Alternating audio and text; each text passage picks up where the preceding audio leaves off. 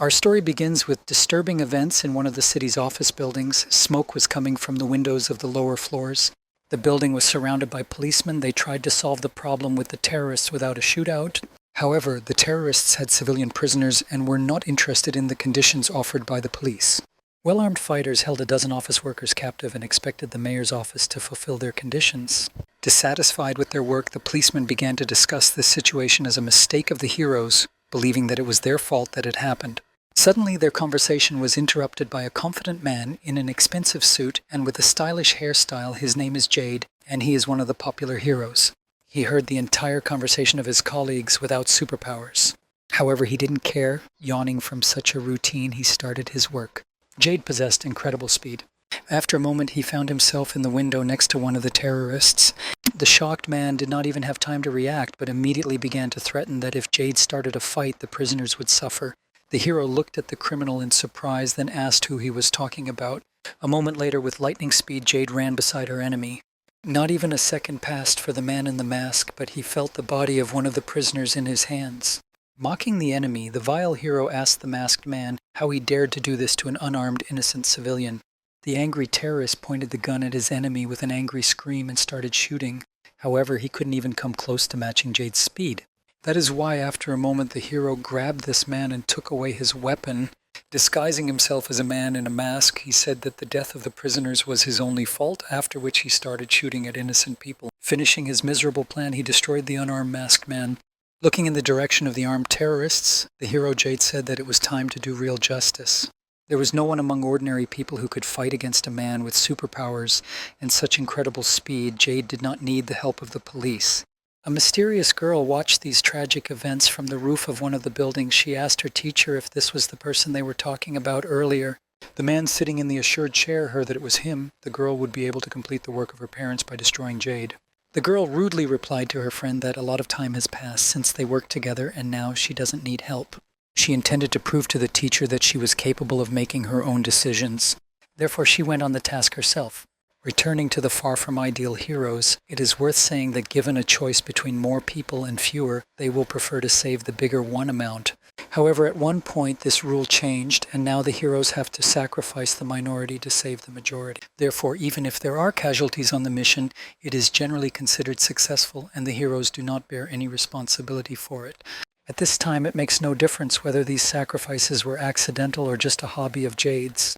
People who were no different from thieves could calmly enjoy life calling themselves heroes. Of course, Jade was one such negative character. People adored him and did not even suspect how much blood of innocent people was on his hands. The criminals among the heroes continued to enjoy life without any remorse. Of course, not everyone knew about such a sad truth. Heroes got rid of thieves among ordinary people. However, the question remained whether there would be someone who would deal with thieves among the heroes. This is the role that a brave, lonely girl chose for herself. She took the initiative into her own hands and decided to become the one who brings justice to criminals among the heroes. She perfectly understood that it was practically impossible to list every hero of the killer, but she was ready to make all possible efforts to destroy them. This brave girl was approaching the building where, after his crimes, Jade rested in the company of attractive women without any remorse. He told his story about the last mission where he got rid of a whole gang of terrorists. His conversation was interrupted by the unexpected appearance of a sudden guest behind him. Realizing that he wasn't waiting for anyone else, Jade realized that his guards couldn't cope with the enemy, and he immediately decided to strike first. All the girls started running away from the place where the fight started. The angry hero asked the girl how she dared to interrupt his long-awaited rest. Seeing the face of his enemy, he was very surprised that his opponent turned out to be a very young girl. She replied that he did not live up to her expectations, and in fact, Jade is not as fast as they say he is. At first, the hero did not understand what was being said. However, after a moment, he felt pain in his right hand and noticed that he was injured by ordinary cutlery. Angry Jade looked at the calm girl and asked where she came from. After that, without waiting for an answer, he adopted a combat stance and said that for him there was no difference and he would destroy it in any case. Even in her early childhood, the girl lost her parents due to thieves among the heroes. Suddenly for her, she received help and revenge from a stranger. The girl decided to destroy the thieves one by one until she finds the person responsible for the death of her family. She was ready to become the best for her goal. Her determination allowed her to keep fighting. She began her fight with Jade in search of the person responsible for her tragedy. The girl took out blades and rushed into battle. However, her opponent was able to easily stop this attack. With a displeased look, the self-confident hero declared that her attack was childish tricks. After that, using his incredible speed, he tried to strike. However, the girl managed to evade him. She immediately tried to strike back. However, unable to cope with the enemy's speed, the hero killer flew several meters away and hit the bar behind her. Enraged, Jade expected more entertainment, so he threw a chair at the girl and ran in her direction. He ran up to her to strike, but the girl picked up a fire extinguisher next to her. She managed to defend herself from the attack. The explosion of the fire extinguisher created a fog around Jade. The hero looked around for his opponent. However, he still did not have time to react to the girl's quick attack. After receiving a blow, he immediately ran away and asked the girl if she really believed that she could win with the help of tricks. After that, he unexpectedly appeared behind the girl and asked why she was so confident. She tried to strike the hero. However, with his incredible speed, Jade was able to dodge and strike back with a powerful blow. The girl fell to the ground in front of the hero. An enraged Jade dealt her blow after blow. He said that she was not the only thief who tried to deal with him. He shouted that he destroyed everyone who came to him with similar intentions. After finishing his speech, he told the girl that this was the end of her life and held out his hand to get rid of the enemy.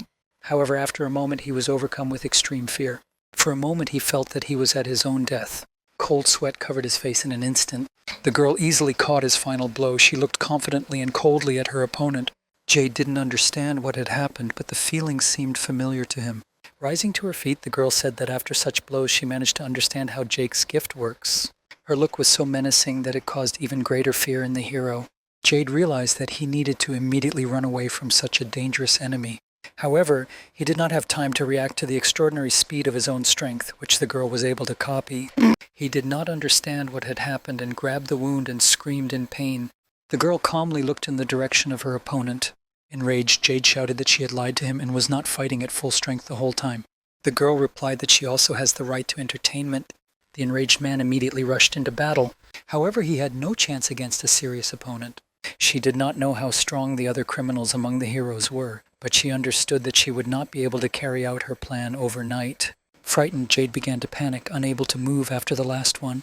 The tall man could not accept such a devastating defeat. He remembered all those innocent victims of his entertainment. The thief among the heroes tried to escape and ran towards the exit. With a smile on his face, he began to believe that he still had a chance to be saved. However, he was never able to escape from his opponent. A calm girl stopped him before leaving.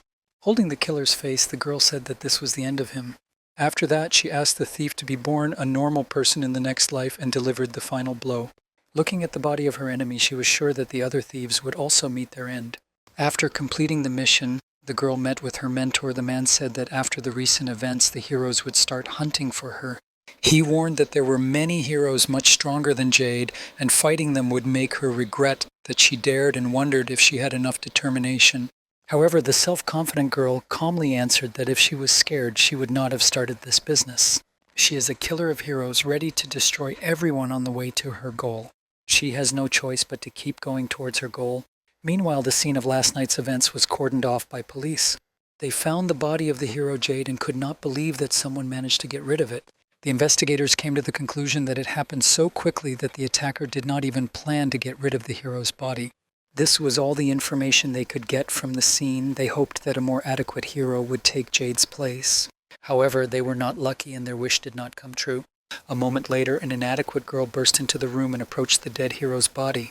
She picked Jade up and asked him what happened. After that, the red-haired girl cried out in surprise. All the police officers around did not understand what was happening. Throwing her friend's body on the ground, the girl is assured that she would take revenge.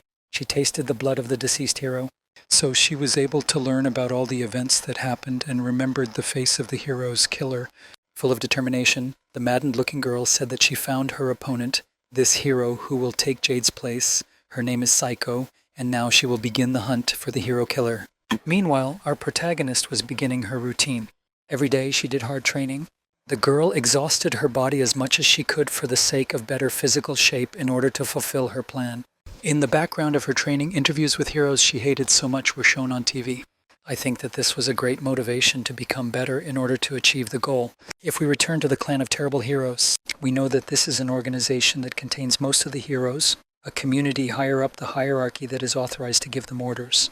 Long ago, after defeating the villains, the heroes spent a lot of time strengthening their system of domination. It's been decades since we arrived and the world has changed a lot. It is no exaggeration to say that the whole world began to be controlled by one clan. After a hard workout every day, the girl took a shower thinking about the current situation. It seemed strange to her that a week had already passed since she killed Jade, but there was no news about it in the media, as if nothing had happened. She thought that the reason for this might be their reluctance to show their weak side.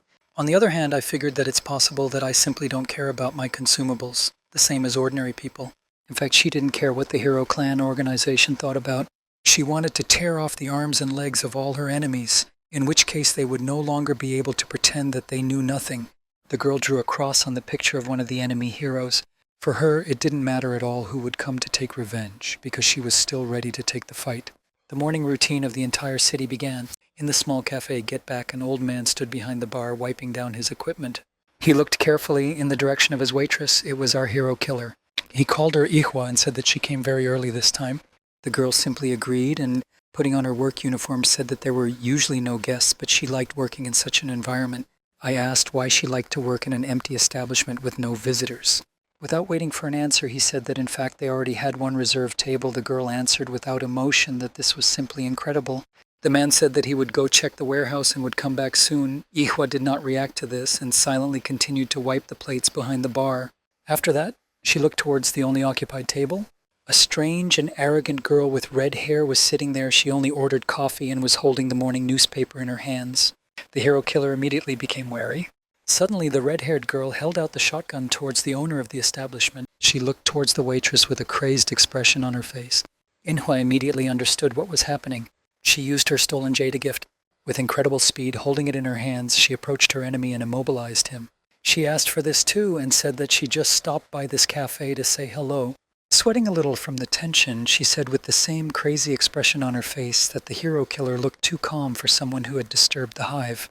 Without unnecessary emotions, Inhwa asked the red-haired girl if she was part of the clan.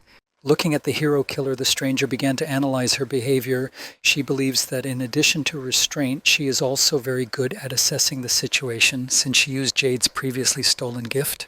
Despite the tense situation, she took a sip of her cold coffee and thought about the enemy's gift that could steal the gifts of her other people. Having placed the mug on the table, she asked Inhwa to put away her knife with a calm intonation. She offered to meet tomorrow at the marketplace and handed over a piece of paper with coordinates. Leave the cafe, she said that they would meet there, just the two of them, without any interference.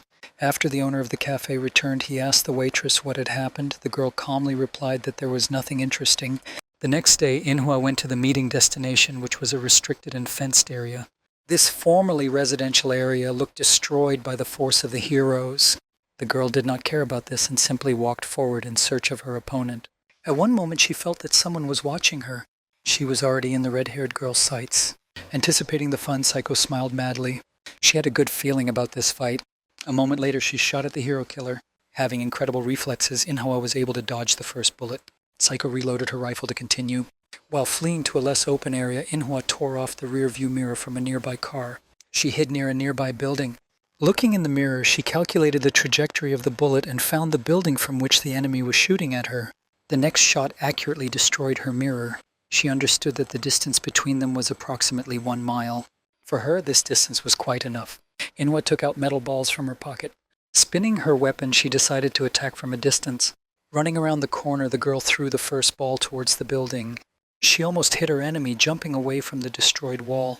Psycho understood that this would be much more fun.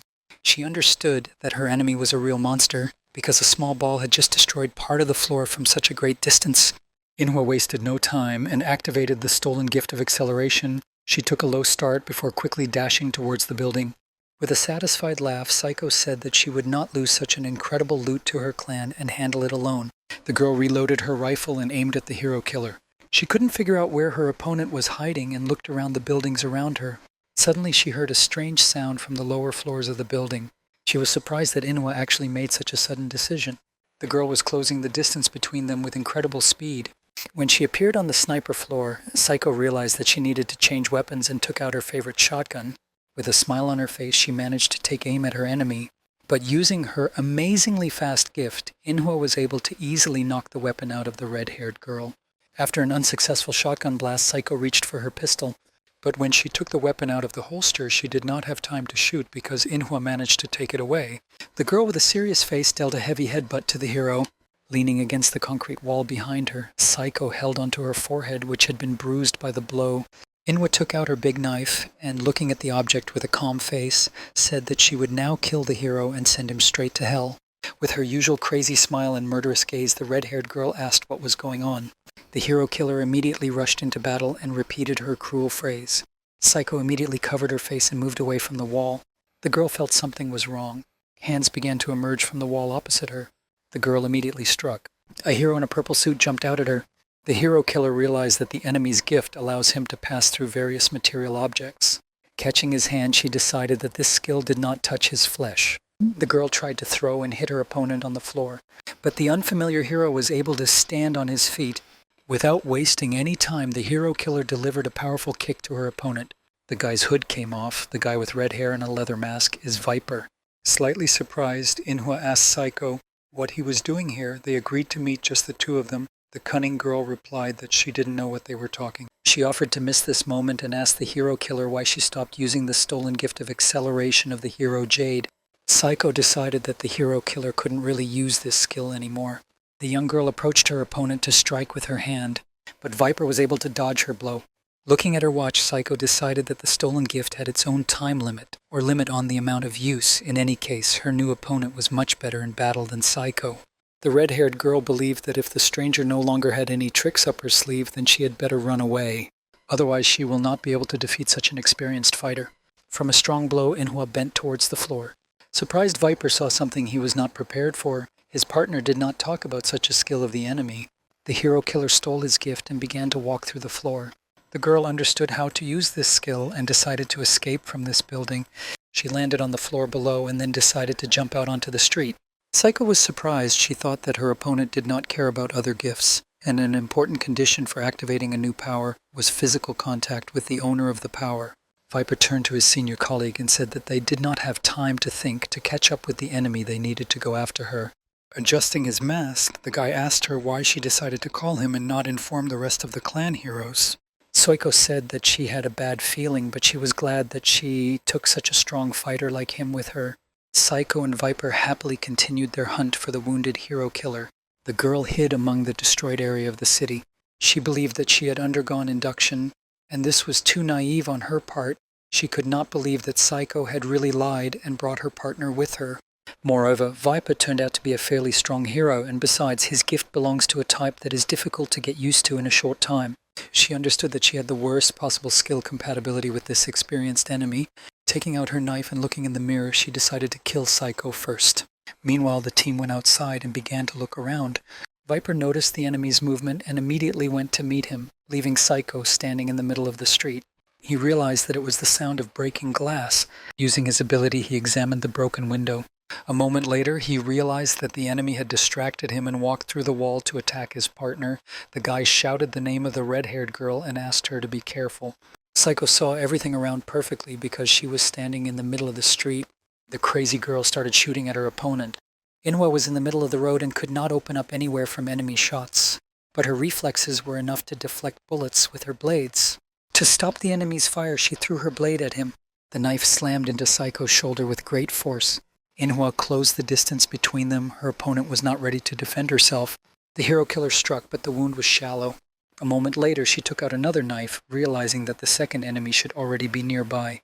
But she lately remembered Viper, and he managed to strike her with a strong kick. Inhwa flew towards the abandoned buildings. As soon as she tried to stand up, her opponent was right behind her in a moment. Viper told the hero killer that this was the end of the fight and began to choke her. The girl began to lose consciousness. She mentally turned to her older sister and said that she did not understand how this happened. Meanwhile, from the roof of one of the abandoned buildings, someone was already carefully watching the finale of their battle. A girl in a long blue skirt asked her comrade if they should really face the clan in battle for the sake of this girl who is on the verge of death. A guy in leather gloves standing behind the stranger said that for them, the more cards the better. In addition, he was interested in the guy who fought with Inhwa. He thought that Viper was an excellent thing. Meanwhile, the hero killer decided not to give up in such a crazy situation and was able to pierce her enemy's eye with her finger. From incredible pain, Viper loosened his grip and the girl began to move more freely. Inhwa jumped away from her opponent a little, but she decided not to run away and continue her fight. The guy who was holding onto his lost eye was able to dodge her first kick, when suddenly he was shot in the stomach with a shotgun. The girl managed to dodge this attack, but several bullets grazed her stomach. Mad Psycho started laughing and stuck her tongue out at her partner. She realized that the situation was becoming too dangerous and decided to escape from the epicenter of the battlefield. The wounded Inhwa jumped to a safe distance. He held his wound with his hand and breathed heavily. Suddenly, everyone heard the sound of a grenade pin opening. Psycho shouted to the enemy that she had fallen into a trap and threw a grenade in her direction. The girl barely had time to jump away from the powerful explosion. Before she could understand how it happened, a wounded viper appeared in front of her. The experienced opponent instantly closed the distance and delivered a heavy kick. Inhwa flew several meters away and fell on her back on the floor. The calm viper, anticipating the victorious outcome of the battle, thought about the ferocity of his opponent. Now he understood why his fellow hero Jade lost to her in battle.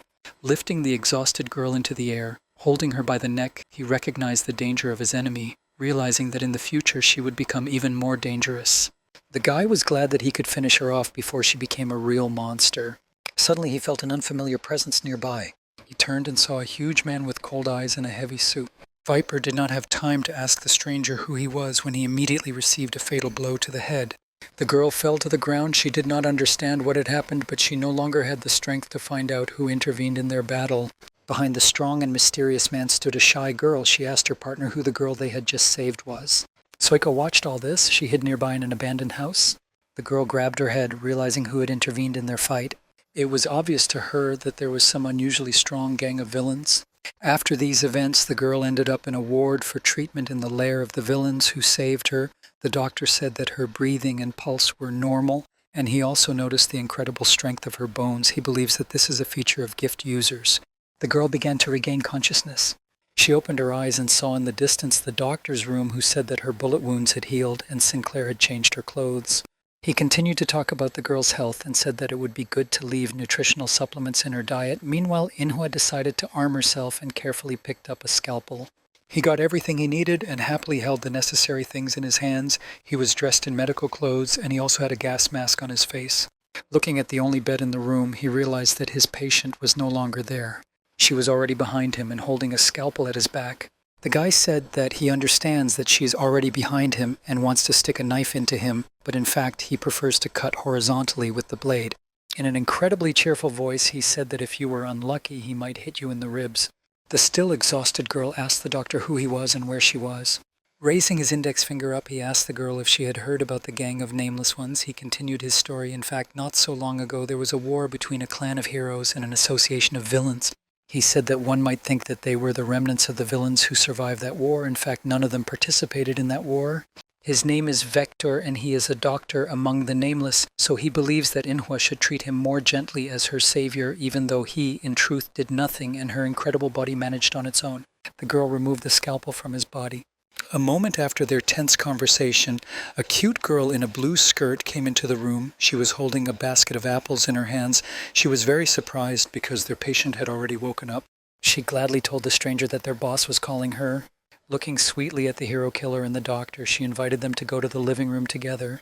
When they walked along the corridor together, the doctor noticed that Inhwa was quite calm. She followed them without unnecessary worries and ate an apple. The girl said that she should be more careful because she could have planted poison.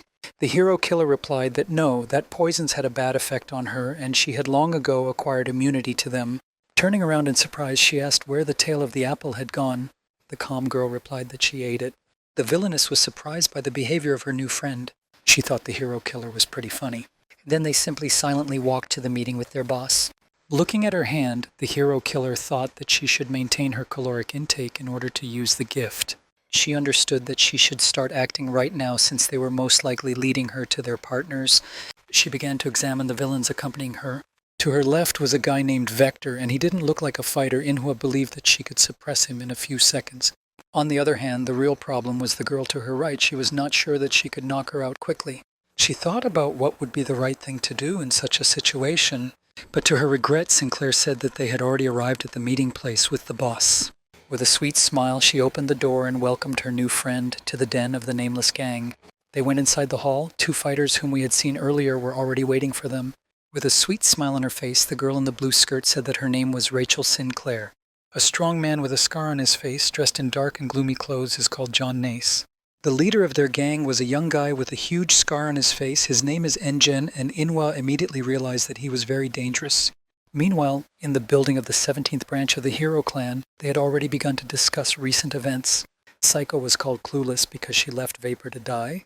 The girl calmly replied that she had no other choice since the enemies turned out to be too strong. The man with a cigar in his mouth said that Viper was a guy with a promising future. He put a lot of effort into enhancing his talents, and therefore this time he would give the red-haired girl a severe reprimand. Psycho replied that it was precisely because of this that she turned to him. She believes that with his level of strength, this problem can be solved without unnecessary losses. Lighting a cigar, the stern man said that the head of the branch was not responsible for such work, but he really liked it better when he was on the battlefield. He asked the girl who the attacker was. She replied that it was Engen. The man began to remember where he knew this name. When he realized what was going on, he dropped his cigar from his mouth and asked his partner if this was the guy with a smile on his face. The girl showed an artificial smile on her face with her finger and said that he was right. The boss held his head and said that this was bad. He immediately went in another direction and told the crazy girl that this should have been said right away, after which he asked her to do her work and not interfere. He believed that this was an emergency situation. Right now he would have to call all the heroes of the branch to solve such a problem. He couldn't imagine that the smiling guy was back. Meanwhile, Engen continued his meeting and said that he was not interested in useless conversation. He asked his partners who was ready to solve the problem. A joyful Rachel replied that she was ready to take on this task. She began to take out my knife and said that she had been waiting for this moment for a long time. The hero killer began to watch her movements very carefully. Sinclair quickly rushed to the attack. Inhwa barely managed to dodge the attack with a large radius. Rachel thought the fight was fun and continued to throw punches that missed her opponent, but at one point Inhwa was able to catch the handle of her knife. She did not allow the enemy to carry out an attack and quickly delivered a powerful blow in response, which threw the little girl back. Wasting no time, the hero killer closed her distance with Rachel and kicked her in the stomach. The girl in the skirt dropped her knife from her hands from such a blow. Rachel Sinclair could not cope with the incredible strength of such a monster. Inhwa ended the fight by kneeing Rachel in the head. She wanted to finish off her opponent point blank, but suddenly she heard her laugh. Rachel extended her hand to her and, calling her sister, said that she could not win this fight. Without unnecessary emotions, the girl looked at the strange behavior of her opponent. She decided to reach out and help Rachel to her feet. Watching such a powerful fight, Vector recognized the strength of the new girl. Clapping his palms, the doctor suggested ending this greeting. Inhwa interrupted his speech and turned to the gang of nameless ones. With a cold look, she asked why they saved her. She looked towards the head of the gang and asked what their goal was. Engen replied that their goal is the destruction of the entire clan of hunters. It was precisely about the clan of hunters that killed her older sister, and concern immediately appeared in her eyes. Starting to use the gift of one of the heroes whom she defeated, with a serious look, she asked the boss of the gang of villains how they knew that the hunters killed her older sister. Shortly before these events, Engen met with a man well known to the hero killer. He entered the house and respectfully greeted his old acquaintance. He called the man in the chair an old man. Looking at Engen's reflection in the blade of the sword, the mysterious man said that he had long since retired and therefore probably wondered why he called this guy for a personal meeting. Engen replied that he didn't even know what they would talk about. The old man said that he wanted Engels to help one child. A guy with a large scar on his face said that his friend was too attached to the dog he was raising. After such words, the old man said that Engen became very impudent. The master extended his hand to the blade to start another conversation. With an ominous aura, he asked the guy if he was ready for such a conversation. Engen understood that even with his teeth knocked out, the old tiger remained dangerous. The guy calmly sat down and said that he was ready to listen to his friend. The elder began a conversation about his pupil. He decided not to mention her name and simply mentioned her as a hero killer. He believes that this girl has incredible abilities. In addition to this, she has an innate talent as a fighter. He had no doubt that in the future she would become a very influential person, but he understood that this would not happen very soon. The man understood that as soon as she encountered truly strong people, she would definitely die. With a smile on his face, Engen asked his friend if he understood correctly that he had decided to entrust him with this little tiger cub. The man replied that the guy has a clear goal, namely to destroy the clan. He believes that in such a process he will have to face one girl, and he, as someone who participated in the war, probably understands who we are talking about. Even if he crushes the entire clan, if he fails to defeat her, defeat will be on his side. Covering his face from the side of the scar with his hand, Engen asked the master if he really believed that the hero killer would be able to get close to that mysterious girl. The master replied that someday she would be able to achieve this goal. After such a conversation, Engen calmly stood up and said that he was ready to work with her, but if she broke, he would have nothing to do with it. With a gloomy look, the elder asked what he meant when he said that the hero killer would break. With a smile on his face, he asked his old friend to be careful, because at one moment she could tear him to pieces. Meanwhile, the girl, who was serious, began using Jade's gift. Engen asked the hero killer if she really wanted to find the killer of her family members. He looked at his cheerful partners and asked if she would like to die after fighting them. With a serious expression on her face, the girl said that this was not the answer to her question and then repeated the words about her older sister. Despite the boss's conversation, one of the gang fighters could not stand it and decided to strike first. The girl was shocked by his speed. She managed to put up a defense before his blow. But the enemy's attack did not reach the girl. She watched in surprise what was happening. The body of the aggressive guy was surrounded by magical darkness. The gang leader addressed the impatient John with a serious tone. He asked him to avoid serious fights. Inwa believed that there was complete chaos happening around. She did not understand how such an organization could be supported. The gloomy guy replied that there wouldn't be another time. The doctor joyfully shouted that the conflict was over. The girl did not know how to react to this. Rachel, wiping blood from her pretty face, turned to her partner and asked to leave them alone because a fight is always fun. Dr. Vector could not stand in one place and said that they should stop wasting their emotions. The hero killer realized that no one would answer her question about her older sister. Inwa understood that the reason why she was saved was quite simple. It was obvious that they needed her strength to achieve one of their goals. They needed what she had, but they didn't. Most likely they were interested in information, and if so, the types of transactions that could appear were quite limited. She was in a situation where she could not refuse their offer. Inwa understood that in order to seize leadership, she must take the initiative. She turned to the gang and said that she knew what they needed from her. Her answer took the doctor by surprise. The confident girl said that they were going to use her power in exchange for the transfer of valuable information. The gang boss said that she surprisingly quickly understood what was going on. Inhua agreed to these terms of the deal, and a smile appeared on Rachel's face. After that, she asked the gang leader what they were really up to.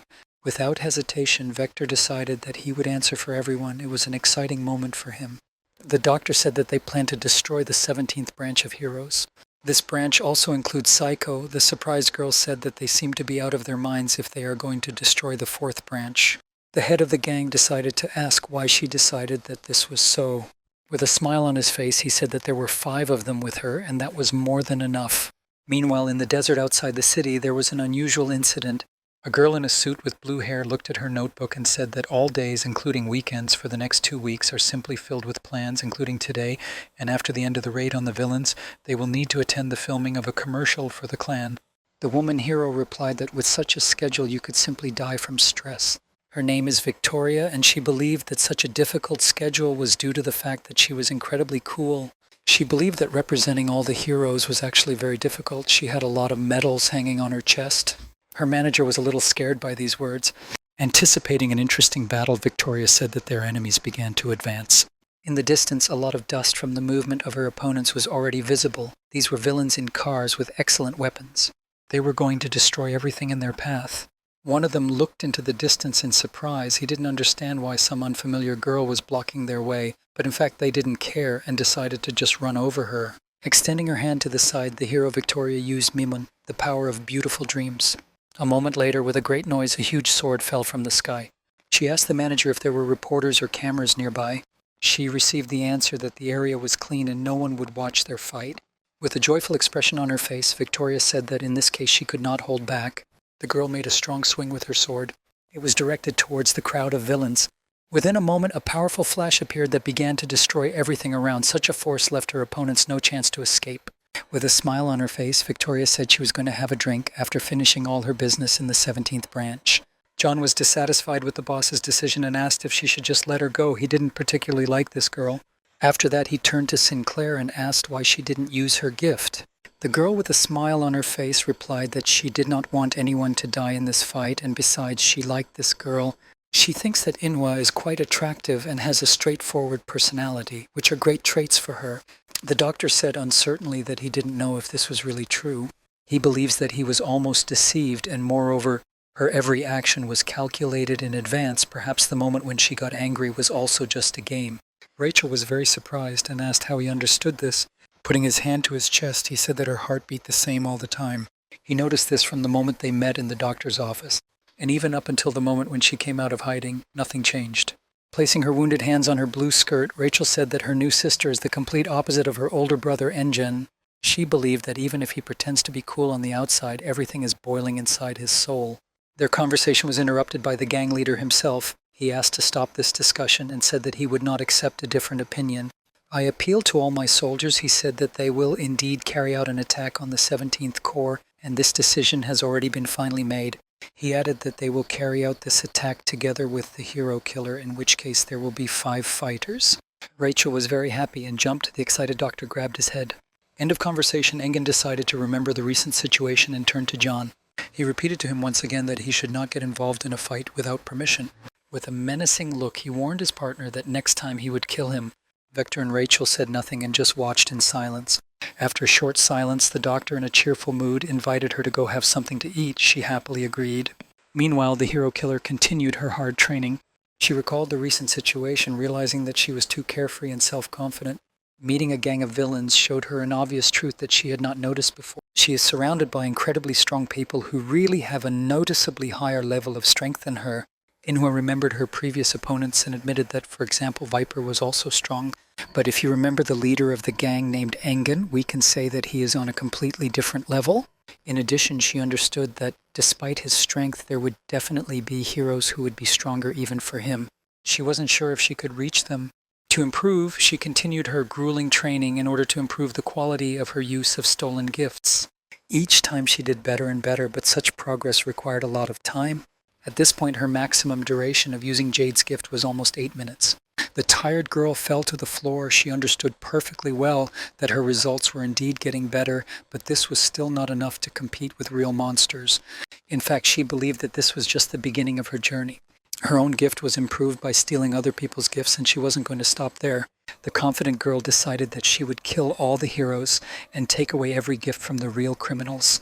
She is ready to face even the strongest opponents. She will not spare anyone. Inhwa was ready to go through all the hardships for the sake of its goal. Her goal now is to rise higher and stand in the same place where her enemies are now. This goal kept her motivated to become stronger despite all the difficulties. That same day, she decided to visit her boss in the cafe where she worked. Looking closely at Inhwa, he excitedly asked what she was doing. The girl looked like she had just returned from a fight. The girl awkwardly replied that this was not entirely true. The owner of the cafe scratched his head in surprise and did not answer. The man decided to miss this awkward moment. He handed the mop to the waitress and said that it was time to get to work. There was silence inside the establishment and they got to work. The girl was washing the floor after an unusual day at work. The only visitors today were the crazy psycho. But still, even in such silence, Inhwa was quite tense. The owner of the cafe noticed this and told the girl not to be shy and to say directly what she was thinking about. As it turned out, she decided to quit. She was afraid that she was putting her boss at risk because of her growing popularity. Inhwa wasn't sure that she could protect him in the future and didn't want to take the same risks with Psycho anymore. The man accepted this bitter truth with sadness on his face. The sad girl understood that from the moment her true face was revealed, she would have to live completely differently. She could no longer stay working in places like this. Her boss said that he initially offered her this job very suddenly and therefore it would be rude to keep her for even longer. Turning to the girl with a smile, he said that she could return to work at any time. After that, he laughed because he thought that he said it too seriously. The old man understood that his cafe still had practically no visitors, so he invited the girl to drop in at least sometimes for a break from the routine. He assured her that he would pay her after every day worked. Having dealt with this issue, he pointed his finger at the window and with a smile asked Inhwa why her friend was acting so strangely. She knew that Psycho would return. Inhwa immediately thought that this time she would not allow the enemy to have his way and would take the initiative into her own hands. The girl believed that this would be the right decision not to risk her superiors and immediately strike the first blow. She could easily use her gift with incredible speed to throw the enemy as far as possible from the establishment in order to protect her colleague. In addition, her melee skills are much better than Psycho's. In addition, she always had knives at hand. In fact, she never started this plan because he was worried about one question. She didn't understand why this crazy girl came without a weapon. Taking off her apron, the surprisingly calm waitress told her boss that she would go away for a few minutes. The old man did not understand what had happened. He did not want to close the cafe himself and was offended by his waitress. It was already night and there was no one on the street. All shops were closed and only vending machines with drinks and snacks were open. Saiko bought some drink and threw it into Inhwa's hands as if they were good friends. With a friendly tone, she told her new friend that this drink was quite tasty. On the tin it was written that it was a pleasantly refreshing mint water. Having accepted this gift, the girl replied that Saiko was crossing the line. The enemies who had been fighting in the morning started talking late in the evening. Saiko was sitting relaxed on a bench. She said with surprise that she didn't think that the hero killer would really follow her so easily without any questions or problems. Inhwa looked excitedly towards the cafe. The hero replied that she should not worry about her boss. Saiko said that she was just fooling around last time and that's why she came today, even without a weapon to prove her friendly intentions. The hero killer could not understand what her opponent's motives were. She tried to figure out what she was trying to achieve. She believed that she was planning revenge due to the death of her colleague Viper, although it was difficult to tell from Saiko's behavior whether this was true or not. Sitting down on another bench from a safe distance, she asked Saiko what she wanted. The crazy girl said that Inhwa looked like she was really burning with curiosity, and therefore decided not to pull the cat by the tail, and immediately answered what she was talking about. Pointing her finger at the calm girl, she said that she really needed her. Saiko said that she wants Inhwa to become her new partner. Inhwa definitely did not expect such an answer, but did not know what to answer. Looking at such a funny reaction to unexpected words, Saiko began to laugh. Inhwa asked why she was talking nonsense. The serious girl did not want to continue playing these useless children's games. With a surprised face, Saiko replied that these were not games because she said this in all seriousness. Among the heroes, there are always those who have unique abilities, such as changing body shape, or for example, mastery of fire or other elements. These opportunities are given only to a select few. They have their own special gift. Also, all those who possess such mystical powers have incredible endurance and can live much longer than ordinary people. But the ironic thing is that few of them can live to their old age. They usually don't die from natural causes. Viper was Saiko's partner, and the girl working in the morgue understood this perfectly. She said that friendship for more than 10 years is very serious. Unisong held a lollipop in her hands and acted as if the dead bodies of the heroes were not actually lying near her. She asked Saiko with interest if it hurt her to lose such a friend. By the look of the crazy Saiko, it was impossible to say that she was really sad. The girl sat next to the covered body of her dead friend and smiled madly. Looking at Viper, the doctor decided that his head had been blown off with one powerful blow. She thought that this was too shameful for such a gloomy person like him. In fact, she thought that he was quite an interesting person. But now it didn't play any role because dead people are all the same. The girl asked Saiko how her intriguing meeting went. Saiko waved her hands and said that the hero killer immediately refused her offer. During their meeting, the red-haired girl carefully observed the behavior of the hero killer. The waitress looked like she had already met other villains. Her behavior seemed strange. The doctor told Saiko that she looked rather distraught over this failure. With a crazy smile, the girl replied that everything was not so bad, because even though the hero killer rejected her offer, she still promised to provide a small favor. The doctor didn't understand what they were talking about, and the crazy girl got up from the couch and said that it was a huge secret. She took the gloves of her deceased partner and said that it was time for her to go. Showing the item she was interested in to Dr. Saiko, said that this is the reason why she came to this place. She always wanted to try on these incredible gloves. The doctor could not get used to the strange behavior of this unusual hero and simply silently looked in her direction, not knowing what to answer. Saiko warned her friend that she should be careful. She had a feeling that something bad was going to happen in their department. Saiko considered the hero killer simply an incredible gift owner. She noted that they had only known each other for a short period of time. But even despite this, there is already an incredible increase in the strength of her enemy. The girl believed that the leader of the clan should think twice about such a threat as a hero killer because her power is growing at incredible speed. The rather smart Saiko understood that even a small flame, given enough time, could turn into a raging fire. She couldn't even imagine what an incredible monster a hero killer could become after several battles with strong opponents. Meanwhile, Inhwa was inspecting its inventory of sharp weapons. She prepared each of her blades for possible use. The girl was putting away the rest of the things that she would need soon. Inhwa was distracted by her phone. She received a long-awaited message. Someone from a gang of nameless villains was wondering if the hero killer was ready to get rid of all the heroes of the 17th branch. The evening of the attack on the enemy base arrived. The hero killer was already in position, running along the edge of the building. Looking down from the edge of the roof, she made sure that there were no unnecessary witnesses nearby. The girl jumped backwards without any doubt. Inhwa fired the hook with the cable up. The girl got caught on a pole of one of the buildings nearby. She easily climbed into the position she needed. After that, the hero killer looked around. She saw a guard tower inside the base she was interested in. Under the tower, there was a guarded entrance inside. Two guards were talking about some incomprehensible story. It was an ordinary evening, and they were not even expecting uninvited guests. As a friend, one of them noticed some movement ahead of him. The armed man shouted to the strangers not to hide. She had no idea who decided to sneak into such a well-guarded hero base. But after looking around, he didn't notice anyone. His partner asked what happened because he didn't notice anything strange. The excited man scratched his head and said that he was probably distracted by some animal. He never realized that the enemy was already behind him. The girl sent him to sleep with one strong blow. After this, his partner managed to react and took out his pistol to shoot at the enemy. He had no chance against the hero killer's incredible speed. She easily destroyed his gun with one hand. After that, Inhwa hit him hard in the stomach.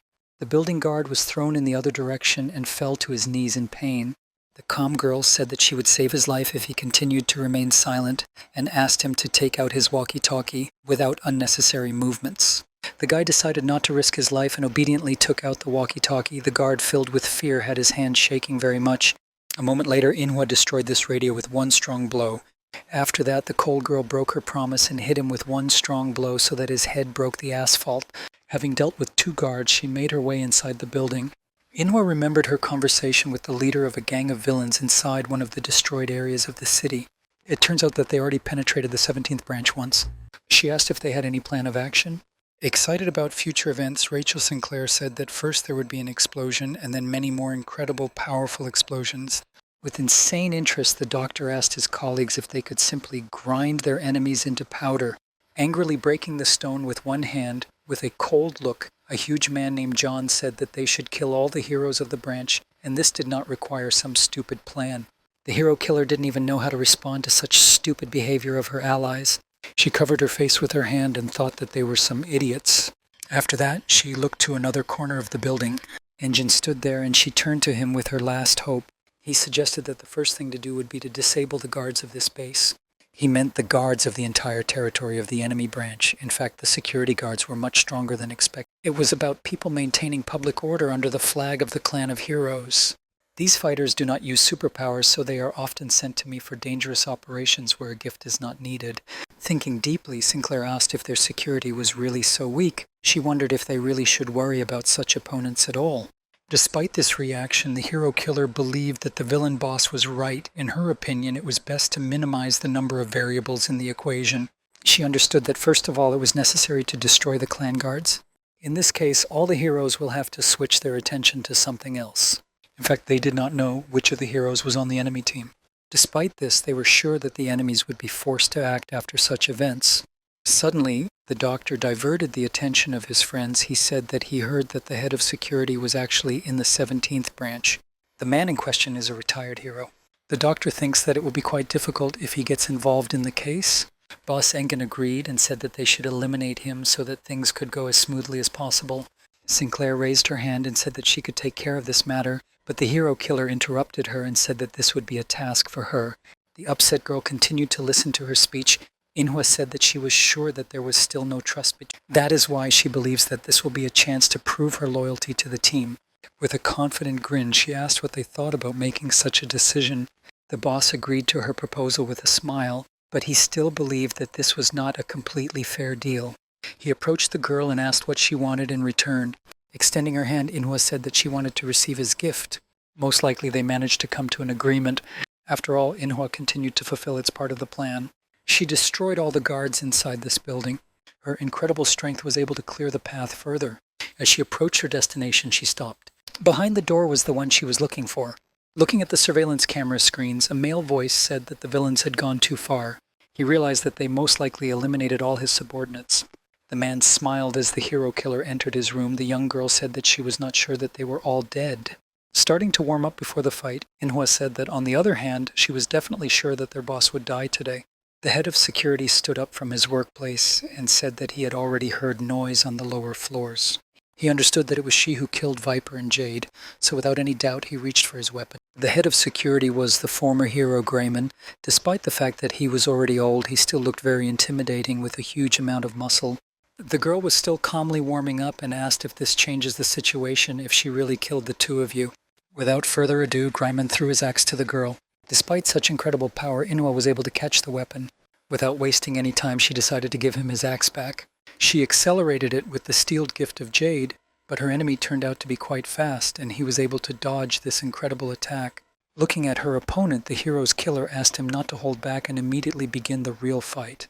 Taking a fighting stance, she asked her enemy to attack her with all his might. The head of security liked such impudent behavior, and he decided to take matters seriously. From one movement of his foot, the floor immediately began to crumble. A huge mountain of muscle went on the attack with incredible speed. He tried to strike hard, but the girl managed to dodge him. Inhwa immediately responded with a strong right hand. The man flew back a little. He did not have time to block such an incredible blow. Wasting no time, Inhwa decided to finish him off with a kick to the head. Unfortunately for her, the enemy managed to catch her attacking leg. Having caught the girl by the leg, he was able to lift her into the air and easily throw her into the wall opposite. She flew in with such incredible force that she was able to break through the wall with her body. The girl got to her feet and tried to track the movement of her opponent, but the speed of the former hero was simply incredible, and he had already managed to get closer to her. He punched the hero killer in the face. Inhwa decided to close the fighting distance and caught his hand after the blow and squeezed it tightly. She decided to change the style and gave him a painful hold using all the power of her entire body. A huge man with superpowers fell to the floor. Just a moment later, to her surprise, the enemy's hand slipped out. She immediately decided to kick the head of security in the face and retreat. After that, Inhwa jumped back to a safe distance. Rising from the floor, the fighter, tired of life, after receiving damage, spat blood with charisma. Inhwa hit the floor to lift several stones into the air. The man watched and realized that her movements were very unusual and inventive. Defending against the enemy's distracting maneuver, he continued to evaluate the enemy and thought that her physical fitness was pretty good. With a smile on his face, he realized that her extensive combat skills were not her only strong point. He enjoyed the fight because she is just an incredible fighter. Despite the girl's innate talent, he understood that hard training strengthened her body and allowed her to fight on equal terms with formidable heroes. He understood perfectly well that this young girl most likely went through real hell to harden her body in order to be able to fight opponents like him. But on the other hand, the man had an incredible amount of experience. He understood that she was still far from invincible, so he decided that he would break her slowly and surely. During the next attack, they caught each other's hands. The muscular man decided to ask who she was, because he was simply burning with interest in the history of such a strong personality. Inhwa took a closer look and also began to analyze the enemy. She understood that Greiman was still holding back his full power. Inhwa understood that this hero still had a low opinion of her. Despite this, he still doesn't understand who really controls the fight. She was sure that if she wanted, she could kill him many times. In fact, she cannot. In this fight, her interest is not only to kill the enemy. The hero killer is waiting for the moment when he uses his gift. She is sure that she will force him to do it. The girl wanted to make it her next step to improve her own skills. Inhwa continued to throw incredible punch combinations. The boss had great difficulty avoiding some of them. It is unlikely that he will be able to hold out for so long without using his superpower. The girl was going to tear off this mask of confidence and her pure strength from his face. She continued to give him blow after blow. For a hero killer, such an opponent was just a light snack before real battles. Her final kick sent her powerful opponent flying. He flew into the wall with a huge crash. Rising to his feet in the destroyed building, he began to laugh madly. The girl looked closely. She hoped that this was enough to start a serious battle. The man continued to laugh. He began to look incredibly intimidating. Within a moment, he stopped fooling around and launched a serious attack. This cutting force was so powerful that the girl barely had time to dodge. She looked at the mark left by the blow. A long crack had formed on the floor from the cut by the blade. Apparently, this man could change his limbs and use blades to deliver incredible blows at different distances. The head of security said that if she did not want to say who she was, then he would force her to answer through pain and tears. The girl looked at the object lying nearby. She decided to take the batons and said that she didn't mind having fun. Now the real serious battle will really begin. The girl did hard training and monitored her diet for a reason, because the human body needs nutrients to maintain energy. In addition, users of superpowers have a separate energy resource. It is called EST. During a fight between users of gifts, the one who uses this energy wisely wins. Some chosen ones initially have a much larger reserve of such energy than others. Some heroes use less energy to conserve their reserves, while others can use much more energy at the same time with a much larger reserve of estimated. For example, Inhwa can use Jade's superpower for more than 5 minutes. But at the same time, Vapor's gift was very different. It takes a lot of energy and can only last for a few seconds. To continue fighting like this, she needs to be quite careful and avoid unnecessary use of this power. If you make a serious mistake, she can easily die. Her current opponent turned out to be quite strong. The girl will have to deviate only from the most dangerous attacks. In this case, she has an excellent chance of winning. She weighed all the risks perfectly. Inwa decided that she would only take his blows when necessary. Taking little damage from weak attacks, she can easily counterattack the enemy. This tactic seemed to work quite well, and the hero killer used it successfully. Her opponent began to understand what was happening. Inwa decided to use her gift at the most opportune moment. After a successful attack, the enemy could not recover, and the girl simply continued to watch her enemy. Gryman could hardly stand after such a blow using stolen superpower. A moment later, the girl again went on the attack using the power of the stolen hero. The old hero could barely stand. Without wasting any time, Inhwa delivered another unexpected strong blow. Gryman began to realize that something was wrong. He believed that there was some kind of mistake in this battle. All this was not going according to plan. He could no longer cope with her incredible strength. The battle changed into beating the hero. He did not understand what was the reason for her incredible success. He believed that perhaps he was simply careless. In fact, that was far from the problem. From the very beginning of the battle, the hero killer was much stronger than him. Inwa struck him hard in the arm with her blade, and he screamed in pain. The wounded old soldier began to guess what was going on.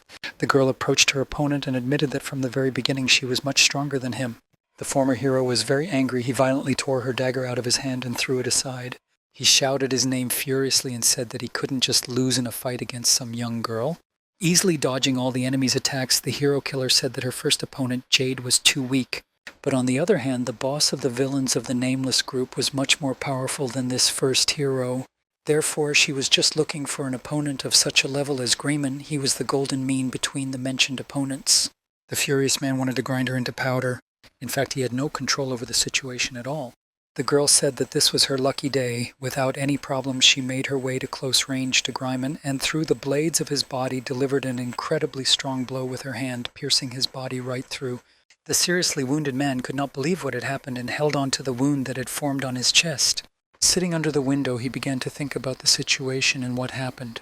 The girl simply silently looked at her seriously wounded opponent. Disappointed with this outcome, the angry man asked how she dared to go against the heroes of the clan and why she needed it at all. He did not understand what feelings her actions were a manifestation of. He assumed that they were feelings of duty or revenge. The furious man lying on the floor said that she would be much worse than he was now. Inhwa again closed the distance and caught her opponent by the neck. She said that even if this is so, she will still die much later than him. The man was hanging from the window of the watchtower with tears in his eyes. Her formidable enemy begged for mercy. With a serious look, the girl said that he should open his eyes to the truth and accept that he will die right now. She sent her opponent falling down. The man fell onto a car parked under the building. As a result, the girl completed her part of the mission without any problems. Inwa decided it was time to return home. On her way home, she noticed something was wrong. Below, she saw some unknown and strange girl. She had a bad feeling. Taking off her cap, the stranger began to laugh. The hero asked with interest what was happening. The hero killer understood perfectly well that she should not get involved with such an opponent. Suddenly, something very unexpected happened. The calm blonde was right in front of her face. She said hi with a smile and extended her hand to strike with one finger. The blow was so fast and strong that Inhwa did not have time to react. But this blow with just one finger was such an incredible force that it sent the girl flying. She destroyed all the buildings that were in her path. Inhwa was very badly damaged. She was lying in the corner of one of the nearby buildings. The girl understood that a real monster was fighting against her. Meanwhile, the blonde was still standing calmly on the edge of one of the buildings. Remembering the moment of the impact, she was very surprised. She didn't think that her opponent would actually have time to block such a blow. The troubles did not end for the hero killer, and as it turned out, her opponent had the ability to fly. She flew after the hero killers and said that she could smell the familiar blood very well. Looking at the young girl with a serious look, the blonde asked who she managed to kill during this time. The calm Inhwa replied that she was not obliged to answer this question. The self-confident blonde said that she liked her cute little voice. With a cold look, she said that this behavior made her want to tear the hero killer apart. Among the heroes there are elders. These are the 9 most powerful users of gift. They do not obey the rules of the clan of heroes because the whole world is at their feet. Among them is the hero Victoria. She was born long before the appearance of heroes and villains. In other words, she is a real monster, and in truth, Inhwa was not sure that he could not keep the upper hand over her, at least for now. Despite this, she already had some plan. She used the gift stolen from Jade. The girl struck a strong blow to her opponent, but Victoria caught him with one left hand. Inhwa was very surprised that her opponent was able to catch the super strength enhanced fist with her bare hands. The confident blonde asked why the young girl was still trying to resist. Without letting go of Inhwa's hand, the hero Victoria delivered an incredibly powerful blow with her right hand. After that, she lifted her hair. Inhwa began to bleed. One of the strongest heroes said that she didn't like this stranger because the hero killer's clothes did not match her costume at all. Apparently, the older heroes had a very sophisticated sense of style. Victoria thought about it and asked her opponent why she was pretending to be dead. The girl said something incomprehensible. She remembered the moment when she shook hands with the boss of the nameless gang. She said that he shouldn't worry because she could steal the gift forever only from those whom she actually killed. Engen wasn't really worried about it. He warned the girl that she should be careful because using her new abilities is not very easy, especially at night. The girl, who was already at the end of her strength, put her hand on the shoulder of the hero Victoria. With a serious face and cold eyes, she looked at the enemy and said that the hero had finally fallen into a trap. An incredibly strong whirlwind formed around them and swallowed up the hero. Victoria began to break out of this technique. She freed herself and looked all around. Victoria realized that her opponent had already escaped. She was quite curious who this girl was because she reminded her of an old acquaintance. The hero killer returned to the villain's base. The doctor did not understand why their new friend always returned with such a bad look. Rachel assumed that the head of the security was much stronger than they expected. She looked at her friend and happily said that she had finally woken up. She asked the girl if she remembered this room, because this was not her first time here after a difficult battle. To the surprise of the villains, their new colleague first said that she was very hungry. After such difficult fights, she was very hungry. Inhwa, with a calm face, again repeated that she wanted to eat and asked to bring as much food as possible. Her comrades prepared a lot of delicious dishes so that she could regain the lost calories. Rachel noticed that her friend eats very nicely and appetizingly. The girl did not stop renewing her vital energy. She ate an incredible amount of food without any problems, as if she were Luffy. Her body was rubber. The doctor was shocked by the huge amounts of food she consumed. But this was not the only thing that worried him. He asked what happened to her arm because it had been broken before. The girl, finishing the meat, looked at the place where her arm was broken. Inhwa replied that it was nothing and did not pay attention to it and continued to eat. She said that it would go away when she slept. The doctor was incredibly surprised by this answer. He put a cast on her arm and asked Rachel if all the preparations were ready for the next mission. The sweet girl replied that almost all preparations were completed. Based on what their boss said, all the heroes of the 17th branch began to slowly unite. Now they are all in the same building. She happily shouted that she could now get rid of all her problems by blowing up her opponents in the same building. Now that the head of security was dead, she was sure that they would strengthen security, and it would not be easy to find such a quantity of explosives. The clan boss joined their conversation and said that they should not worry about this because he had someone in mind. A food delivery guy was walking around the destroyed city. He didn't understand what kind of crazy person ordered 2 boxes of pleasant, refreshing mint water from him. He looked at the map on his phone and realized that apparently this was the right place, but he still didn't believe his eyes. He didn't even think that among all these ruins of the city, there was such a strange building that stood right in front of him. The man came up and rang the doorbell and then said that they were worried about the delivery. Horrifying people in strange clothes opened the door for him. He did not expect to see such terrible faces with cold looks. He held 2 boxes of mint water and couldn't believe that they belonged to these stern people. He put on an artificial smile, realizing that he had screwed up. He quickly placed 2 boxes on the threshold by the door and began to run away from them. Engen, without hesitation, ordered his team to catch this frightened man. John and Inhwa, with calm eyes, went to carry out the order of their boss. Only Rachel enjoyed this process and smiled. This doomed courier had no chance of a successful escape. It turned out that this courier was not simple, and he easily climbed onto the building nearby. He sat on the roof of some warehouse and looked around towards his opponents. Everything around is starting to look pretty strange. He was very surprised because the area began to distort. He immediately realized that someone was using his ability. Meanwhile, Inhwa already had her metal balls in her hands. She began to use gift acceleration and then used the full power of this item. Her blow hit the roof very close to the guy standing on it. She looked at the result of her work with a calm look and decided to continue. Her next blow almost hit the guy. He managed to jump into the hole in the roof. He fell to the floor and immediately began to inspect the area in anticipation of an enemy attack. A huge man named John was already running towards him at incredible speed. The villain from the no-name gang tried to stab the food delivery guy, but immediately noticed something strange. This guy tossed a coin in the air. After this, the villain failed to strike him and missed. The guy ended up on the roof of this warehouse and started laughing. He looked at John's back and asked if he really needed to attack. Within a moment, an angry man in black clothes found himself right in front of the fragile boy. On the other hand, Inhwa had already reached him.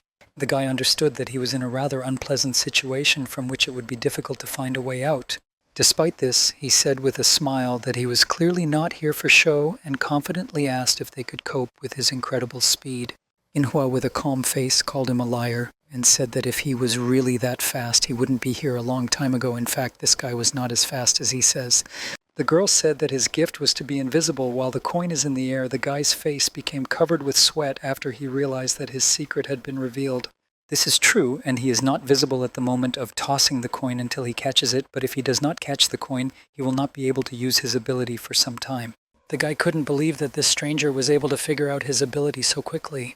But for him it was still not the end. With a crazy look, he threw an incredible amount of coins and asked the girl what she would do now. The girl began to observe and count the coins that were flying in the air. Having assessed the situation, she decided to take action. She noticed one coin that interested her, which seemed to her to be the same one that he used for his abilities. She quickly approached the guy, and he realized that she really was able to find him so quickly. Inhwa threw a hard kick right at his face. The guy flew back, and after several somersaults hit his back against the wall. The girl said that his ability still had a very exciting effect. She was very interested if he had any other tricks. The beaten guy tossed a coin with a smile and said that he still had an ace up his sleeve. He couldn't believe that she caught him so quickly. The guy couldn't win like that. In this case, he decided to do what he wanted without even thinking about the consequences. After using his ability, the guy, being invisible, quickly climbed onto the destroyed building. He began to run away and cheerfully told his opponents that he hoped he would never see them again. He was a little angry that he had to spend all the money on his ability to escape. But everything was not so simple, and Rachel was already waiting for him on the roof of this building. He tried to remember who she was. As it turns out, she was among a gang of villains. The girl used her gift to understand the guy. He was able to dodge and didn't even believe that everything was so simple. As a friend, he realized that this plant has the ability to change direction and follow its enemy. Already through the updates, the delivery man was caught by Sinclair's skills. He lay on the ground and did not understand what had happened. He came under an enemy attack, but he was not in pain at all, and there was some kind of forest around him. He looked around and could not understand what was happening and where he was. Suddenly he heard a woman's voice. The girl asked if he liked her garden. She said that few people saw her abilities because she was very exhausting. After these words, she appeared right in front of him. Sinclair was dressed in a light green dress. She warned the enemy that he had only two options, either wait for her to release him or kill her. The girl, with a sweet smile, asked him what he was going to do in such a situation. The courier did not look like a fighter. Looking at the poor fellow, Rachel said that he should agree to the boss's offer and work with him. If he refuses, then he will have to fight her in battle to the death, and he is unlikely to have any chances since when Rachel uses her gift, she becomes much stronger. In fact, he was a difficult guy since chain delivery only looks like an ordinary company. In fact, there are a lot of rumors around it. They say that they can deliver everything for a good price. They are among the top 10 in this industry, but the head of this company named Chain is still shrouded in mystery. These guys use special phrases to communicate with their clients and colleagues. All company employees removed their personal number and contacted each other using it. The guy walked up to the door of the mysterious building with a smile and told the guard that the boss allowed him to enter. In fact, he was accompanied by villains. He lied to the guard and came along with the guys from the Nameless clan.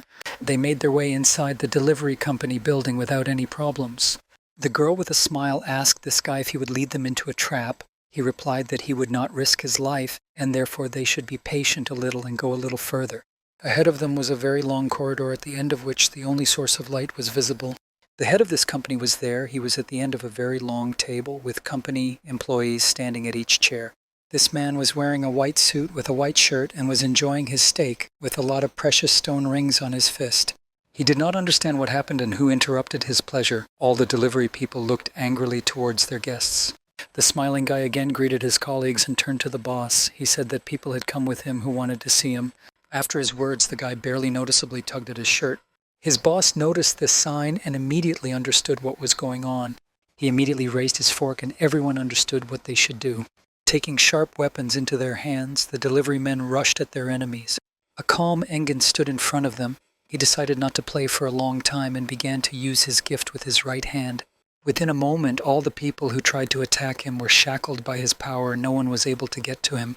The sharp blade was at the neck of the delivery company boss. The man responded in panic that they had brought explosives large enough to level the 17th branch. With a cold look, Engen turned to this man and said that he was not the real owner of this company. A moment later, they heard a sad male voice outside the door nearby. This guy came out and said that he was busy and just enjoying the game when suddenly some strangers began to threaten his subordinates. It was the real Chain, and he looked pretty tired due to the fact that he had played a huge number of hours in a computer game. He was very surprised that the boss of the Nameless clan was standing in front of him. The guy never expected this and was shocked by the appearance of a smiling guy in his headquarters. The fake director of the delivery company immediately rushed to hug the leg of his real boss. But the angry Cheney, without any further words, simply kicked him hard to the side so that he would not interfere with a serious conversation. I'm a little embarrassed by such a surprise. He turned to his old friend Engine. They haven't seen each other for a long time. He was wondering why he decided to drop by to visit him without warning. Inwa observed this tense situation. She saw Cheney for the first time with her own eyes and was surprised that he was not at all what she had imagined. One question still bothered her. She didn't understand how these two knew each other. Rachel noticed her concern and with a sweet smile on her face asked her friend what she was thinking about. The girl calmly answered her persistent colleague that she was not thinking about anything important. Rachel immediately realized that she was interested in the story of how these two villains met. She said that it seems like they fought together in the war against the heroes. They say that even once Engen saved his comrade Cheney. Chain was very concerned about the plan of his former colleague. He believed that he was crazy for planning to attack the 17th Heroic Branch. He asked the leader of the Gang of Nameless why he should help them with such a dangerous task. The guy with the scar on his face calmly replied that Cheney did not have to help him. He was simply required to provide explosives. That's all that was required of Cheney in this situation. The excited guy said that he started everything from scratch himself. This business took a lot of time. The guy couldn't come to terms with the fact that his life would change so much. The angry Cheney's hands began to tremble. He did not believe that he had to go so far to now simply give up everything he had earned. He understood that if he agreed to the deal, he would return to the very beginning. Inwa suddenly joined their conversation. She asked to stop talking about the past and said that since they decided on this plan, it should be put into action immediately. Engen was surprised to see this girl so straightforward. Chain was infuriated by the young girl's rudeness and asked who she was and how she dared interrupt the conversation of two adults. The calm leader of the Nameless gang replied that she was a killer of heroes and at the same time their dark horse. The guy immediately started laughing at this name because for a war veteran it sounded pretty funny. But his face immediately covered with sweat when he found out that she had already killed 3 heroes of the branch and he would be the next victim if he did not agree to help them. The girl turned to Cheney and asked him not to waste his time. With a convincing look, she asked him to hand over all the necessary explosives for their plan. The negotiations ended and Cheney's company began to discuss whether they had done the right thing by agreeing to a deal with such dangerous buyers. The boss replied that if he had refused Engine's offer, they would all have died, and besides, this cold-blooded man would not have shed a single tear over their death.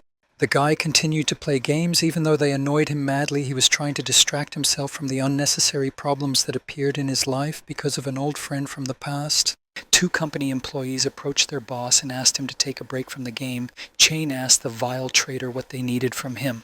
Checking the documents, the guy asked if their boss was sure that the amount of explosives in the documents was correct. He believed that this was not enough to blow up the 17th branch, and most likely this amount of explosives would only further provoke the clan of heroes. The boss replied that this is just a safety net, and when the bombs actually explode, the clan of heroes will do everything to find them. He believes that even with so many explosives, it is unlikely that the heroes will have at least one scratch. Then their company will apologize and say that they were forced to work with terrorists. A company employee asked his boss if he believed that bandits without a name could defeat the heroes. Chain replied that from his point of view this was impossible. He believed that there could not be even a tiny chance of their success in a battle against the heroes. When he said goodbye to his old comrade, he heard something from him that shocked him. He couldn't believe that despite all this, Engen could say such terrible words to him. Having again reviewed the documents regarding the deal, the company employee asked his boss that even if this was impossible, what would be the outcome if a gang of nameless people could really destroy the heroic branch? The calm boss laughed and replied that it wouldn't come to that. The guys were immediately happy. The director looked at them with a very frightened face. Meanwhile, at the hero branch, a tired guy was trying to get a bottle of pills. He was incredibly exhausted. The bottle of pills fell and rolled right under the feet of the woman in heels. One of the heroic doctors picked up this jar. Psycho didn't even have time to notice how she came to visit him. She said that she was very interested in his condition. Psycho didn't answer.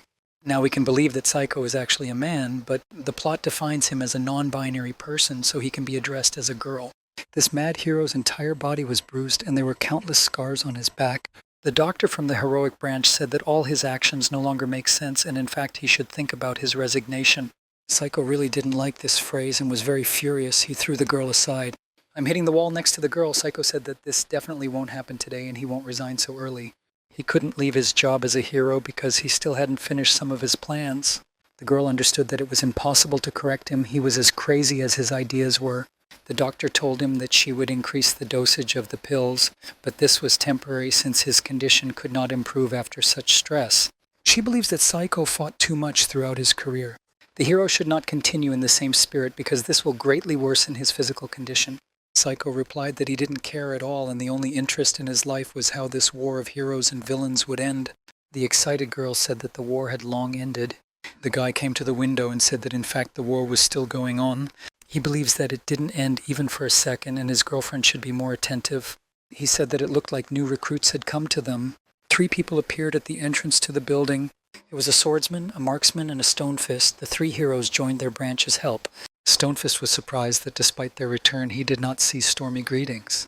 The girl believes that the agency threw everyone out, and soon the villains will besiege this place. They knew very well that 3 of the heroes of this branch had already been killed. The swordsman was surprised by Viper's death because he really liked this guy. The Stonefist hugged his comrade and said that, unfortunately, not everyone has the same talent as him. The 3 recruits were met only by one person already familiar to us, the director of the heroic branch, and at the same time a heavy smoker greeted his long-awaited guests. Meanwhile, something interesting was already beginning. The white truck of the delivery company was already moving towards its goal. The driver was the same guy who brought boxes of mint water to the lair of a gang of villains. He could not understand what was happening because he was told that this was one of the bases of the clan of heroes. Looking around, he couldn't believe that the security here was so weak. In fact, he understood that this was not his concern and he just needed to deliver the cargo. The entire truck was full of explosives that would explode in 5 hours. In fact, the director was nervous and very unhappy. He expected that many more heroes would come to him as reinforcements, but in the end, less than half of the declared number arrived. The girl asked him how many people they were actually expecting, because even they were very busy but still decided to come. Stonefist agreed with the girl's words and said that the 17th branch was quite small and therefore it would be correct to divide them into other departments instead of using the heroes of other branches to protect it. Despite this opinion, he decided not to argue and said that they must have a very serious reason for this. The girl looked at him, not understanding why he expected fun. The guy looked at her with a smile and said that if we are talking about a smiling man, then he was quite a serious threat during the war. He really enjoyed the idea of having a chance to destroy such a serious opponent. This time the girl agreed, considering it an excellent goal. Despite their confident attitude, the swordsman did not agree with the opinion of his colleagues and said that if we were really talking about a war veteran, then they should be on their guard. But despite his reasoning, the reaction of the Stonefist was quite strange. He simply slapped him on the back and said that they should not be afraid of the ghost of the past. A confident man asked a heavy smoker if he had been in the war and what he thought about it. A man with a cigar in his mouth said that they were fools if they underestimated the enemy like that. This answer put the previously confident hero in an awkward position. Dr. Yuna joined their conversation. The boss asked if she had any interesting news. She replied that Psycho was seriously injured and was unlikely to be able to participate in the upcoming battle. The shooter did not understand how he managed to survive while Viper died. She believed that Psycho was not worthy of being a hero. Dr. Yuna asked the arrogant girl to watch her tongue, believing that she could never become a hero like Psycho. This phrase made the girl very angry and her reaction was immediate. In an instant, she was right in front of the doctor's face and began to threaten her. Aiming her weapon at Yuko, she asked if she really wanted to quarrel with her. Suddenly, all this fuss was interrupted by the shaking of the entire building. The boss and the other heroes looked around excitedly. The girl said that this is strange because she knows that all the heroes of the branch were sent on a mission. She understood perfectly well that the shaking of the entire building and the entire base could not be provoked by an ordinary fight between soldiers. Explosions began on different floors of the building. The heavy smoker realized that their opponents had finally arrived. Lighting another cigar, he calmly told his employees that he had expected this. They should not worry. He asked them to prepare for a difficult battle. The heroes were very determined. They believed that the 17th branch could defeat the smiling man. Meanwhile, the hero Victoria and her manager were in a wonderful restaurant not far from the branch base. Their lives seemed quite carefree compared to the problems the branch faced. The worried manager closed the menu despite the fact that she works with one of the most famous heroes. For her, this menu was too expensive. The audience began to clap and whisper. The most anticipated person of the day took the stage. It was the hero Victoria. She had gold jewelry in the form of the hero's logo. She was dressed in a delicate purple evening dress. The girl sat down at the piano. This was her personal performance in front of the public. She even had her own ensemble. They began to play pleasant music. Within a moment, Victoria joined their game. But despite her popularity as a hero, she wasn't very good at playing the piano. The professional ensemble was very embarrassed to play with her since she ruined all the music, but no one dared to say so. The blue-haired girl watched this sad sight. She is, of course, not an expert in music, but she definitely understood that this presentation was quite cruel to the visitors. Some of those sitting in the hall began to nervously drink alcohol. Victoria's performance is finally over. Now the ears and psyche of the visitors are safe. The clumsy girl tried to show her best side, but her piano playing skills left much to be desired. Even the instrument cracked from her clumsy hands. The hero returned to the table. Victoria did not expect that her colleague Hecate would come to the performance so early. The excited girl said that she was very surprised that Victoria liked such things. After such an unexpected compliment, Victoria replied with a smile that this was actually good training for managing her own powers. She was often too rude.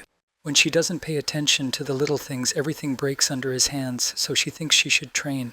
Despite such a carefree atmosphere, Victoria was a little worried that the head of their branch was not answering her calls. Victoria called her boss a smoker, and her manager decided to clarify whether she knew how to do it in view of the branch manager. Victoria replied that this behavior is not like him, and most likely he ignores her calls because something wrong happened. She believes that this problem concerns their branch, specifically because the other heroes also do not know what is happening. She is worried that the branch manager always makes decisions alone and does not turn to other heroes for help. Victoria began to guess what was causing this. She believed that the new hero killer was creating the problem. She remembers that during the meeting, Manhwa used a well-recognized gift of a smiling man. Victoria understood that this was very problematic, and perhaps the branch was now in big trouble. But despite this, the elder hero believes that they can withstand this, and there is no need to worry about it now. She hopes that this incident will happen before her vacation ends. Excited Hecate looked at her boss. She also understands that something wrong is happening now. She looked excitedly at the building outside the window and asked to pay attention to it. The branch building began to burn and explosions continued. Victoria looked in surprise at what was happening. She understood that all her expectations turned out to be correct. Meanwhile, the offensive of the Nameless continued, but unfortunately everything did not go as they planned. The hero killer believed that Chain had failed them and so asked the gang leader if they had a backup plan. The calm Engen replied that they were going to meet the heroes amid the chaos created by explosions inside the building. This is not a problem for him because he believes that this should be a warning to the clan of heroes that their enemies are already on the way. Engen decided to make their appearance even more epic. He began to use his mysterious and so frightening gift. Its darkness took over the entire building, and cracks began to form on the outer walls. The stone fist was not himself from what was happening and angrily clenched his teeth. He was shocked by the strength of the enemy because it could easily destroy such a huge branch building. A determined girl with a crossbow asked her friend not to interfere with her. Standing uselessly at the window, she decided to take the situation into her own hands. The girl broke a window on the floor to open a view of the enemies. Having loaded her weapon, she invited the team of heroes to destroy the enemy without delay. Her incredibly powerful shot flew towards the Nameless gang. Manhwa was going to solve this problem. She prepared for this and took out the sword from the scabbard. After that, the girl cut through the enemy's fire attack without any problems. She was protective of her boss. Engen had complete trust in the new team member. The girl turned her attention to this shot. Apparently, the enemy's arrows were charged with est energy. Because of this, their damage increased significantly, and even after the arrow was destroyed, its fragments made a hole in the asphalt. Looking at the broken window of the building where the fire came from, the villains saw an arrogant girl with a crossbow. A heavy smoker turned to her and said that their main task was to eliminate the leader of the Nameless gang, a smiling man. He turned to the stone fist and the swordsman and said that in the meantime, they should deal with the remaining enemies. Engen clearly saw the shooter who was interfering with their plans. He turned to his team and asked to remove her from this place. John decided to carry out this order and was the first to go into battle. It was not difficult for him to instantly approach the building and begin to climb up it. A huge man rushed upward with incredible speed, but suddenly he had to stop after what he saw. The trio of enemies decided not to wait for his appearance and went on the attack themselves. They all jumped out of the window. The stone fist was the first. It was so fast that John did not have time to react and was hit in the face. The villain quickly flew down and hit the asphalt with a noise. The stone fist looked down in surprise. He didn't expect his opponent to be able to recover so quickly. Within a moment, the experienced fighter John was again able to close the distance with the enemy. He threw him away with incredible force. But to his regret, he was too careless and inattentive, so the enemy swordsman had already approached him. John's back was exposed, and he did not have time to react to the second enemy. Fortunately, Sinclair was already nearby and also entered the battle. Rachel was easily able to repel the enemy's attack. Meanwhile, another girl joined the villain's teamwork. The hero killer wanted to get rid of the swordsman with one blow, but he managed to react and only a small cut remained on his face. The girl's opponent immediately jumped back to a safe distance. He then grabbed Inhwa by the clothes. He pulled her towards him and threw her up with a kick. The girl in the air realized that she was not in an advantageous position because the enemies were working together. The shooter of the heroic team was already aimed at her. But despite the fact that this is her first mission with the Nameless, they supported each other very well. Sinclair was able to easily protect her partner from an enemy attack. Inhwa was surprised by the variety of possible uses of Sinclair's power, as she can not only attack, but also successfully defend against attacks. The girls from the team stood nearby. Their opponents will be a swordsman and a marksman from the team of heroes of the 17th branch. A little embarrassed, Rachel asked the hero killer who she wanted to fight because of their enemies. The hero killer answered without a doubt that her target would be the swordsman. She took a coin out of her pocket and tossed it into the air. As soon as the coin fell, the girl immediately disappeared from sight, thereby incredibly surprising her opponents. The swordsman began to look around, waiting for his enemy. He knew that now there would be some kind of unexpected attack. The girl took advantage of the moment and, being invisible, was able to hook her opponent. She immediately pulled the enemy towards her and threw him towards the city, away from other heroes. The hero killer decided to deal with her enemy even before he could free himself from the hook cable and quickly rush to the attack. But her opponent was not so simple and could use his sword together with the energy of Est, and it was not difficult for him to get rid of the cable. They began their sword fight, but unexpectedly for her, after a moment her blade could not stand it and began to collapse. The girl immediately caught the second part of the destroyed sword in order not to get hit. The guy decided to explain the peculiarity of his ability and said that his gift destroys enemy weapons using corrosion. Because of this, she will not be able to use conventional weapons in battle with such an opponent. The girl understood perfectly well that this opponent was quite inconvenient for her skills. In fact, she already had a solution to this problem and said that in this case she would have to use a slightly different weapon. She could use something unusual. It was a blade made entirely of color. From that point on, the battle became more and more interesting. While the heroes and villains separated and began to fight among themselves, the leader of the gang of nameless ones had already approached his goal. The two leaders of different organizations looked at each other in anticipation of a difficult battle that would decide the situation. The head of the branch remembered all the heroes who had recently died at the hands of the hero killer. Out of anger, he bit his cigar hard and turned to the enemy with hatred.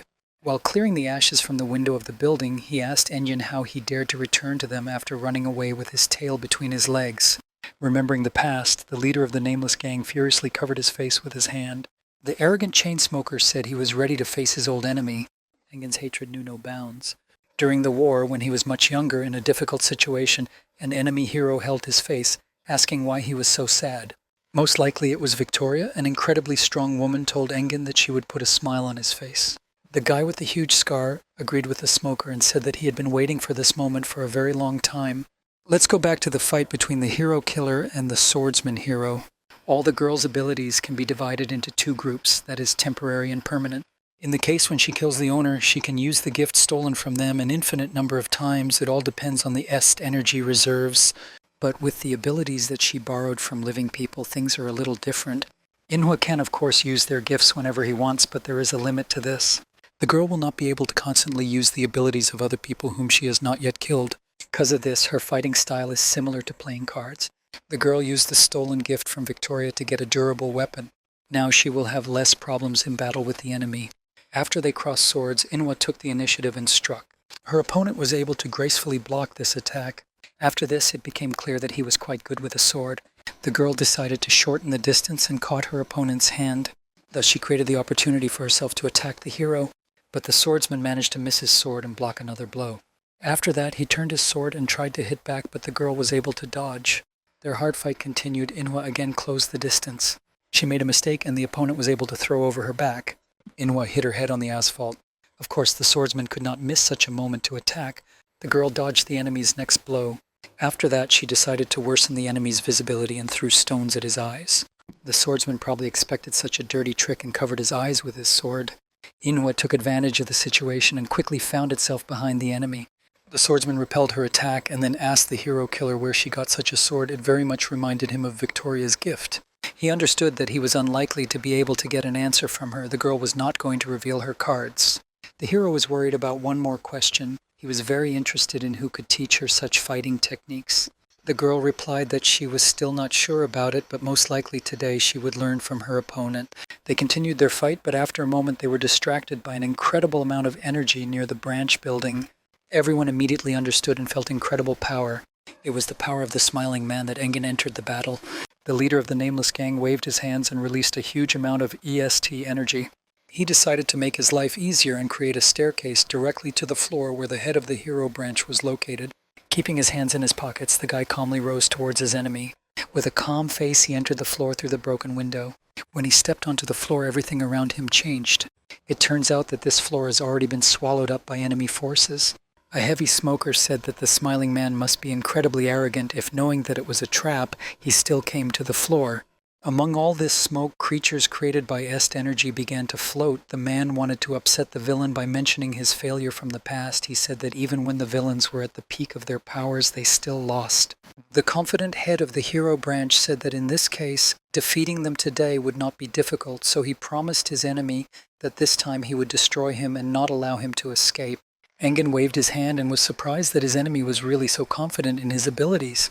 An incredible attack using the power of Est energy instantly destroyed Engen's opponent's body. But the gang leader immediately realized that this was not a real enemy, but just an illusion created by smoke. Creatures made of smoke continued to fly around him. It turns out that they can absorb Est energy and everything created with its help. The leader of the gang of villains asked his enemy if he had this particular trap in mind. His opponent appeared in front of Engen again. He crossed his arms to control his gift. The man explained that these small creatures become stronger when they absorb Est energy. He believes that they are much better than the strength of his opponent. There was an incredible number of smoke creatures around the leader of the band of villains. Putting his hands together, the branch manager said that Engen would no longer be able to get out of this floor. After his gesture, the energy-absorbing creatures rushed to attack the calmly standing Engen. The guy responded with a smile. His opponent's words made him laugh. The surprised boss couldn't believe his eyes. The power of Engen's energy far exceeded the power of the creatures made of smoke. He created a whirlwind and began to absorb the enemy's equipment. The leader of the band of villains believed that these creatures of smoke were nothing compared to his incredible power of darkness. Having destroyed the enemy's equipment, the guy told his enemy that he was stupid when he decided to invite him to this place. He had an advantage since in this place the sun could not reach them. The power of the leader of the gang of villains spread across the floors in the form of a huge sphere. Of course, other participants in this battle could see this as well. It turns out that the Stone Fist can transform his entire body. He was able to protect himself from John's blow by creating stone skin on his face. Watching the battle between the leaders of both organizations, they realized that their captains looked pretty fun in a fight. That's why they should also have fun and put all their strength into the fight. Meanwhile, an incredible fight also took place between the girls. Gift Rachel worked quite quickly and did not allow his opponent to relax. The shooter was not always able to fight at a distance convenient for her. She understood that the enemy was quite strong and also fast. The red-haired girl barely had time to counterattack. It was quite difficult for her to keep up with such a fast opponent. She couldn't even get close to her. In fact, Rachel also admired her opponent. She understood that her energy arrows were quite a dangerous thing. Unfortunately, she will not be able to perform acrobatic moves like Manhwa to evade enemy attacks. Looking out from behind the stones, the girl, a little embarrassed, asked her opponent to let her hit her at least once. The red-haired shooter girl replied that she did not want to spoil her manicure. Rachel decided to laugh at her opponent and said that her nails were not that important given what was happening. Her opponent took this as an insult and got quite angry. Rachel decided to continue insulting her opponent in order to undermine him mentally. She told the shooter that her arrows had never touched their target and apparently she was not that special. The gunslinger girl began to smile. This was exactly what Sinclair wanted to achieve. Raising the crossbow above her, the girl again charged it with her energy. Now the weapon along with the arrow began to glow purple. She promised the villain that she would make her regret her words. The girl shot straight into the sky. Rachel was very surprised when she looked at the enemy's arrow. It turns out that this arrow is special and can change its direction. The girl decided that dodging would be the right decision, but suddenly the arrow again changed its direction and hit her leg. Still, she should have blocked the enemy's attack. It turns out that every 6th shot of this shooter hits the target. This is the ability of her gift. Rachel, with the same calm smile, took the enemy's arrow from her leg. She destroyed it, clenching it in her fist. It turned out that this battle was much more difficult for her than she expected. The girl began to regret that she had not chosen a swordsman as her opponent. She started to get a little embarrassed and laugh, wondering if she could still ask her friend to switch places. Meanwhile, the shooter had no time for jokes and continued her attack. Unfortunately, Rachel did not have time to attack as the battle was too dynamic. She continued to run away from her enemy's numerous attacks with a smile, even though her leg was pretty badly injured. She understood that she still had to somehow reduce the distance with the enemy. Her opponent began to smile slyly, and she took out a detonator. Only at the last moment did Rachel notice that there was a mine behind her. She did not understand what this object was doing in such a place when it managed to end up here. A moment later, a huge and powerful explosion occurred. Rachel flew to the side. She still couldn't understand how it happened. Rachel assumed that her enemy had actually planted explosives in this location while she was in hiding. In this case, even if she misses the target, she can force her to approach the hidden bombs. Her opponent's tactics were quite vile. The girl again was unable to dodge the shooter's 6th arrow. But Rachel did not lose heart and continued to smile. She again broke her enemy's arrow, taking it out of the wound. Analyzing her opponent, she noted that the shooter has excellent combat skills, and because of this the battle becomes quite difficult. The self-confident red-haired girl asked the villain why she suddenly became quiet. Calm Rachel laughed in response and said that she was just thinking about her own things. After these words, she began to use her power. The shooter jumped to the side and said that she was already tired of these annoying and monotonous attacks. Rachel laughed and asked if she was serious or did she think so. The girl continued to analyze her opponent. She understood that the shooter was too fast, and because of this it would be problematic to get close to her, but she still was not going to just sit still and get hit. The girl understood that the usual blow was the strongest. In addition, she believes that the enemy cannot direct his 6th blow, since she would immediately send an arrow straight to her head. In this case, there is only one choice left. She should run straight to the enemy. Rachel launched an attack, throwing her blade straight at the enemy. She understood that the enemy was going to shoot, and for now she planned to get rid of such a problem. The first shot slightly hit the girl. The second shot flew nearby and smashed a column of a nearby building. Enemy attacks continued. The 4th shot was very close to Rachel's head as she counted all of her opponent's shots. At the same time, she could even evade each of them. The girl's 6th shot hit Rachel again in the right hand, but still it seemed to her that she managed to carry out her plan. The girl looked at her opponent with an incredibly satisfied smile. The shooter was already surrounded by Rachel's plants. Despite this, the red-haired girl continued to laugh slyly, which caused Rachel Sinclair's incredible surprise. The girl understood what was going on. It turned out that the last arrow was real, and the East energy and the power of the enemy's gift were not routed to it. In this case, the next shot will be much more dangerous. The shooter was right in front of Rachel. At the last moment, the girl tried to escape using her gift. Unfortunately, even using her strength, she could not defend herself. An enemy shot pierced her shoulder. In addition, the shooter even managed to jump away from Rachel's last attack. The member of the nameless gang could no longer stand on his feet. She fell to the ground, unable to continue the fight. Her head was spinning. She realized that she had lost too much blood. Thoughts began to appear in her head that this was the end. Opening her eyes with force, she remembered that she still needed to do a lot of things. At such a difficult moment of the battle, she began to remember the past. This concerned area number 55 near the castle of the region where she spent her childhood. At that time, homeless people were everywhere. These children did not know happiness at all. All of them were plunged into poverty. Because of this, they had to resort to theft. There weren't many places to survive in this region, and Gray's castle wasn't particularly cozy either. These events took place during a long civil war. After countless clashes, the inhabitants of the castle became much stronger. Unfortunately, those children who were careless in stealing lost several fingers for each offense. In such a difficult time, the merciless rays of the sun finally pierced the cold soil. And one day, amidst the tense silence, a man appeared with an old cart. Behind him, he was pulling a tied body. It's about Rachel Sinclair and how it all came to this. She believes that, in fact, it all started quite suddenly. One ordinary day, she was trying to trim the bushes. She was always quite short and had difficulty reaching the very top of the plant. Fully focused on the girl, she was distracted by the woman's voice. Little Rachel fell painfully from her chair. Her mother approached her to make sure her daughter was okay. The caring mother laid her hands on her daughter's shoulders with relief.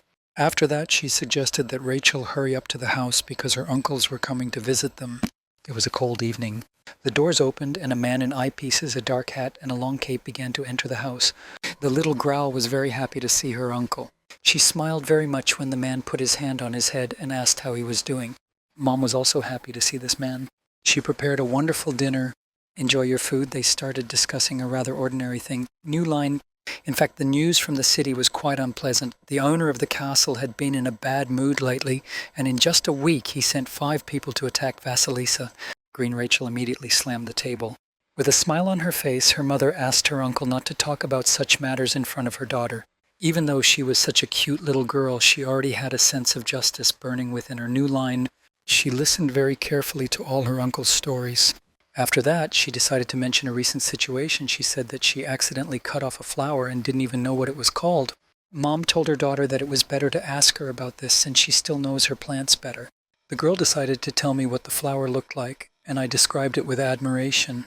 Mom asked if we were talking about a wild rose, but the illuminated girl replied that this was not so because the flower was completely white. Her mother was very puzzled since she knew all the plants inside her yard. Little Rachel completely surrendered to her fantasies and began to show what this flower really looked like. Suddenly she looked at her hands in surprise. Fine surprise when she tried to describe the flower that she accidentally cut off and it appeared in his hands. Her uncle and mother were simply horrified when they saw what happened. As it turned out, at such an early time the elevator had already appeared. Her mother and uncle were discussing the possibility of taking the little girl to her own father. In fact, Rachel's mother was very unhappy. She didn't want her daughter to get hurt. I told you that he has no other choice, because it is a matter of time before the castle finds out that she is the owner of the gift. Suddenly their tense conversation was interrupted by Rachel Sinclair herself. She grabbed her mother's skirt and with a bold look asked them not to fight. They didn't know what to do. Her mother suddenly opened her suitcase. She told her uncle that they would leave this place with Rachel. The man thought that she was acting stupidly because the inhabitants of the Edge Castle were not allowed to go beyond the walls. But Rachel's mom didn't care. She told her uncle that if he wasn't going to help them, then he should get out of the house. Of course, this response created an even more tense situation. He could not leave his niece in such a difficult situation. The man decided to get ready. It was a difficult decision and his hands were shaking. His sister said that they should meet in 3 hours on the outskirts of the city, and it was also very difficult after she found out that her daughter had superpowers. The man got dressed and walked to the exit. He began to laugh in panic and said that he should still get ready, and the woman hugged him and said that he couldn't handle it. Rachel watched what was happening with a smile. Her daughter and mother reached the outskirts of the city exactly 3 hours later, and what they saw shocked them greatly. My mother let her suitcase fall to the ground. They froze in place and could not move. Someone found out their plans and got rid of Uncle Sinclair. Suddenly the girl's frightened mother turned to the side. Next to them stood a huge man in armor and with a scythe in his hands. It turns out that it was the royal guard. Within a moment they rushed towards the defenseless girls. They caught the defenseless mother and daughter without any problems. The captain of the royal guard said that they will always find those who break the rules. The woman tried to break free and asked not to touch her daughter. She stated that she was the daughter of Mr. Sinclair himself, the lord of the Grey Castle. The head of the royal guard was shocked by what he heard. He looked at the captured little girl. After this, the man said that apparently there was a misunderstanding. He turned to his mother and said that she probably thought that this would change something. He approached the woman and said that there were a lot of illegitimate children from this castle. He didn't know the exact number, but there were definitely more than 100 of them. Moreover, Rachel's mother had no proof that she was really the Lord's daughter. In addition, Lord Sinclair valued justice above all else. It made no difference to him, even if it was his daughter. The girl's worried mother asked what they would do with them. Taking his formidable weapon in his hands, the head of the royal guard said that this was obvious and he would act in accordance with their customs. Grey Castle is one of the few places that is not controlled by the clan of heroes. This could only happen on the condition that the inhabitants would not leave this backward civilization. According to the laws of these lands, it is natural to punish those who break the law by tying them to a cart. The royal guards dragged the bodies of the punished residents throughout the castle area. Most of the prisoners did not last even a day, and after such a test they meet their death. But Sinclair's Rachel just laughed, but not at all out of joy. It was just all she could do in a situation like this. Life as she knew it was completely destroyed in an instant. She didn't know what happened to her mother and who the man they call her father was. She knew nothing and could not do anything. She simply died in the snow, leaving nothing behind. That's exactly what she thought until one special person appeared in front of her. It was young Engine. The guy was wearing a cloak with a hood, and apparently it was already after the war that the heroes of the villains The guard already had a sword in his hands. He understood that the man opposite him was an enemy and was preparing for battle. But it was not a problem for the war veteran to get rid of his opponent. He used his power of darkness and calmly eliminated the royal guard with one wave of his hand. The defenseless girl was saved. This man with a scar on his face destroyed all the enemies of the little girl. After that, he released her without asking anything at all about what happened to her. He didn't care why she left the Grey Castle and why she looked like she wanted to die. But Rachel still had one question on her mind. She didn't know what this man was actually doing in a place like this. The smiling man answered the question. He said that he had tried to reach the clan twice before but failed both times, so he prepared for a third attempt. The fact that he looked so happy made her jealous. She thought that it would be good for her too to have such strong hopes and aspirations. Later she was able to see the castle where the man who took everything from her lived. At that moment she realized that she had given up her life too early because she could still live for revenge. She didn't know whether it was because the opponents were too strong or just an excuse, but she was haunted by a whirlwind of emotions. And yet all these emotions became her source of gift. When she left her previous home, she promised herself that someday she would return. When this happens, she will kill the elder who is called her father. The girl wanted to place his head on top of this castle tower, so she could not give up even at such a difficult moment. The shooter praised Rachel for her mental toughness, but noted that this was the end of the fight because she couldn't even stand up. Placing another arrow in her crossbow, the red-haired girl asked the wounded villainess to stay in one place and not move. Then this battle would end quickly. Exhausted, Rachel tried to get to her feet. She apologized to the enemy because she couldn't die in such a place and had to continue the fight. Before lining up the shooter, she was surprised that her opponent was behaving so pitifully that he was even asking for mercy. The girl lying on her back said that even despite such a miserable life, she was grateful that she was still alive. Rachel had a sincere smile on her face. She called her colleague John, and the man immediately responded to this. The guys from the team of villains decided to change their tactics. John hit his opponent hard in the stomach and threw him towards his partner.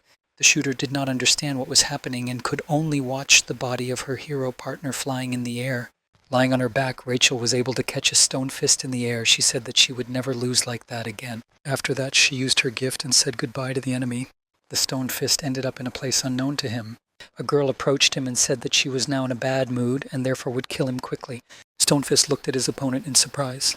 He looked at the girl's body and did not realize that she no longer had any wounds. She looked quite cheerful, and it seemed that she was completely healed. He believed that she should not be able to fight due to her injuries. The man thought that everything around him was an illusion, but after looking around, he decided that Rachel had actually dragged him into another dimension. Within a moment, he felt her opponent appear behind him. The girl could easily continue to fight and dealt countless blows. The guy decided to go to a safe distance to analyze the situation. Stonefist understood that her wounds not only healed, but in this dimension she even became even stronger. The girl could deliver many blows without feeling exhaustion or pain in her body. Stone armor allowed him to protect himself from such attacks. Even the teeth of the girl's weapon could hardly damage his defenses. Stonefist believed that she chose to fight him instead of the shooter, believing that he was a weak opponent. After a series of blows, he told the girl that he had a fairly good gift, but he was not sure that this fight could last long. The guy began to build up a large amount of stone protection around himself. He was confident that he could cope with the enemy, and with a smile told Rachel that she would not be able to hold out longer than him. The man thought about the superiority of his abilities because his stone body is capable of withstanding most metal alloys, and therefore he planned to wait until his opponent was exhausted and only then destroy her. But Rachel Sinclair's behavior turned out to be quite strange. She covered her face and started laughing, after which she apologized to the hero. She said that their fight was already over and then threw her weapon to the ground. The man did not understand what was happening and why she was behaving this way. The calm girl began to tell an interesting story. She said that in her hometown there was a rather unusual flower. She believes that it is especially beautiful for its persistent desire to live, and if a person is not careful, the flower will fill the entire garden. Because of this, these flowers have to be cut off one by one. The man could not understand what they were talking about. The girl continued and said that the flower in question was called purple roses. It even grows among rocks and blooms purple roses. Pointing her finger at the man's defense, she said that this flower looks exactly like this. The man was very surprised when he saw that a flower had sprouted through his protection. Within a moment he screamed in pain. An incredible number of flowers began to sprout, and he lost his left arm. The calm girl told the man who had fallen on the ground that she warned him. Rachel actually already said that she would end this fight. The stone fist began to run into the forest. He did not understand what was happening and when he managed to suffer from the enemy's attack. After this, he admitted that the shooter had acted quite wisely by keeping her opponent at a distance. Now he really understood that he should not allow the enemy's weapon to touch him. Flowers continued to bloom on him, and he began to cough up blood. When suddenly a girl greeted him from behind a tree, he didn't understand how she caught up with him, and besides, in such a situation in the middle of the forest, she looked quite intimidating. The frightened guy immediately struck. He broke out in a cold sweat after what he saw. It turns out that it was not a girl, but just a wooden figure. He looked around, not understanding what sound he was hearing. Like a friend inside this doll, he saw a human body. A very emaciated man begged to be killed. This greatly frightened the stone fist, and he jumped to a safe distance. Within a moment, he fell into a trap and hung from a tree. The girl came up with a smile and asked the hero if he liked being in her garden. The frightened guy asked what would happen to him. The girl replied that he shouldn't worry because she only leaves her sworn enemies in this place for everyone to see. The man said that this was a relief for him, and within a moment new flowers began to sprout from him. Now his body will serve as decoration inside this wonderful garden. The girl turned away and decided to move further away. She wanted to rest a little in this place until she returned to a world filled with pain. Sitting under a tree, she thought about how much she missed her mother. Meanwhile, the battle continued inside the city. The hero killer's opponent was still a swordsman. This guy's name was Claymore. The girl understood that in terms of strength, he was from the same class as Viper. She decided that even though they have enormous destructive powers, they still cannot use them directly in battle. Still, in battle, it is much more important to defeat your opponents, relying only on your strength. She understood that the fact that they became heroes meant that they were strong even without their gifts. It would take her too long to defeat him using her usual tactics, but she believed that this did not mean that she would not succeed. The girl began her attack with a very strong blow. The swordsman closely watched the enemy. As it turned out, she was not aiming at him at all, and in fact wanted to knock the weapon out of his hands. She let go of her katana and caught her opponent's sword. The guy didn't understand what she was up to. He said that she was mistaken if she believed that she could defeat him with another weapon. After all, this guy could fight perfectly, even using a katana. The girl's plan worked as she wanted. Striking the blow, she asked the guy if he was sure that he could handle it. Within a moment, she stopped using her superpower, and Victoria's sword began to disappear. The angry guy called the girl a dirty little thief. The girl replied that she would consider it a compliment. Before delivering the final blow to Claymore, the hero killer remembered her old conversation with Psycho. He said that the clan of heroes was rotten, and they had reached unprecedented proportions, but still did not pay attention to the misdeeds of the heroes. The girl sitting on another bench did not understand why he was telling all this. He clutched a soda can in his hands and said with hatred that Engen's methods were too cruel. He said that the leader of a gang of villains is ready to do anything to destroy the clan, and even if he has to sacrifice himself or someone else. He looked at the hero killer and said that she was not like that, and even collaborating with the Nameless against her will, she was still very different from Engen. He continued to talk and mentioned her goal when suddenly the girl could not stand it and said that this was enough. She started using the stolen gift and said that the reason why Psycho came to her was most likely the death of Viper. She warned her enemy that he should not interfere in her affairs, otherwise a bad outcome awaits him. With a smile on his face, the guy asked her to calm down and said that he had something interesting for her. He took out a plastic card and the girl instantly caught his hand. She asked what this item was. Psycho replied that it was his ID card. He said that with this she would be able to gain access to the base of the hero clan. He suggested that Inhwa make a deal exactly the same as the one it made with Engen. The girl warned him that he should not make rash decisions. The guy replied that it was a card without a password. It was just a useless piece of plastic. After that, Inhwa calmed down a little and cancelled the use of her ability. Psycho said that for them this would be the fastest way to get inside. He believes that there is no need to take the long road when there is a shortcut. The girl agreed with him and asked him to tell him his plan. He decided to introduce her to future enemies. If they decide to attack the 17th branch, they will meet 3 heroes there. The first one will be a stone fist. All missions of this hero involve a huge number of victims, since he does not care about his surroundings when he uses his gift. Psycho believes that this man is just as dangerous as Jade or Greymon, whom the hero killer had already gotten rid of. He didn't care if Stonefist died. The next hero from this trio was the shooter. He wasn't sure how good a person she was because she was only interested in her popularity. In fact, this red-haired girl is his student, but for him this is not so important. The last hero is Claymore. Claymore does not fit into today's realities of the clan of heroes. Psycho thinks that this guy is fair but too old-fashioned. He asked the girl to spare this hero. It was because of this that the girl delivered the final blow with the blunt side of the sword. Giving his ID card to the hero killer, Psycho said that she should listen to his words. Getting up from the bench, he said that you never know in advance who can come to your aid. After that, he said that he had one more piece of advice. Saying goodbye to Manhwa, he said that if she continues to act recklessly, she will die much earlier than him. He believes that she should listen to her sense of self-preservation if she still has a desire to survive. I turned to the girl with a smile. He said that she should approach her choice of goals wisely. After this battle, the swordsman did not die. Claymore didn't understand why she didn't kill him. Inspecting the captured sword, Manhwa said that she made a deal with one person he knew. The guy immediately understood what was going on and clenched his fists angrily. He realized that Psycho had saved him. Examining her new sword in detail, the girl said that she heard from Psycho that Claymore was part of the clan of heroes. She was wondering why he didn't just leave this clan. The guy started to get up and said that not everything is so simple. He agreed that the clan of heroes, while continuing to save many lives, did not pay attention to the innocent victims. The girl was surprised that even the patron of evil was able to understand this truth. But in any case, she didn't care what he thought. After all, from now on, this sword will belong to her. The battle between the leaders of both organizations continued. While dodging enemy attacks, the smoker realized that Engen was much stronger than he expected. He continued to suffer countless unsuccessful attacks. The darkness of the leader of the Nameless Gang dealt with the attacks from the smoke without much trouble. The branch manager couldn't believe that the smiling guy was always so powerful. To protect himself from the villain's attack, the smoker created a barrier in front of him. A powerful technique of darkness crashed into the smoker's defense. However, the hero failed to defend himself and Engen was able to wound his leg. After this, the young guy said that he was very interested in how the hero would fight with only one hand. The man couldn't believe his eyes. Within a moment, the enemy's technique captured his hand.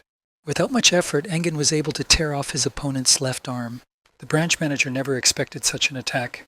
He was very angry and decided to continue the attack using his right hand. He created a huge shark from smoke and aimed it at the enemy. Engen was calm and dealt with the attack without much effort. He said that it does not matter to him how much the enemy is proud of his place as a manager because he is just the head of the snake. The leader of the gang of villains told his opponent that it was all over for him now. Looking at his wounds, the smoker understood that this was the end. If he had known that everything would turn out this way, he would have left the corporation a long time ago. He was called a hero. Although he did nothing that would have any significance, he believed that such an end was retribution for all his bad deeds. The man understood that his life could not be called worthy, and perhaps he really was no different from the villains. But despite such sad thoughts, he realized that Engen was too dangerous. He had never seen such a reckless person. The man decided to concentrate on the battle. Filled with anger, the smoker accidentally broke the cigar in his right hand. He decided that even if such an ending was destined for him, he would certainly accept it because it was a worthy death for such a worthless hero like him. An angry smoker used his gift to restore his left hand from smoke. He decided that if he died, he would drag the enemy down with him. He turned to the enemy and said that it was also time for him to die. The smoker created an incredibly huge monster from smoke. The branch manager made the right decision and changed the location of the battle. Now they are in the air, in a well-lit place where the use of dark techniques becomes more difficult. A severely wounded man stood on top of a creature made of smoke. He couldn't believe that there wasn't a single scratch on Engen's body after such a powerful attack. Moreover, he could not understand how his enemy could stay in the air. He decided that the villain's gift was very similar to Victoria's. He believes that Engen is most likely standing in tangible darkness. Realizing that there was no time left, the smoker decided to continue his attack. The creature named Moby Dick went on the attack. Engen was calm and immediately cancelled his darkness technique. The guy began to fly down. He decided to fly to the side and climb down the outer wall of the branch building. The guy took a close look at the enemy's equipment. The huge Moby Dick rushed after his enemy. Within a moment, this creature was able to swallow the leader of the Nameless Gang. After this, the huge whale flew into the air. Continuing to cough up blood, the branch manager believed that now it was all over. Looking at his blood, he thought that he just had to hold out a little longer until he could get medical help from his allies. But he said goodbye to his opponent too soon. The power of Engen's darkness spread within Moby Dick. Within a moment, a hand came out of the huge whale's mouth. The darkness transformed into a huge body, and the manager realized that most likely he had made a mistake. He realized that he should have warned the other branches of the heroes. He should have done everything he could to stop the villains immediately. The dying man already understood that he had lost in this battle. He imagined the mountain of dead bodies that Engen could create. This was his end, and he began to remember his life. The smoker used to work with a young Psycho. He wondered if the justice that the mad hero once spoke about was now happening. Another young smoker tried to put Psycho on the right path. He tried to convince him that everything that happens is normal during the war.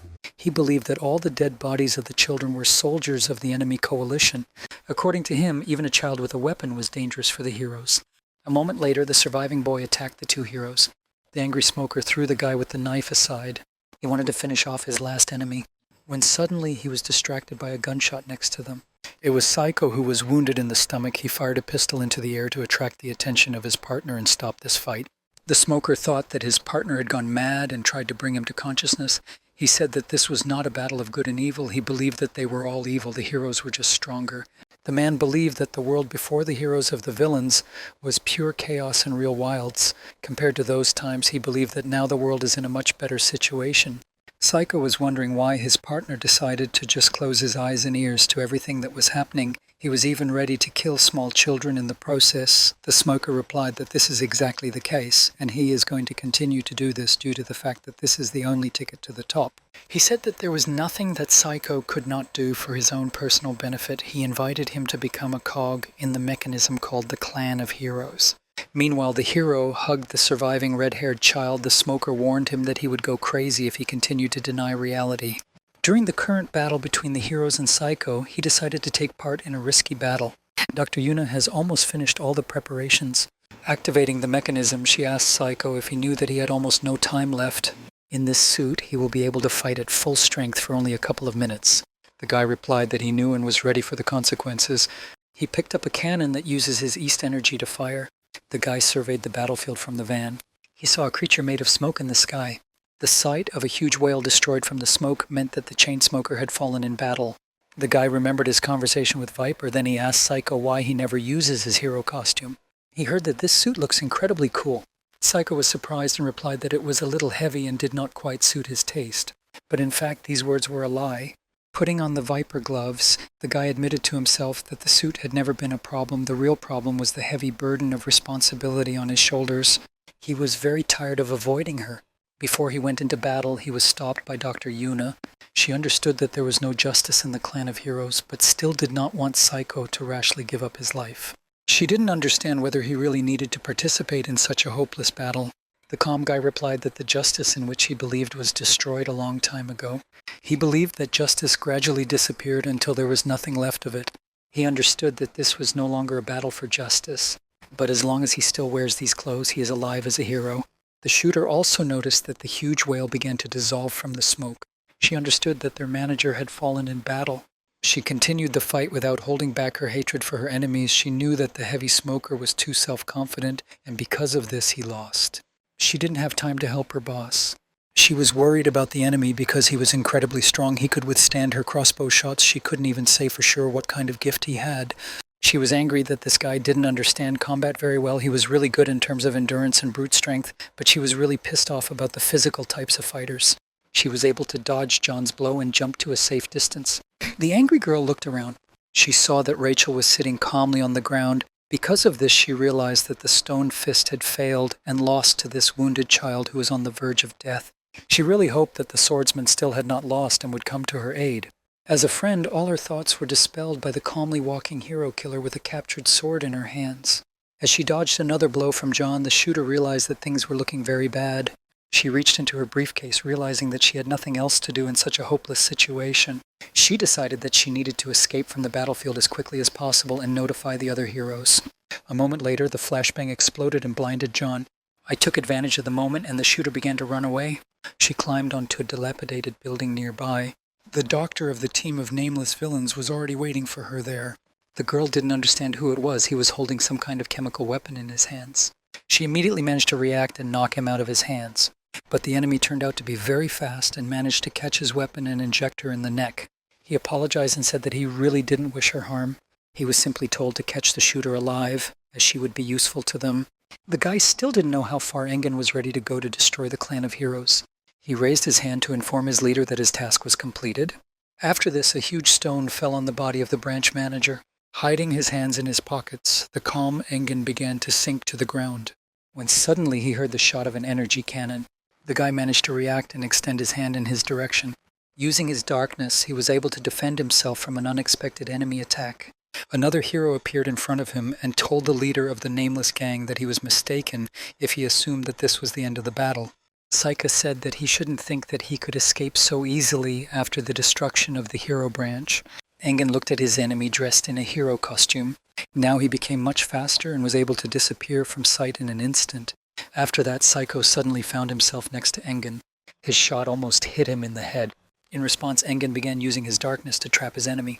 Psycho was fast enough to dodge such attacks. Engen decided to use a lot more of his energy to cope with such a dexterous opponent, but Psycho turned out to be so fast that he could easily pass through all the obstacles. Within a moment, he found himself next to the leader of the nameless gang. Suddenly, John joined their fight. Psycho was able to dodge his attack. After this, the hero hit him with an incredible number of shots from his weapon using AST energy. To finish, he dealt him an incredibly strong blow to the stomach with his hand, which caused a lot of cracks to appear on the ground. Taking off into the air, he said that it was time for payback and began to fire many times from his cannons. There was nothing left of John's body. Engen was very surprised by what happened. He turned to his enemy and said that he had become a completely different person. He realized that Psycho could now predict the future. The hero held out his weapon and addressed the villain leader by name. Engen said that it was unlikely that they had met before, after which he named the hero Jeremy Bernstein. Psycho replied that the villains were well acquainted with his biography. He believed that he knew much more than his enemies and said that he was ready to make new predictions. He was sure that Engen would lose this fight. With a smile on his face, he said that the villain would again beg for life at Victoria's feet. These words hurt the villain greatly. He created a huge sphere in the air out of darkness. It blocked the light of the sun. Night fell in part of the city. Engen called his opponent brainless and said that this was his last battle. A new serious battle began between heroes and villains. Engen created a shadow throughout the entire city area and began to use his huge hand in battle. Psycho, in his hero costume, could use daggers to protect himself without any problem.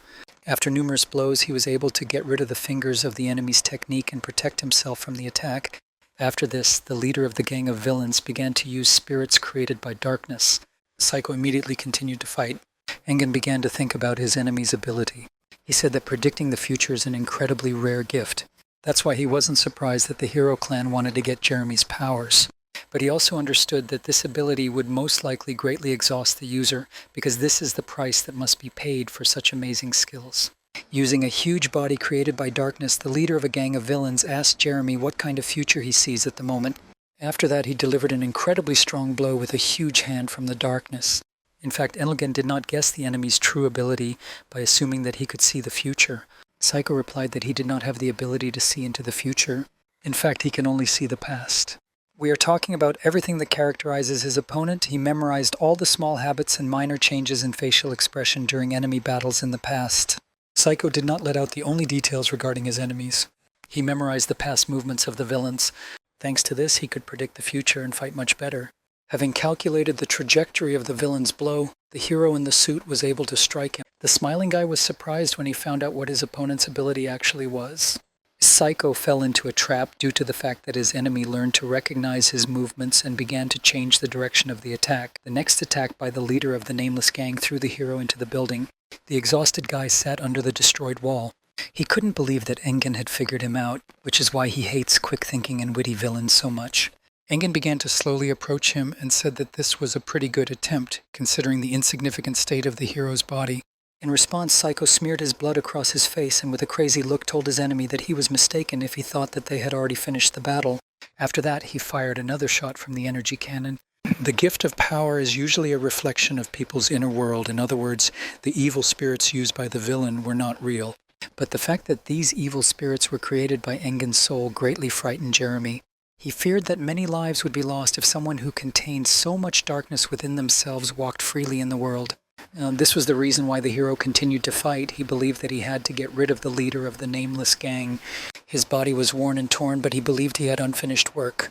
He didn't care if he died in the end. Jeremy Bernstein considered it his duty to give it his all. Continuing the battle, he was again wounded by an attack from the villain. Engen was able to catch his opponent with darkness, but still Psycho was able to strike the enemy. He believed that the death of a heavy smoker was not in vain and he could take revenge. After stabbing him with his knife, Psycho pulled out a gun and aimed it at the gang leader. The guy looked in surprise at the efforts of the wounded enemy, but the hero was never able to shoot. He ran out of energy and could not complete his battle. He believed that the world was dishonest and unfair. Jeremy Bernstein gave it his all but still lost. Engen told him that this would not have happened if the clan had not forced him to overwork. The wounded leader of the villains rewound his stomach wound using his darkness. He was not sure of his words and just assumed it. However, he said that he respected this hero's persistence, even if it cost nothing. After that, he created a sword from darkness and said that Jeremy Bernstein does not understand the clan of heroes well, because this is the place where real villains from all over the world gather. Raising a huge sword above him from the darkness, Enden told the enemy that he should have realized that within the clan of heroes, all good deeds are severely punished. Meanwhile, the hero killer walked calmly through the destroyed area of the city. She held a captured sword in her hands. At one point, she stopped and turned around at the noise next to her. It was Rachel. Inhwa saw her partner waving her hand while sitting calmly against the backdrop of the battle between their leader and one of the heroes. Rachel Sinclair, with a smile on her face, was glad that her partner looked safe and sound after the fight with the hero swordsman. The hero killer approached her friend and said that, unlike her, Rachel looked pretty bad. Her whole body was wounded. She understood that her partner was very tired after such a difficult battle. In addition, she remembered what happened quite recently. At the beginning of the battle with the heroes, Rachel protected Inhwa from a sudden gunshot. After such a memory, the grateful girl pulled her hand into her pocket and began to look for something there. She took some food out of her pocket and offered Rachel a snack. The girl was surprised by such a gift. It was a protein bar. The girls enjoyed a snack against the backdrop of an incredible fight. Rachel was very surprised by the battle next to them. She asked her friend if she could reach such a level of power as theirs. The calm Inhwa replied that it would not take her much time. Suddenly, this conversation was interrupted by the doctor. He was tired of dragging the captive and said that if they had nothing better to do, then they should help him. Surprised by such impudence, the hero killer asked her friend if she knew the name of this masked man. The girl answered with a smile that she did not remember. The doctor was very upset. Rachel replied that he shouldn't be sad because they were just making fun of him. The hero killer approached Vector and took the unconscious body of the shooter from the tired man. After that, she again remembered the beginning of the battle. The moment when the hero with the crossbow suddenly shot at her made her very angry. After that, she simply calmly and unexpectedly for the others threw the enemy into the wall that was nearby. She said that she was just angry because of something. The doctor replied that she shouldn't have just thrown the unconscious girl into the wall. Inhwa asked how John was doing. The doctor replied that given the fact that he had not yet come to them, he was most likely dead. Everyone was surprised and said that it seemed he had not lived up to his name. After this, the girls asked Vector why he didn't kill the enemy shooter. The calm guy replied that it was an order from Engine. He asked them not to worry about this hero because she will not wake up for the next 20 hours even if the end of the world begins. Scratching his head, he said that most likely the battle between their leader and the hero was almost over, so they should get ready to retreat. Joyful Rachel said that she really wanted to go home to take a shower, after which she asked if he was ready to return home. When suddenly their conversation was stopped by the hero killer, she noticed something strange and told her comrades that they should get ready. Pierced by arrows from the darkness, Jeremy tried to move. The huge sword of the leader of the gang of villains who stood opposite was already pointed at him. Psycho believed that he still had not finished the fight. Because of this, he tried to dodge the blow. Engen immediately swung his sword to the side. He said that he wanted to end their battle quickly and painfully for the hero. After this, the calm villain asked the hero why he was still clutching at life. The seriously wounded guy took off his glove and put his hand to his suit. He said that he did not plan to survive this battle. By pressing the suit, he activated a self-destruct mechanism called the Dance of Death. He told his opponent that if he started this procedure now, even Engen would not be able to survive it. In truth, he wanted his opponent to die right now. But after activating the self-destruct, Jeremy was incredibly shocked as he saw a denial of access to this function of the suit. Psycho's face was covered in cold sweat. He thought it was because his suit was damaged. Engine decided to finish what he started, and with incredible power, launched his attack with a huge sword from the darkness. A moment before the impact, the exhausted Psycho thought that most likely his luck had already run out, and this was the end. In fact, he was unable to use self-destruct due to Dr. Yoon's decision. She said that she could not accept such a death of her colleague. The girl really hoped that help from other heroes would arrive before his death. Like a friend, a purple flame appeared on the battlefield. A blue-haired girl appeared next to Jeremy. She was able to fend off a powerful blow from the leader of the villains. She waved her torch with a purple flame and said that she still made it on time. Engen did not expect the butcher to join their battle.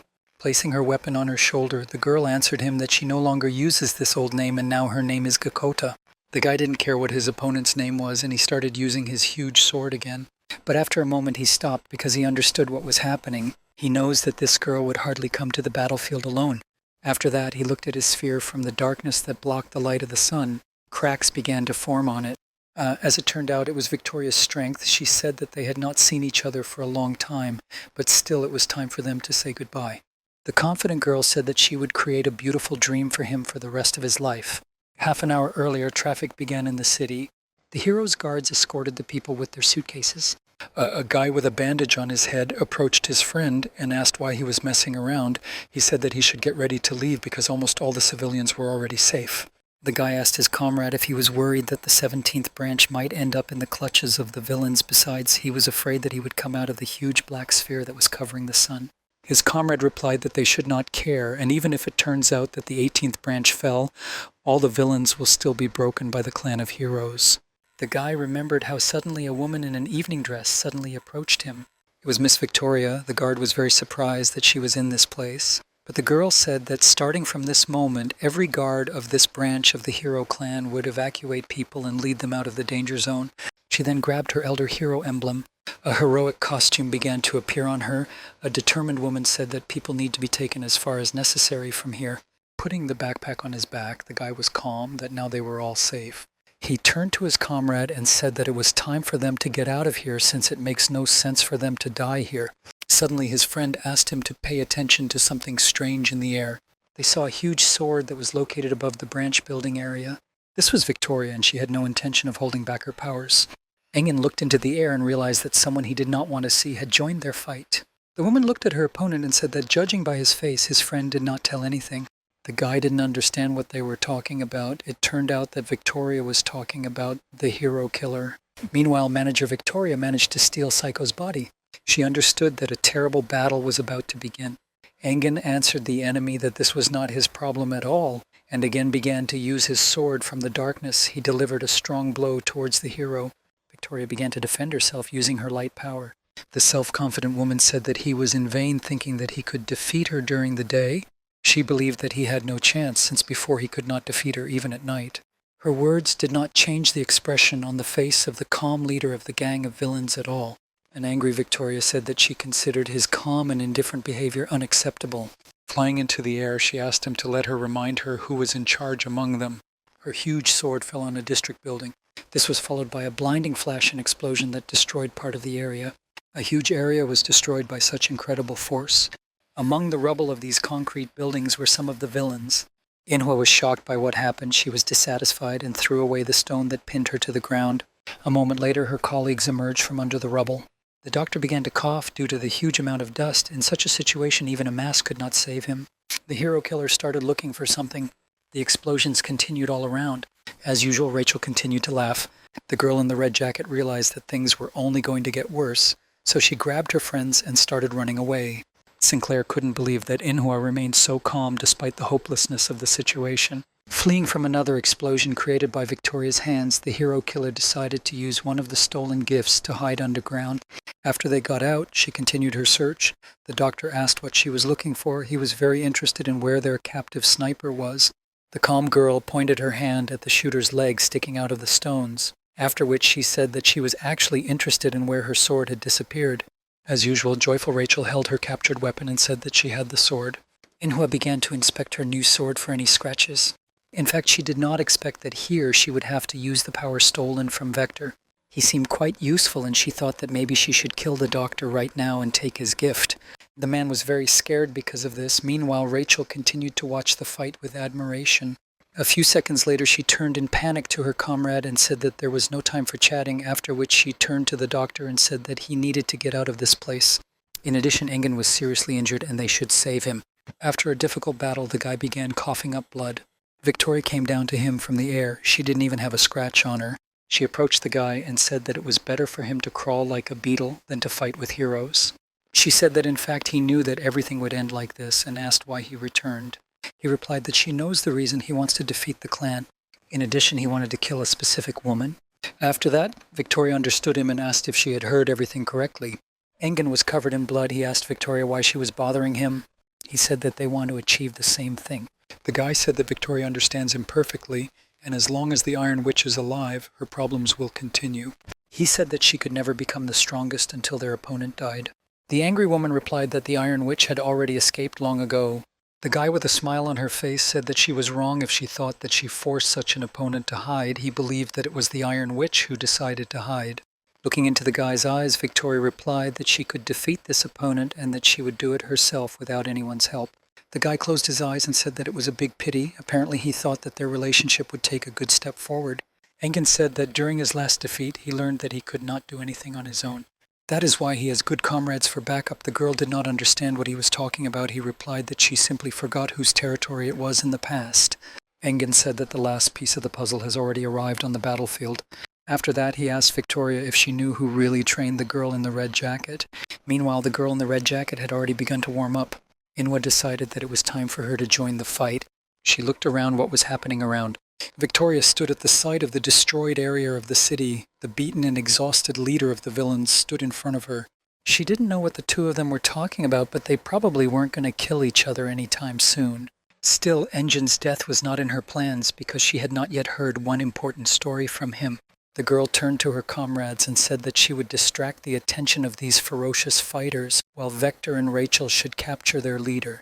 The surprised doctor said that at such a distance they could use his ability, but the girl replied that they shouldn't do this because Victoria will be able to react. She believes that one wrong move and they will end. The doctor thought that this must be the first time she saw Victoria. It seemed strange to him why Inwa spoke as if she had already met her. He began to guess where she got such knowledge, how Sinclair's friend used her abilities. She hit her partner painfully on the back. Surprised by this, the doctor clenched his fist and asked what it meant. The girl said that if he could not react to such a simple blow, then the hero killer was indeed right. The guy still agreed with her. A moment later, he began to open the gate, but he was unable to finish it. Sinclair didn't understand what happened.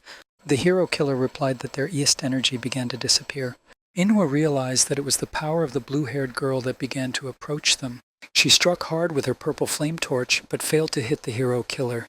The girl greeted her enemies with a smile. She apologized for coming without warning and said that she had orders to arrest all the villains. Inwa decided to continue warming up. She understood that most likely their energy began to disappear because of this opponent. Both girls got into fighting stances. They were ready to fight. Suddenly, a moment later, an incredibly powerful blow passed between them. The girl in the red jacket noticed that this was done by an old man in a stroller she knew well. The blow created a huge crack in the ground. The man holding the sword said that he thought that the hero killer would not need his help, but when he saw the situation she was in, he realized that she really had problems. The girl was very surprised that this old man joined them, but the man said that they should leave these conversations for later and focus on their goals. Inwa turned around and looked at his friends. She decided to go back to the old plan, and so she grabbed Rachel and her precious sword and began to run away. The blue-haired girl was also very surprised that the man was still alive. She turned to him respectfully and asked what happened to his legs. The man with gray hair said that he had not seen her for a long time and noted that he was surprised that Hecate decided to join the hero's clan. He was sure that she had her own reasons, so he decided not to ask unnecessary questions. Stretching out his hand to the sword, he said that she should quickly make her choice. The girl was surprised and replied that she didn't know what she was talking about. The man in the wheelchair replied that he had lost his effectiveness and lost his legs. His abilities had weakened significantly. He suggested with a smile that Kokoda believed that this was her chance. But in fact, just such a thought made her hands begin to tremble. She threw her weapon on the ground and said that this was not at all true.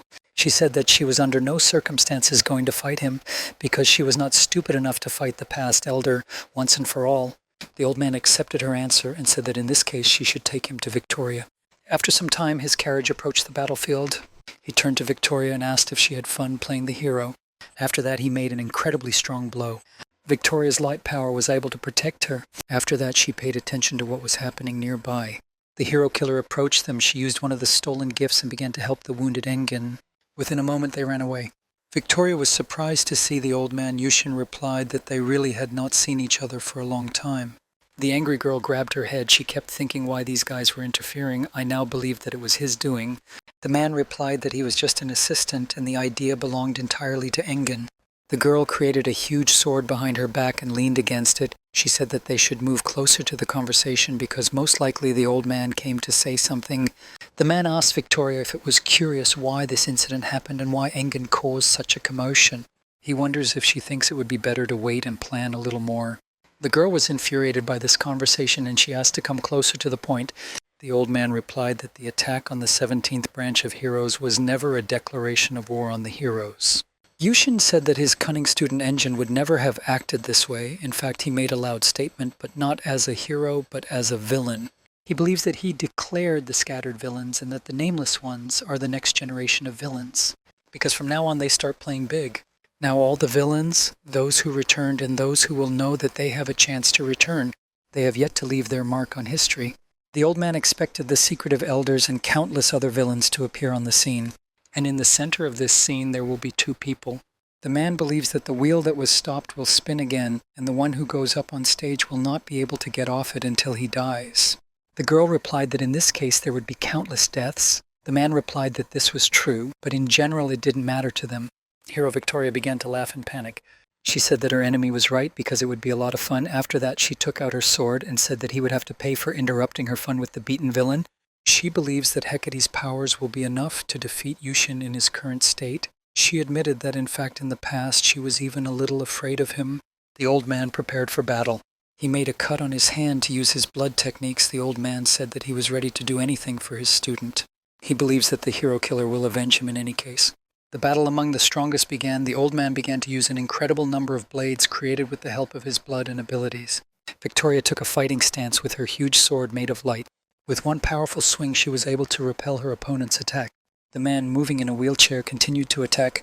He surrounded himself with a huge number of blades. Using his technique, Victoria began to defend herself. The man made a new cut on his arm. They continued this incredible fight. Yushin began to create a huge creature from his blood. Victoria calmly stood opposite and was ready to continue the battle. Meanwhile, things were much calmer at the villain's headquarters. Exhausted from a hard day, the doctor took off the mask from his face and fell asleep on the table. Rachel decided to rest like a human and went to bed. Meanwhile, their leader, Engine, was relaxing on the sofa. Only Inhwa did not rest. She prepared food for herself and continued to think about the fight between Victoria and her teacher. She knew that Victoria is known as the strongest hero. She also remembers that the old man said that in his youth he was quite a bully and is also an incredibly powerful fighter. Despite this, she wasn't sure if he would really be okay. The girl enjoyed the prepared food with incredible pleasure. Now her main task was to restore strength. Having thought everything over, she was sure that the old man would be fine. When suddenly she stopped eating, Inhwa heard that someone wished her death.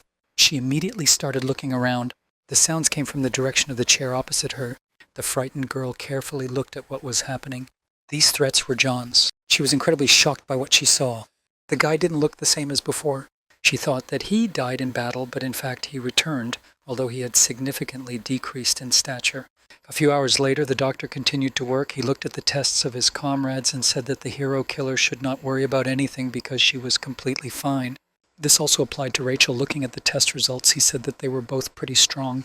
But in truth, Inhwa was worried about something strange. The girl moved her hand to the side and the doctor began to listen carefully to her complaints. When Engen suddenly interrupted their conversation, he turned to the hero killer and asked if she would find a minute for him to talk. They decided to find another place where they could calmly discuss their affairs.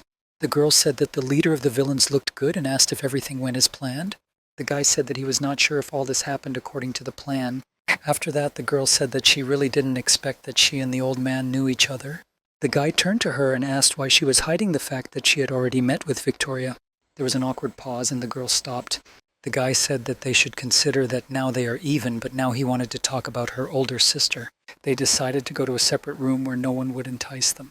The guy said that he was sure that Inhwa knew that there were several lower branches in the hero clan. These include the Heroes Guards. There are also underground heroes, but they are concerned with lesser-known factions. It was about the Black Hand faction. He asked if the girl knew what we were talking about. Inhwa was very surprised to hear such a name for the first time. The leader of the villains explained that the Black Hands are the executive branch of the so-called intelligence department of the clan of heroes. This organization hides a lot of secrets. They do all the dirty work of the clan, be it killing key figures or other dark deeds. He said that if her sister really was such a powerful hero as the hero killer said, then he could not help but know about her. He believes that there is a high probability that she is an agent of a Black Hand. After these words, the girl closed her eyes and remembered her sister. She wore quite formal clothes. Engine distracted her from these thoughts. He came closer and said that he wanted to make a new deal. He believes that a group of nameless villains can only handle small-scale operations. In fact, it is difficult for them to cope with even one powerful person. But at least he thinks they can light a fireball. And because of this, those villains who are hiding will soon begin to act. Among them there will be those who will admire the gang of nameless ones, and there will also be those who will be against them. He was going to bring all the villains to their knees. The girl finally understood what the plan of the leader of the Nameless was from the very beginning. She became interested in what was required of her. The guy replied that from the moment he met Victoria, he knew perfectly well that she didn't care about the clan of heroes. After all, this girl did only what gave her pleasure. Therefore, he believes that there is a high probability that she will ignore the recent incident. He also took into account that the ties between the regions are not as strong as expected, so it would be more logical to assume that the recent situation will not gain wide publicity. The guy handed the printouts to her. He said that only she could handle this. The girl began to look through the advertisements in surprise. These were announcements about the recruitment of new members of the clan of heroes. The guy said that the killer of heroes would have to become a hero for a while. The girl was surprised and asked how this could even be discussed. She already had some kind of clue. In addition, she even had the ID card of one of the heroes. She believes that if she approaches the Hero Clan terminal, she will be able to get into any unit. This was the chance she had been waiting for so much. She believes that this is an opportunity to kill two birds with one stone. And yet their plans were a little similar, and so she decided that she could play along a little. The girl asked what she would have in return. The guy replied that she was going straight to the enemy's lair. That is why when she needs him most, he will come and fight with her. The girl agreed with him and said that she had one more request to become his spy. The girl said that she needed to pay the bills somehow. She asked to pay her. Still, they managed to talk, and the girl went on a trip. Next to her stood a suitcase with things, a captured sword peeking out of it. The express train was leaving for the next area. The path to the next stage of her plan would not be easy. Meanwhile, the 17th district of Dust City was not in the best situation. The thing is that it is a battlefield where the fiercest battles took place during the war, so part of the area is truly represented by ruins. In any case, everything seems to be fine for now, but there are much more important things. Inwa opened her bag and realized that now she was really very hungry. So she took out a gold bar and began to hold it in her hands. She started waving her arms and asked to be paid for it. Inwa was really very happy about such a large ingot, like a small child. Her interlocutor said that they would soon go there too, but the girl didn't care at all, so she simply asked him to prepare a site for them. Inhua began to sort out her things and looked at each package, trying to find food in that suitcase that could be there, but which she did not put there at all. She took out her pajamas, which undoubtedly suited her very well and meant a lot to her. After that, her memories of the girl who began to cry and was holding her toy in her hands were immediately updated. She hugged her friend tightly and cried a lot, although I understood that I wouldn't see her very soon, so she still prepared a gift. Therefore, the girl saw this box and became very interested in what it could be. Therefore, Inhua sat down near the table and began to vigilantly examine the box, trying to guess what was in it. The guy in the respirator had told her earlier that this would be a local delicacy, which would come in handy if she got very hungry on the road. She opened the box and saw a dish called taiyaki. Her eyes really lit up as she was shocked by what she saw. Right now, food was exactly what she needed, so the girl, without wasting time, immediately decided to try this dish. A minute later, she was already licking her fingers, enjoying a very tasty snack. Suddenly, the doors to her room opened slightly, emitting a not very pleasant creak. It was a cat who watched the girl enjoy her food, even without him. Inhua immediately noticed him and looked in his direction. After that, the cat immediately jumped onto the table, and he began to walk with his paws on the sump, making it clear that he was not going to listen to her and that he was the boss in this house. Inhua was very, very surprised by this behavior. I didn't understand why the cat allows itself to be carried around like this. He looked again at the sweet girl, and something in his eyes changed. A second later, he began to meow loudly and scratch everything. He attacked the girl and tried to scratch her completely. After another second, he simply raised his paws and looked at the claws in complete bewilderment. The girl watched the situation and realized that this made the cat even angrier. Therefore, he rushed into battle with all his might with one more attempt, since the girl very easily repulsed the previous attacks. The owner quickly caught him by the fur and apologized in advance. So he put his cat in a cage and asked the girl if she was okay. She just looked in his direction and said that there was no reason to worry because she really, really liked his style, and the cat himself had not done anything wrong. Her interlocutor sat down opposite her, which surprised Inhua. He glanced her way and handed her his business card, telling her to relax since he wasn't going to do anything wrong. It was journalist Philip Neville, who asked to be called simply Phil. He looked at the girl in surprise and asked if she was really from Dust City and if she wouldn't mind chatting with him a little. She thought about such a proposal because she understood that all this should definitely not be done on an empty stomach. Meanwhile, their express train called Victoria continued its journey, although it looks like a steam locomotive, but in fact it is equipped with the latest technology. This is also not particularly economical, but quite reasonable, so Philip began to wonder what the girl thought about this. But after the tea and food were brought, she could no longer think about anything else. And a second later, her plate was completely empty. She lounged on the seat and only said that she really liked the strawberry pie, but Philip was shocked because he was counting on more serious answers from her since he had fed her. Inwa got a little angry at this because before that she had already told him everything, and she didn't like that they were asking her so much since some brave idiots decided to attack the clan headquarters and now they are on the run.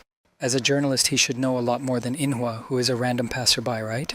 He grabbed his head because he realized that during all this time he had not been able to find much information during the trip. But out of nowhere a huge gaping hole appeared, but for some reason everyone around stubbornly began to remain silent about it. Inwa also sighed and said that she also knew nothing about this because she was terribly afraid to even walk near this place. Philip was upset because he had hoped that the girl had at least some information, but was he really mistaken? He looked out the window and realized that his instincts had never failed him before. The train continued to travel along the indicated route, making pleasant sounds of hitting the rails. The guy smiled because he understood that it's really not in vain that people say that when you lose one thing, you gain another. Inwa didn't understand what he was talking about now, so he smiled and said that they had just passed their stop. He began to assume that all was not well in the engine room right now, and there were more than one crew member there. Therefore he understood that this could only mean one thing, namely there was a high probability of capture. It seemed that the sensation itself was coming into his hands. The passengers were upset and scared because they understood that they already had a lot of worries, so they didn't want to suffer at all at these stops. They began knocking on the doors, ordering them to be opened immediately and let out. The guy did not calm down, so he said that otherwise he would talk to them completely differently. The door was opened by the driver, whose jacket was completely covered in blood, after which he looked at the passenger and said that there was no need for this, since the door was already open, so he just asked what he needed. The passenger was very angry, so he was ready to fight, since such a service does not suit him at all, but still he was very wary at the sight of his interlocutor, so he asked him if he was definitely the driver. After these words, he was grabbed by the head with great force and forced to close his mouth. The guy looked into his frightened eyes and asked what would happen if he wasn't even a driver. After that, he clenched his hand into a fist with great force, exploding his interlocutor's head, which greatly surprised all the other people who were watching this process. The passengers were in a panic, so looking in that direction, they began to run away with all their might since they did not want them to have the same fate. The driver just smiled and told them that the guy was just making too much noise, so he destroyed him, but should he also catch up with all the other passengers who were making a lot of noise? His comrade laughed because he understood that there was no need for this, and although they hurried a little, they could still begin now. One of them came up to the microphone and with a smile began to announce that the train crew really hoped that all passengers were enjoying the journey. After that, they took out their weapons and regret to inform them that from this moment the express train has changed its management. Therefore, it will now be under the control of Vendetta. And all of them want only one thing, for the passengers themselves to bring a hero named Without Joints to their department. The road was clearly visible from the driver's cab, so there was not much time, which is why the boss said that they only have 1 hour to make a decision, so they promised not to go further and let them out without any problems if they fulfill them requirements. But if they dare to refuse, then everyone will die in these cars. Guys in peaky visors started walking around and shooting at the carriages, instilling fear and panic, ordering everyone to fall to the ground and put their hands behind their heads. Philip was very scared and did not want to believe what was happening, but on the other hand, he was very happy because if he survived, he would be able to make a real sensation. He looked at Inwa, who was absolutely calm and not worried about this situation, so he asked why she didn't react to such a problem. She just looked in his direction with her cold gaze and instantly made a decision. After that, she rose to her feet and replied that even if she was heading to another area, for some time she will not be able to use Jade's or Grayman's gift, otherwise the clan will come for her. She straightened her arms and understood that this was truly an unexpected opportunity that could only benefit her because while she was here, she could add to her collection of gifts. If they had the courage to do such a reckless thing, then there were certainly 1 or 2 lying around, weren't they? The girl from Vendetta noticed Inwa and pointed a gun at her, asking who she was and why she didn't follow orders. She just looked at her with her cold gaze and said in a calm voice that she was a hero killer. She remembered how they handed her a set of new heroes and told her that only she could cope with it. This is truly a rare opportunity to really hit a clan that is much stronger. Inwa put her hand on her chest and refused such an offer because she understood all the responsibility for this act. The thing is that at that time she was only a novice hero who did not have much experience. Her interlocutor did not like this, so she did not care at all about who Inhwa was, so she did not think for a long time and fired a bullet at her from her gun. She flew straight towards the girl, who was absolutely calm and understood that it would definitely not be possible to cope with her in this way. Therefore, as soon as the bullet approached the critical level, Inhwa sharply dodged it with a calm look. After that, she caught her foot on the edge of the chair for a reason. Put all her strength in her legs to direct it towards her would-be killer, who continued to fire a clip of cartridges at her. After that, Inhwa decided to attack her herself and began to approach the girl with a calm look. While she stood and tried to defend herself due to the fact that the cartridges were out of ammunition, Inhwa came closer and swung her leg one more time, after which she hit her opponent with all her might, which made him very surprised and shocked, since he clearly did not expect such an outcome of events. After this, the girl began to fly several meters away due to the force of the impact, but Inhwa grabbed her by the shirt and didn't let go because she herself wanted to injure her. Therefore, with a sharp movement of her body, she threw the girl over and hit her with all her might on the metal floor that was in the train car. From such a blow, the enemy passed out and broke part of the floor. Inhwa then just waved her hand and slowly straightened the hair on her body. All the other people in the carriage who were watching the situation unfold were simply shocked, since they certainly did not expect such an outcome of events, especially in the performance of such a small and beautiful girl.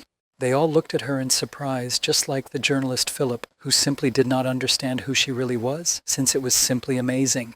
A second later, they all ran up to the girl and started asking if she was a gift user and would they be safe now. And also one of them managed to ask if she happened to know where Bez Articular is now. Philip looked at her and did not believe his eyes, because he did not understand whether all this was really real.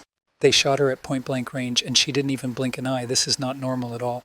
He looked at the girl and realized that his intuition was right now telling him that everything was not so simple with her. But besides that, she seems really very dangerous, so he began to calm himself down and tried to think everything through carefully so as not to let her appearance deceive him. He continued to hold his face and knew that before he got to the point, he shouldn't let his guard down. Therefore, it will be much better if he constantly watches her, and the girl, after such a fight, became hungry and began to eat the cake. He walked closer to her and took off his hat in honor, asking what her plan was. She got completely dirty with the cake and said that everything is quite obvious, and even though she is an aspiring hero, she is still going to get rid of all these vile villains who captured the train. Inhwa also understood that their leader was most likely in the engine room because all transport control was done from there. That's all. The plan is extremely simple. She will make her way along the roof of the train before the train starts, and then he will destroy the villain because by cutting off the head, the body becomes unviable. The guy looked at her and asked what should be done with the passengers, but she apparently had no time for them at all. Seeing the disappointment in Philip's eyes, she changed her rhetoric, saying that of course she plans to take care of them. She became embarrassed and decided to ask if he had a better idea. After all, it was clear from him that he already had a solution to this problem. Philip put his hat back on and lowered his head, since it was really not easy for him to talk about this topic. Therefore, he first showed her the plan of the train and asked her to pay attention to it. They are right here now, towards the back of the train. Behind them, there are only 3 passenger cars. All others are cargo. And so the ideal plan would be to clear the tail and then all the other cars on the way to the engine room. Inhwa thought about it, because to implement such a plan, they would have to really try very hard, but in general, she also understood that this is real, but don't they risk the lives of passengers with this plan?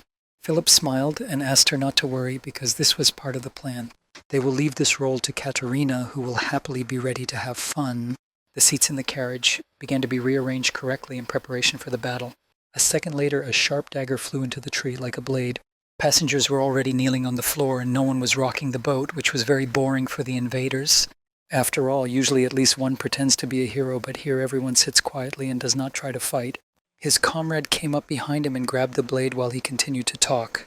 It was the same new driver who destroyed the loud passenger, but this time he looked at his comrade and was very worried about people, so he began to ask him if he was thinking of doing something reckless.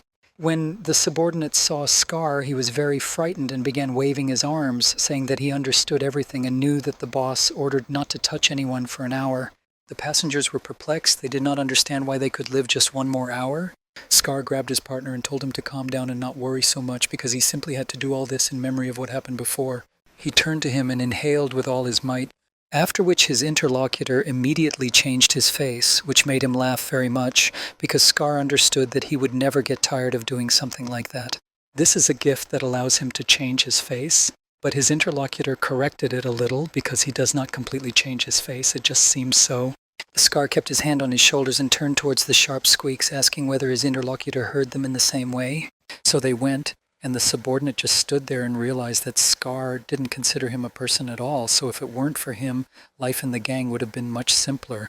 This somehow alarmed him very much because it was somehow too quiet.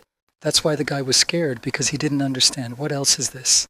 It was Catherine who began to damage the walls and all the furniture, drawing attention to herself. And while the guy was looking at the cat, Inhwa was already behind him, just waiting for the right moment and preparing an ambush. A second later, when her opponent came within the required distance, she tied a rag around his neck. He was very scared and started screaming, but he had no strength at all because the girl immediately pulled him upstairs with her.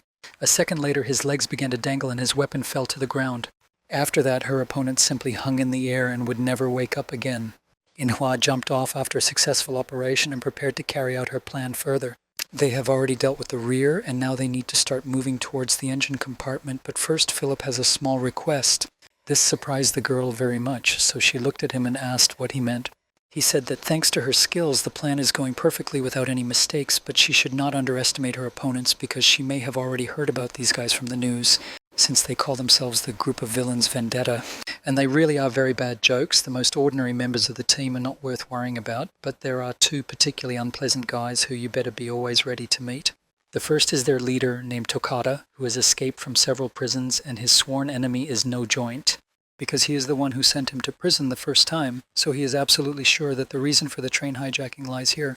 Apparently he was just waiting for this chance, because unlike other villains, he has a very developed camaraderie, and everyone knows that he harbors a grudge.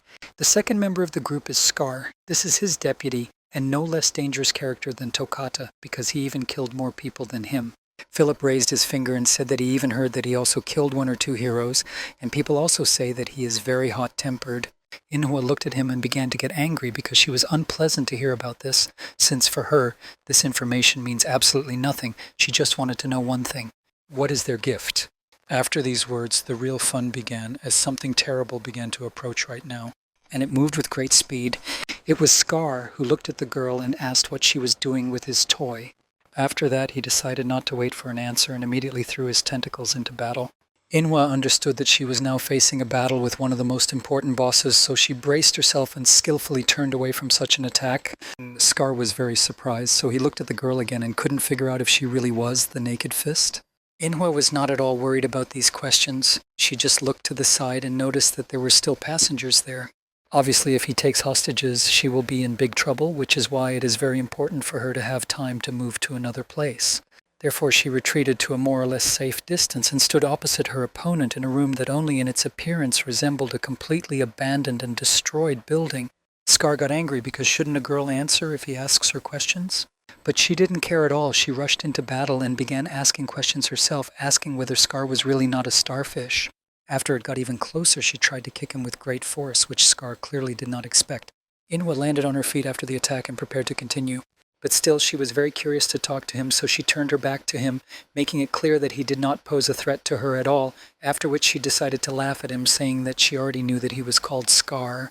Because of his terrible habit of leaving scars on the bodies of the people he destroyed, he was given such a nickname.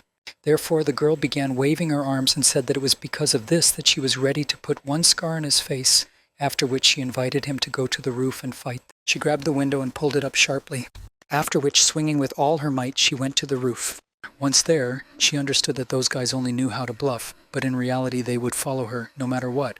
As expected, Scar succumbed to such provocation without much thought. He climbed onto the roof and was ready to fight since the girl clearly hurt his self-esteem. He didn't even need to talk to her, as rage filled his body, so he immediately rushed into battle, sending his tentacles at the girl. She was clearly prepared for this battle, as she managed to lure him into her territory. Therefore, Scar would have to be more careful, since one wrong move and everything could definitely turn out not in his favor, even despite the fact that they have a numerical advantage. Meanwhile, the train continued its movement, and noticeable explosions were heard above the same carriage, which covered the entire space behind them. Scar gave it his all, insulting the girl and devaluing all her strength. Suddenly he stopped and was a little shocked, and after he found out that he no longer had part of his hand, he was very scared and upset. The power from Engin wouldn't hurt her at all now, a simple-looking guy who was also supposed to be on this train. In order to better understand the situation, you must first understand what happened. Inhwa was sitting on the table waving her arms, where the doctor informed her that he noticed something strange. At this time, Engen intervened, and he could not speak normally, because, as expected, it was quite strange. The bone density and body strength were quite impressive. Compared to when she fought Chaos and Viper, her powers have increased significantly. It's not that the difference is huge, but it's still the kind of difference that cannot be achieved by training in a short period of time. Is it possible that Inhwa can really not only steal other people's gifts, but is it also possible that she can also steal her opponent's level? Of course, it's too early to draw conclusions, but objectively this is a terrifying growth rate. In addition, Yushin's training also did not go unnoticed, because she was even a student of the evil demon of the City of Dust. Engen, it's all about him. Now the doctor thought he understood why he took the risk and saved Inhwa, but he needs to be extremely careful because she can catch up with him and defeat him if he doesn't move. Meanwhile, another flower bloomed. He collected a bouquet and braided it directly into his hair out of boredom. But when the girl saw him, he quickly began to shout at her as she could barely contain her laughter at what she saw. Rachel smiled and said that if he was also ready, then they could continue on the road. But she also wanted to know what was happening with her sister now. Is everything okay? He just started waving his head, trying to get rid of this shame with the bouquet as quickly as possible, saying that he had not the slightest idea about this. The girl, meanwhile, began to eat the tentacles, realizing that it would be comforting if there were no accidents. She lay with her arms outstretched, realizing that this was the very taste of starfish. Scar, meanwhile, stood and watched in panic what was happening. Well, Inhwa understood that even if she attacked the tentacles, it would not cause any harm to his main body. The Scar has already completely recovered because it looks like the cut-off part was also regenerated. Scar looked at the girl and asked if she was working alone. Of course, one. What other questions?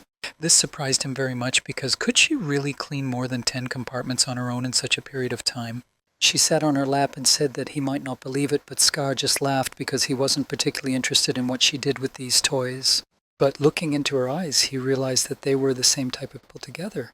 He laughed and asked if she thought the same thing.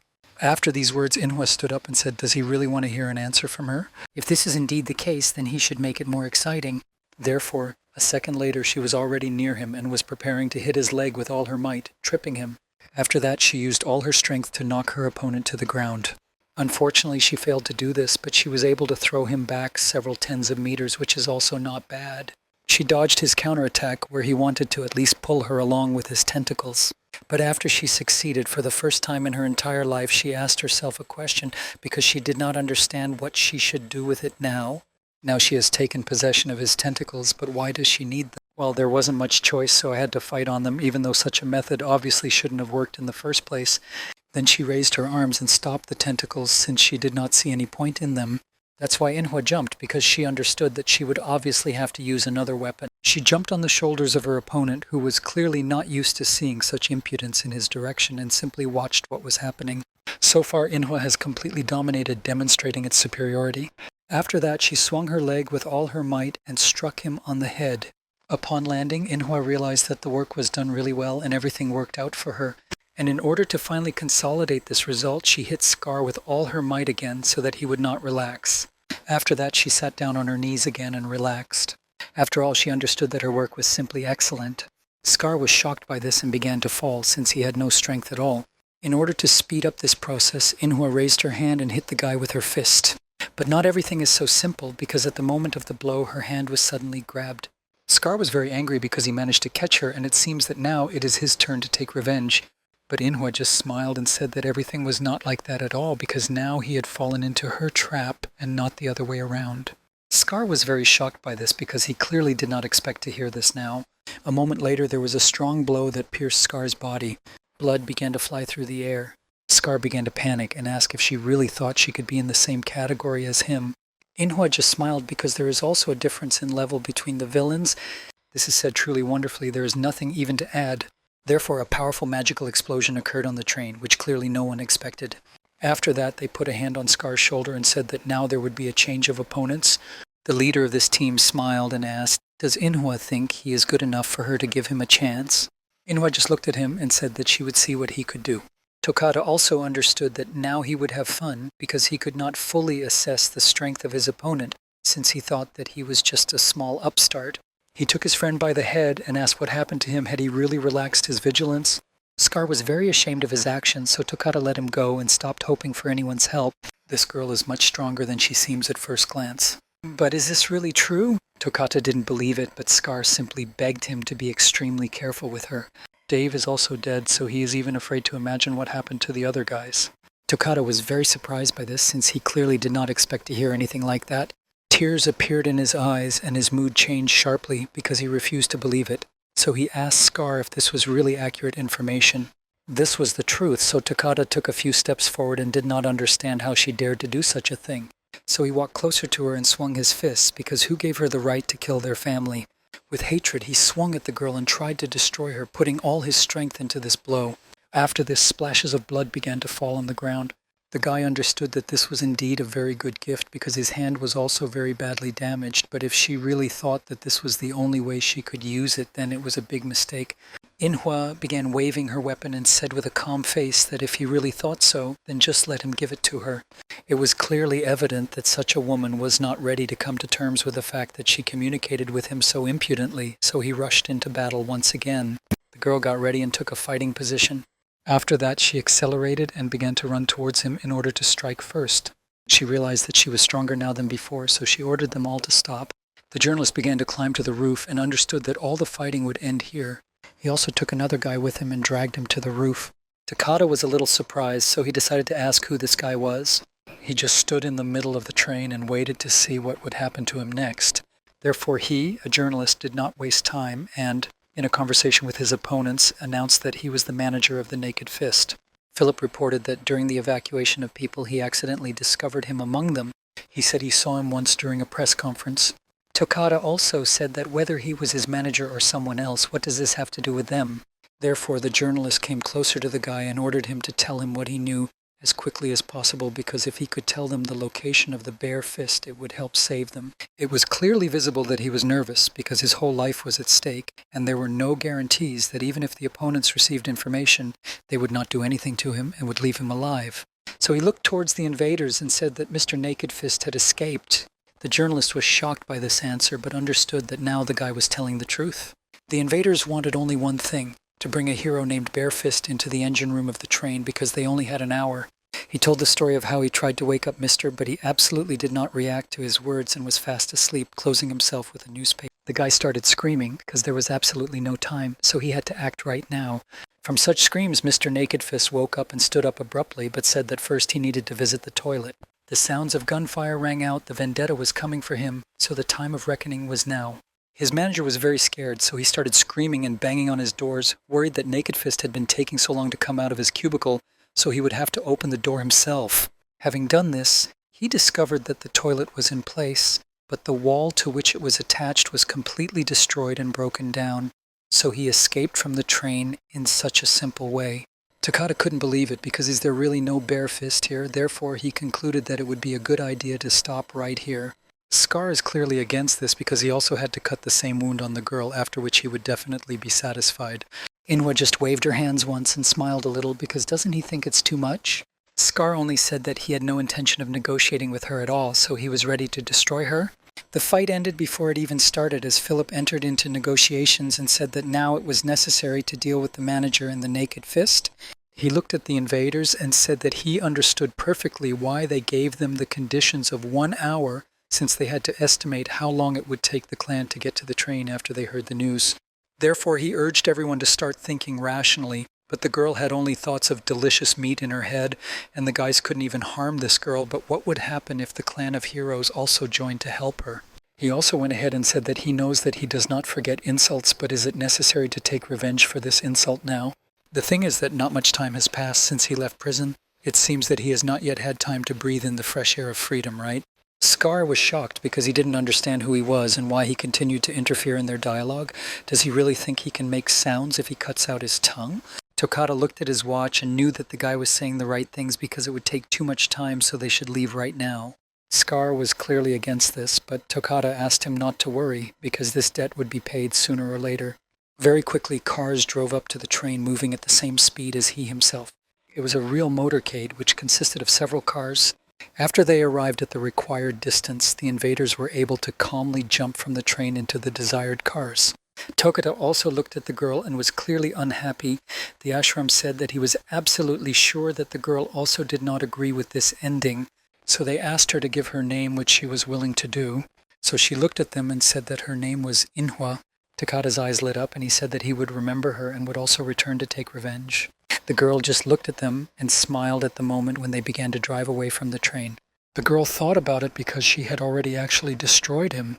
She was happy because she only needed a little time to completely deal with them. That is why she was very upset, since her prey actually slipped right out of her hands. Philip looked at Inwa and said that she was truly an amazing girl. How could she hold out against such two opponents? He raised his hands and said that he was no longer going to argue with her, and also suggested that she get to the engine room as quickly as possible and put an end to this. Philip said that everything is in order and she knows how this can be solved, because they say that there are one or two things that you need to learn in your life, and they will definitely come in handy in situations like this. But it seems that not everything is as simple as it seemed at first glance. Philip looked at her and said that it looked like they had broken all possible brakes. It's too late, and all they can't do now is hold on as tightly as possible. Inoa just continued to stand with a calm expression on her face, absolutely not worried about the current situation. Philip was panicking along with his cat, so he suggested that the girl hold on as tightly as possible because the train was about to go off the rails. It was already starting to creak, and little by little sparks appeared. At that moment there was a man with perfectly clean shoes on the rails. He held a blue staff in his hands. After that he prepared for the fact that a huge train was approaching him right now, rushing at great speed. The guy was just sleeping in his room and enjoying the silence. Suddenly they started knocking on the doors, and very loudly. His assistant asked not to create problems for the bishop and her in the first place. But Madame Full Moon didn't listen to her at all, and continued to knock on doors as if she were inadequate. She looked at the girl and said that she would have even more problems if this door did not open. So with a slight flick of her finger she cast her little spell, after which the door to the room opened. The guy had already woken up at that moment, after which he sat down on the bed and asked how he could be useful. Madame Full Moon came into the room and said that she had never seen him sit at his desk. She took out his reports and started asking how long they had been lying here. The guy just smiled, because there is a saying that he really likes: always put off tomorrow's work until the day after tomorrow. But still he said that there is no need to be so upset. After all, if she is here, then something really very important happened. She looked at the bishop and said that they had to leave right now because the train had been hijacked. Therefore they very quickly got into the car, which the assistant wanted to drive. But Madame got ahead of her and said that she would still be driving today. She adjusted the mirror and got ready to drive. The bishop smiled and understood that if they had just gotten rid of his personal driver, then it seemed like she really had important reasons for doing so. The bishop continued to smile and said that he could see it all anyway, as Madame Full Moon continued to fiddle with her ring. He is already used to this because she always does such actions at the moment when she is nervous. Is it really difficult to talk about it? Madame really thought about it and realized that now there was nothing to hide. She was ready to answer his question with a question, so she asked him what exactly he was doing here in District 16. The bishop did not know, and he himself did not ask to be transferred there. Madame did not believe in this, because she could not even think that such a cunning person like him, who smiled at the actions of these heartless old men, could be transferred. The bishop smiled and said that in this life everything should go according to plan, but ordinary people who are somewhat similar to Madame Full Moon cannot understand what exactly it is. So she looked at the guy and began to wonder what he was up to. Since he doesn't seem to want to answer her, she tries to ask another question, which the guy, of course, agreed with. So Madame asked, why is everything happening this way? Why do the top leaders of the clan of heroes leave the villains? She grabbed the gearbox and said that they might indeed take losses, but they still needed to completely destroy them. The bishop sipped his coffee and said that Madame Full Moon was always so straightforward. After that, he put the coffee in a specially designated hole. After which he said that the girl was really honest in her statements, which couldn't help but rejoice. The thing is that the villain's hidden potential defies imagination, but he is sure that she is right. After all, if they introduce another protracted bloody war, then they will be able to destroy them completely, but there are some nuances. He looked at Full Moon and said that she knew it as well as he did. After all, no matter how many beetles she crushes, new ones will take their place. In addition, there are many heroes with disabilities, because human nature is such that you want to use the weapon that you hold in your hands. What do you think will happen if all these bloodthirsty heroes suddenly have no one to hunt? Necessary evil mean, is this really what the bishop calls villains? Yes, this is true, because it is much more rational to keep them at a manageable level and maintain balance, since the clan needs a common enemy. After these words, the girl turned to him and said that people probably wouldn't understand this. The bishop continued to laugh and said that if she could, she would have already dealt with the heads of the clans. Therefore, he asked her to calm down and not even try to delve into the situation, since he would prefer that she not get involved in all this. The girl clenched her teeth and was really upset. After that, she sharply jerked the steering wheel and turned it to the right. Because of this, the car skidded and it began to drift. The bishop was very frightened and began to hold on to everything he could. Meanwhile, the train was approaching, so Madame Full Moon asked him to get out of the car and stop it. Right now, they have arrived at the right place. Everything in the driver's cabin was squealing as the train was completely out of control and about to fly off the tracks. Philip couldn't stop him, so he turned to the girl and said that it was too late and he needed to grab onto something. The manager and Katerina also began to grab each other as they were very panicked. Only the girl stood surprised, but the journalist tried to calm her down and said that it was too late to be so surprised. She turned sharply and ran, which was very unusual for such a critical situation. She started to run away because she had forgotten something important and also could not believe that she had made such a stupid mistake because she could refuse everything except this one thing. So she ran with great speed and really hoped that he would be there. She opened the doors and was truly surprised. Her pupils changed as what she saw greatly shocked her. She returned to her room and was very upset. The train was already moving at great speed and a collision was about to occur. So the girl climbed out and opened the doors as well as the windows there. Due to the strong wind, all the dishes and furniture began to fall to the ground. People began to grab hold of her because they did not at all expect that something like this would happen. Even in the royal carriage, which was intended for VIP guests, everything was not at all good. Madame Full Moon also got out of the car and took her one step. Then she lowered her gaze to the ground and turned to the guy, asking if he wanted to sort this out on his own. The bishop looked at her and said that he could handle it, especially if she only knew how to break things. Madame Full Moon was very angry at what she heard, so she grabbed the guy and started shaking him in different directions, but he just smiled and said that he was just joking. After these words, he approached the rails and realized that the time had come to make it really useful. So he took a step and then got ready. The train was flying at great speed towards him. His smile suddenly disappeared and he concentrated on completing his task. The train was flying and it seemed very difficult to stop it, so the guy took out his staff and squeezed it tightly in his hands. He began to glow and answered him with his magical power. After the guy checked that everything was working, a smile appeared on his face again, so he said that everything would be fine now. A huge amount of magic formed behind him as a result of a strong explosion, so he waved his hand and welcomed the train and all its passengers to the Cloud Garden. Immediately after this, a large water blast hit the train. It completely froze and stopped the brakes, which were broken by the invaders. Philip held onto a pole that he was able to find on the train and cried and was very worried. After that, he opened his eyes slightly and was really shocked. The cat and the manager started laughing and pointing fingers at him. The bishop continued to wave his arms and control this line of water. He clearly did not lose his superpower and became much stronger than he was before. Therefore, the water completely enveloped the train and stopped its movement. The bishop waved his hand and confidently controlled his actions. After this, the train stopped a few meters in front of his body. The passengers were clearly surprised by this outcome of events, because on this train they had already said goodbye to their lives. The funny thing is that the train actually stopped, and the light blue splashes that remained from the water simply began to drip from its wheels. Madame Full Moon said that she would need to check to see if there were any traces, and also asked what the bishop planned to do now. The bishop just smiled and looked into one of the carriages, saying that he was now trying to find someone. The journalist was the first to leave the carriages along with his cat. This pleased the bishop, since he really wanted to know what exactly happened here. The journalist began to shake out his hat, which was completely wet, primarily from the water, saying that he was just lucky, but in any case he did not understand where did this little lady go. The bishop decided to speak to him first, saying that they had not seen each other for a long time, and asked the guy if he was really the same journalist. The bishop began to laugh and asked Philip how he was feeling. The journalist was shocked because he did not expect to see the bishop in front of him. At this moment, Inwa also left the carriage along with her bag, which was indeed very valuable to her.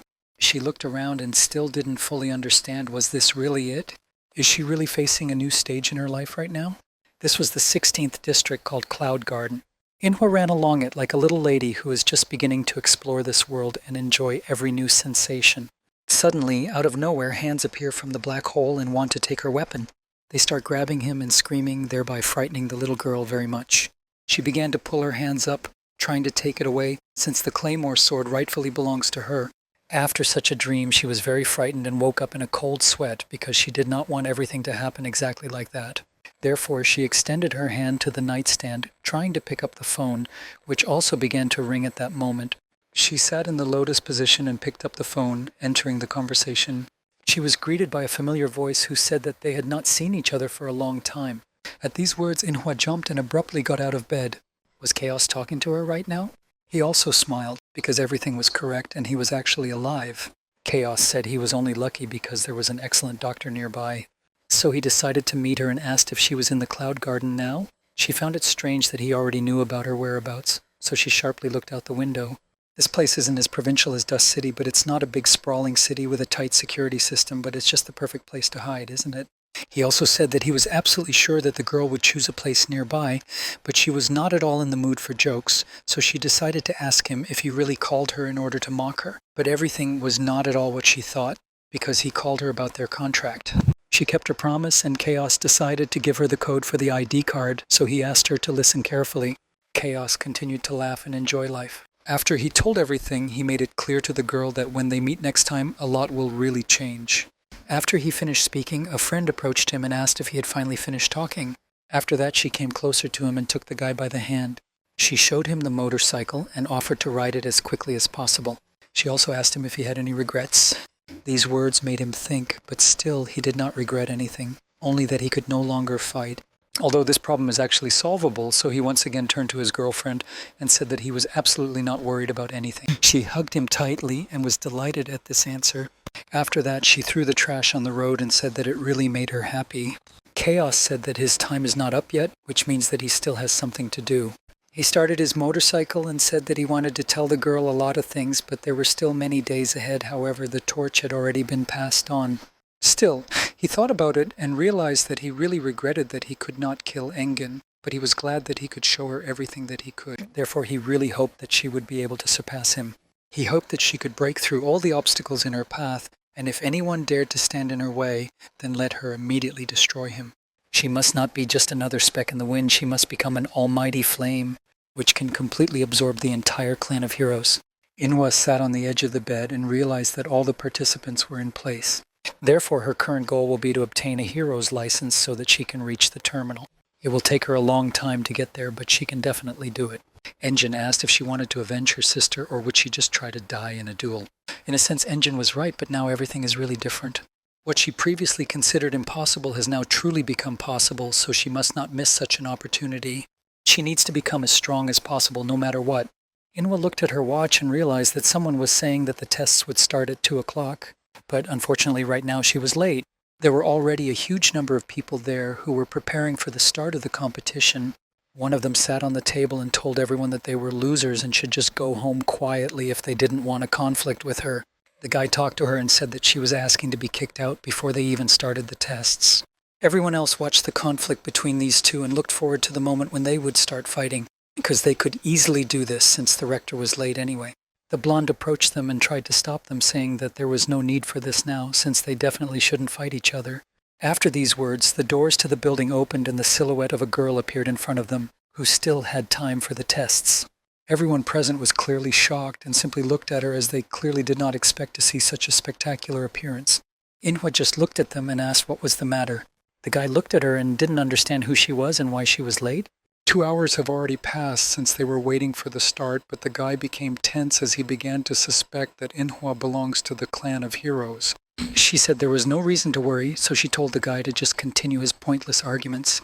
The girl looked at Inhwa and didn't understand why she had such an impassive attitude in front of all these competitors, so it seems that they are either an idiot or a rector. Inhwa sat in a chair and looked at the people who were shouting and asking when the tests would start. Inhwa took out her phone and realized that management was indeed late, but was also surprised that everyone was starting to ask her this, because hadn't they already started? From that moment on, everyone rose to their feet and got ready. The girl with red hair also stood up from her seat and asked if the tests had really already begun. From now on, it's every man for himself, and this rector seems to be picky too. Inhwa just continued to play games on her phone and look at the food while everyone around her was worried and realized that this test would not be easy at all. She was very sorry that she did not have time to destroy Toket, who then stood in her way. Well, even despite this, she managed to get a really useful gift. This is probably how people see her now. Suddenly, everyone began to fight in front of her, everyone trying to prove that he was the best among them. Inhwa was also upset because not many people know her real name anyway, so for now everything is fine. She began to look around and realized that now the problem was different. She found it difficult to understand why they all started fighting among themselves. The blonde used all her strength to show that she was dominant over her opponents, and other participants used their powers to protect themselves from the barrage of such blows. The girl was shocked because she did not understand why her opponent wanted to attack her so much, because before the start of the fight they communicated so well. She really didn't like the fact that the guy was also standing next to her, so she started hitting him with her pillow. Inhwa decided that she had enough of sitting on the phone, so she stood up from her chair and was ready to ask them the reason for such actions. Without hesitation, she headed straight to the epicenter of the battle to stop it all, or to join them. The guy lay on the ground and lost quite a lot of strength as he received a large amount of damage. Inhwa sat down next to him and asked what he was doing here. He closed his eyes and looked in her direction. It looked like he was ready to try to attack her now. But Inhwa was not an ordinary girl at all, so she immediately asked him what he was trying to achieve right now. If this is all he can do, then he'd better go home. He was frightened by what he saw and immediately grabbed his stick and also thought about how to avoid conflict with this girl who had just humiliated him. He raised his weapon and said that he could still fight, so he asked the girl to watch this process. He had to swing his sword and run into battle to give her a positive impression. After that, the girl continued to sit and watch the situation unfold because it is very interesting to watch how people fight, and this is also another reason why there are no normal people in the hero clan. The car was already approaching the building. The guy was sitting and was very unhappy because they were already very late. So he shouted at his driver, who was already very worried, but he didn't care. He wanted to get to his destination as quickly as possible. His brother leaned over to the guy and asked him not to be so cruel, because it was not the driver's fault that the meeting ended late. They also didn't understand why they had to be the ones to clean up the train hijacking incident, because couldn't the district guards take care of it? Because this is a vendetta-related incident that they definitely can't just leave to the guards. There are not many heroes living in the regional garden, so they are going to show the power of the clan and prevent any future incidents. His brother was surprised because they were really just going there to show their strength, because since Full Moon was also going somewhere, it was only natural that they would go with her. His brother crossed his arms around his body and said that it was just like that. He walked into her room, where there was an expensive candle stand on the table. He glanced at Madame Full Moon and asked if there was a reason why she wanted to meet him alone. She was surprised by this because is he really not in the know? Or is it simply to his advantage to pretend that he knows nothing? It looks like this will truly be the last test. Madame Full Moon put the teapot on the table and said that as they already know, this test is really different from the previous ones, where this time they will only look for the person's skills and abilities and not his past or origin. In addition, the trials will be held in 8 locations, and only in the Cloud Garden. If the locations in other areas are included, the number of participants will reach triple digits. More beautiful flowers naturally attract more insects, and they can be both beneficial and harmful. Therefore, Madame said that it was very important for them to make sure that they could filter the good from the bad. If they miss this chance, then the hero clan will truly rot from within. But the guy also heard that those who become heroes become the same after a while. Madame Full Moon was watering the flowers and couldn't understand where the guy got such cynicism from, but she fought the desire to hit him as hard as possible. It was repeated several times because this competition was indeed extremely important, because a huge number of higher-ups would be watching it. The guy just sighed and said that it would really be difficult to implement, but Madame Full Moon said that they must fulfill their duties. Therefore, remembering such a tense conversation, the guy took out his bottle and decided to drink its contents, since he was still a little worried that the hero clan was really rotting from the inside. Therefore, he decided to quickly drink all its contents and prepared to complete the tasks assigned to him. The only thing that bothered him was that now it would not be too late. His brother was very positive, so he leaned towards him again and smiled, trying to lighten the mood and talk, asking what he was thinking about. He didn't want to talk to him, so his younger brother himself took the initiative and said that there was no reason to worry, especially if he was worried about the testing location, because he had already asked Narim about it and everything would be fine. Meanwhile, their car had already arrived and stopped abruptly. The driver looked at the passengers and said that they had arrived at the right place. The guy was very serious and understood that this was exactly the place where the tests would take place. So he stood up and tried to quickly remove the seatbelt, which he did not immediately succeed. Many stones had already begun to fall from the building, which meant only one thing: the tests had already begun. But there is also another side to this process. The cleaners who were traveling on this bus were very upset because there was really a lot of work coming, because they would have to clean it all up. Naram was already standing at the entrance and crying, greeting the car. She was in a panic and waving her arms because she had already waited so long for them. When they came closer to her, they decided to ask about what happened here. Naram continued to cry because she was unable to cope with the situation on her own. They calmed her down and said that everything was fine, but first they would need to look inside. There was a real meat grinder going on there because people fought each other without waiting for the fight to start. The guy smiled and said that it really looks terrible, but it is also no less fun. Therefore, they decided to rush into the attack and capture several fighters in order to bring them to their senses a little with their method. The builder fought and also wanted to become a hero, so he clung to this opportunity. Suddenly he saw that other opponents were approaching him. A second later, a blow from the nunchucks came at him, which shocked him very much. The guy came closer to him and started laughing because are they really heroes or are they just simple bandits?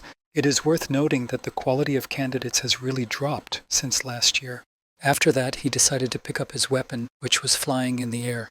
He grabbed him and said that perhaps not everything is as bad as it might seem at first glance. Perhaps they are all not so bad in terms of their abilities. The girl with red hair looked at him and asked him to shut up because the guy began to give her too many compliments. Madame Full Moon was right after all. A lot of these participants are truly unqualified. But in general, this year there are indeed many more suitable candidates than there were before. The guy wanted to remain silent because his throat still hurt, but it would take too much time. So he took all the breath he could into his lungs. And he started screaming, immediately ordering each of them to stop fighting. From such a scream, the glass in the building began to burst. The participants immediately paid attention to such a cry and began to cover their ears so as not to go deaf. He took another step towards them and said that his name was Dawn, and from now on he would control the situation. And also, if anyone has any doubts or problems about this, then it will be much better for them if they talk about it right now. Inwa, meanwhile, continued to eat her favorite ice cream, not paying attention to the fights around her. People stood near her like real servants and gave her everything she wanted. But the guy apparently didn't like it at all, so he came closer to them and shouted again, trying to calm everyone down. From such a cry, her assistants flew back and Inwa's hair rose up. He introduced himself again and said that his name was Dawn and now he would manage the situation here. After shouting again, all the other participants also began to pay attention to him and stopped. He looked at his watch and said that he had given them a chance to express their dissatisfaction. But now, from now on, anyone who dares to disobey his order will be disqualified. He looked at the participants and said that he was absolutely sure that everyone knew that the test of heroes was a rare opportunity. So the beginning would be really difficult, but he expected complete mutual understanding so that they could continue calmly. Naram looked at him and admired him because the guy was really very cool and was able to attract everyone's attention in a few seconds. But still, she looked at him more carefully and tried to see also the second participant who was on the stage. The guy climbed closer to the steps and looked at how everyone was listening to him. But suddenly there he saw a girl who continued to sit in her chair and had no plans to leave. Inwa just continued to look at him with her eyes, which were full of confidence in her abilities. The guy also looked at her and did not understand how she dared to disobey him. Inhwa only watched this process and understood that he definitely had no right to take her ice cream, and he stood and thought about what to do right because he didn't want to hurt her. After that, the girl simply got up from her chair and jumped towards ordinary people, making it clear that now she just wanted to observe the situation. Everyone around was simply shocked by this behavior because they thought that she was their rector. The bishop held the bird in his arms and apologized to Philip for the delay because he should have called much earlier, so he looked at him and asked if he was now the editor-in-chief. Philip looked at him and said that everything was in order and we could start working. He sat down at the table and said that he told him absolutely everything he knew. The bishop just smiled and remembered about the train hijacking where the journalist mentioned that the aspiring hero was taken away by vendetta. That's right, he confirmed these words, although he said that she hid her identity. But he didn't really care, he just wanted to talk to him. The bishop said that Philip Neville is the only journalist who continues to write articles criticizing the Heroes clan. He felt scared by this, so he tried to hide his feelings by reaching for a cup of coffee. The bishop approached his back and asked why he was trembling. He understood that Philip was now extremely frightened, since he clearly did not expect to hear this. He spilled the contents from the bottle, which was also on the table, because he could not drink the water properly, not understanding what would happen to him next. So he asked what the bishop was going to do with him. Was it really to kill him? The bishop laughed and said that he had no such thoughts. He simply asked it because Philip seemed rather nervous. He held onto his hat and realized that he was very uncomfortable right now. If he lets his guard down even for a second, the bishop can easily drag him into his net, so it is extremely important for him to never forget what kind of person the bishop was before. He put his hat on his head and tried to understand what was really happening now. The bishop looked at him and smiled sweetly, asking what Philip was thinking about right now. The bishop decided not to wait for an answer, so he decided to start a dialogue on his own, saying that those who were able to destroy the 17th district are called the Nameless. From such information, Philip stood up and decided to clarify this point, because are they really all led by a smiling man? The bishop said he was the only member he knew of so far. Needless to say, the district was originally a city-state, but it was simply unrealistic to find out about this incident so quickly, so Philip assumed that the bishop was connected with some kind of independent information network. He just continued to pour the tea and asked Philip for his opinion on why they called themselves Nameless, but he never thought about it.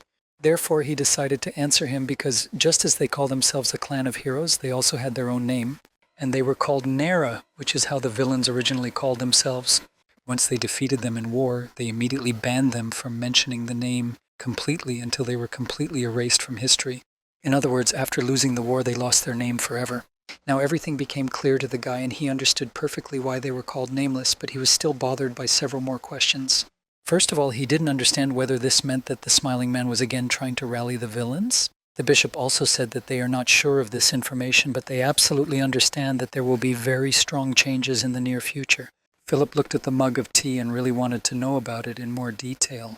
The bishop said he is a fan of his work because even in one letter you can easily feel the author's beliefs and intentions behind the words, where he does not try to tell everything. He understood that Philip was bringing everything down to the truth because the bishop had lived too long and could no longer look at the world through the eyes of ordinary people, so he really wanted to see the world through the words of ordinary people.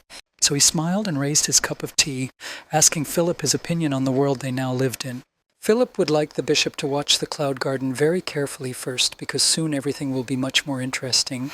After that, he took a few quick steps, and he was able to hide behind the wall and breathe out because he was really worried and thought that he would not be able to return alive after such conversations. Philip looked up at the sky and knew that it was very difficult for him to talk to the bishop, so in the future it would be much better if he managed to avoid him. Although he had never imagined that he would be able to hear such valuable information, he became interested in learning in more detail about the big event that his interlocutor was talking about. He looked at the doors and saw the first hero testing area. The new leader simply stood and looked at the participants. He knew there were a few people right now that he would do well to keep an eye on. Firstly, this girl with red hair and a gloomy look deliberately hid her gift when she fought because it would be stupid to reveal it to others unnecessarily. Or the next girl who walks around with a robotic arm that functions even though it doesn't look like it was made with a gift. And this boy must be the same one that Madame Full Moon was talking about because he wasn't even involved in the fight. He was absolutely sure that everyone else was avoiding him deliberately because they probably intuitively understood that he was on a different level. The real problem lay only in this girl who began to walk around and beg people for food. He could not understand her and her true intentions, but if she was here just for fun and was nothing of herself, then she would fly out very soon. Inwa took a lot of food from the other participants and was very happy about this, but still the guy was absolutely confident that she would demonstrate her true abilities. As he already said, his name is Don, and he will oversee this process, but first he needs to make an announcement. He stood at the podium and said that if their lives were dear to them and they were not confident in their abilities, then they needed to leave right now. The participants looked at him in bewilderment, and some of them were really scared. The leader's brother and his team simply silently watched this process and rejoiced. They have so many deaths from these trials every year that there will be no safety nets for candidates. Therefore, if they are not ready for this, then they should leave immediately because they will either get hurt or die in the process. If any of them wants to return, then it's not too late to do so. Inwa could no longer listen to this, so she shouted in his direction and said that enough of these performances, we need to start right now. The guy looked in her direction, and then he smiled because he liked the attitude of the participants. Therefore, he waved his hand and said that there would be 3 tests in total. One of the participants was very surprised by this because are they really interested in having so many of them? After that, the guy waved his finger and said that if they really want it, then they need to first pass the first test, and after they succeed, he will tell them all further information. So he held the crystal in his hand and said that the first test would be to find the treasure. After this phrase, the bus was already on its way, and Inwa was fast asleep on the bus. Her eyes were blindfolded. All the participants in the first test did not know where they were going. Their eyes were closed. Some of them had already left the bus and began to fight, while the rest could only hear the stomping of the administrators of this exam. The guy walked up to the hero killer and put his hand on her shoulder. He said that she should prepare to leave because she was next in line. The bus stopped. The girl was left in this place in the middle of the forest. She took off the blindfold from her eyes and looked around. She was on the side of a mountain. She was wearing a test participant's bracelet. Dan said that at the first stage, their task would be to search for treasures. The venue for this stage will be located near the Cloud Garden. It was there that they would need to find jewelry that looked like a light blue diamond. The rector also clarified that it makes no difference to him how the participants receive their jewelry, because 72 hours after the start, only those who have this item will win. At this point, the entire briefing was completed, but some participants still had questions. Regarding the organization of this event, the rector said that all participants must wear the watches issued to them. They have built-in tracking devices that allow management to track the location of future heroes. The important detail was that this item should not be lost, and it signifies their participation in the event.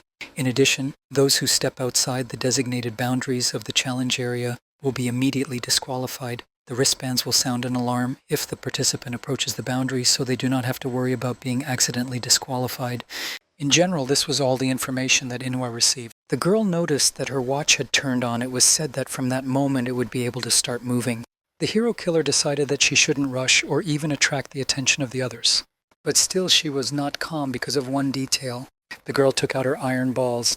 After that she threw them into the sky. It turned out that she was aiming at the camera. She was uncomfortable being under surveillance. After this, the rector and his assistants lost the signal. The girl said it was drone number 7. Later, she began to receive new messages about the loss of communication. As it turned out, half of the drones had already been destroyed. Inhwa turned out to be not the only participant who values her personal space so much. With such results, the girl with long purple hair didn't understand what the point was in preparing so many surveillance drones. The rector replied that they should come to terms with this. He expected a similar outcome.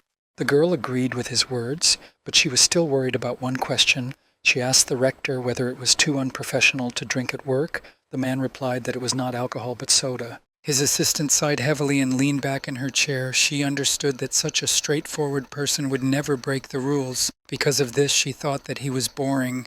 The rector said that they should put aside conversations for later and concentrate on work because anything could happen at any moment. The partner again agreed with his words and noticed that she was receiving messages that several happy participants had already appeared and had found their treasure. But the rector replied that it was hardly luck. After all, the main thing in this test is not just to find the jewel. The big problem will be to protect the item from other participants. Actually, one of the not particularly smart guys failed to predict this feature of the exam. His jewelry was stolen by a girl with a club. The essence of the test is not the search for jewelry, but its preservation until the end of the event. The girl called the rector ruthless because he knew what this task meant, but still calls it a treasure hunt. Despite this, the rector had no choice because he was simply doing what his superiors told him. Around the same time, Inhwa also understood the essence of the test. After all, the goal of this game is not search, but robbery. So this condition will only prolong her stay in the role of a target, in which case she decided that it was better to take a nap now and start the task tomorrow. Having picked large leaves, she prepared a bed for herself. It was obvious to her that such an early detection of the target would only bring more headaches. She could rest peacefully without worrying about her goal because theft is her specialty. Still, the vacation was not a success. She couldn't sleep because she was very hungry. It so happened that she had to get out of bed. She looked around in search of at least some food. The forest looked rather boring, but still she noticed some interesting mushroom. With his whole appearance, he literally told her that he was worth eating. The sloppy hero killer was not particularly well versed in mushrooms and was ready to eat the fly agaric. Still, even if she knew what kind of mushroom, she would still not have been able to resist. The feeling of hunger was stronger than anything she felt at that moment. In fact, she is immune to poisons and is unlikely to suffer. Inhwa stretched out her hand to eat when suddenly this mushroom was hit by an enemy attack. It was the work of a proud girl who stood with other candidates for heroes. She said that she did not forget how the stranger in the red jacket made her laugh. She could not believe that this rat was really pretending to be the rector. Her resentment was so strong that she stopped being interested in jewelry. Her only goal at that moment was to kill her enemy. It all happened quite unexpectedly. Inhwa was going to spend the first day calmly. Flexing her fists, she realized that she would still have to fight. Meanwhile, the remaining members of the nameless gang also did not sit still. They decided to arrange an excursion for themselves. Rachel admired the huge rocks in front of her. Vector replied that they were actually pillars of clouds.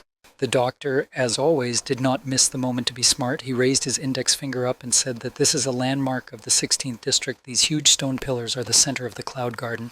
Ancient civilizations believed that these were clouds that fell from the sky. Rachel enjoyed this story with interest. But still, Despite such calm around Sinclair, she asked the doctor when he managed to find the problem. It turns out that they were already hunting for him. Armed men were approaching them. They stopped the villains and told them that it was better for them not to move if they did not want to get hurt. A man with a scar on his face asked which one was Vector. The doctor replied that it was him. The man said that in this case he had found his goal. He couldn't believe that this masked guy actually thought he could escape using such a disguise. The armed man said that Vendetta never forgets a grudge, and they heard that it was Vector who was behind the incident with the train. The villains surrounded the two fighters and said that they should go to a meeting with their boss because he wants to talk to them. Vector couldn't understand what they were talking about because he hadn't contacted strangers lately. Rachel didn't know that Inwa had made this setup, but she still laughed at such an awkward situation. The doctor was grabbed by the hands. He tried to explain to the strangers that they had mixed up something and it was a mistake. That's how they were captured by one of the gangs. For Rachel, it was fun and she was interested in what would happen next. They could easily cope with their opponents, but still decided to surrender in order to get at least some information from their enemies. This prison had pretty good protection. Armed guards controlled order inside. Victor was incredibly offended. He shouted at the guard that he was not who they took him for. The poor fellow tried to explain that they were simple tourists in the Cloud City. The angry man hit his bars with his baton and asked Victor to be silent. The guy's hands began to tremble. The man with the scar on his face threw his baton over his shoulder and said that he was just following orders, so the doctor should keep his mouth shut until the boss arrives. The excited doctor was touched by a girl. Rachel, as always, looked with a smile and at that moment wanted to ask something.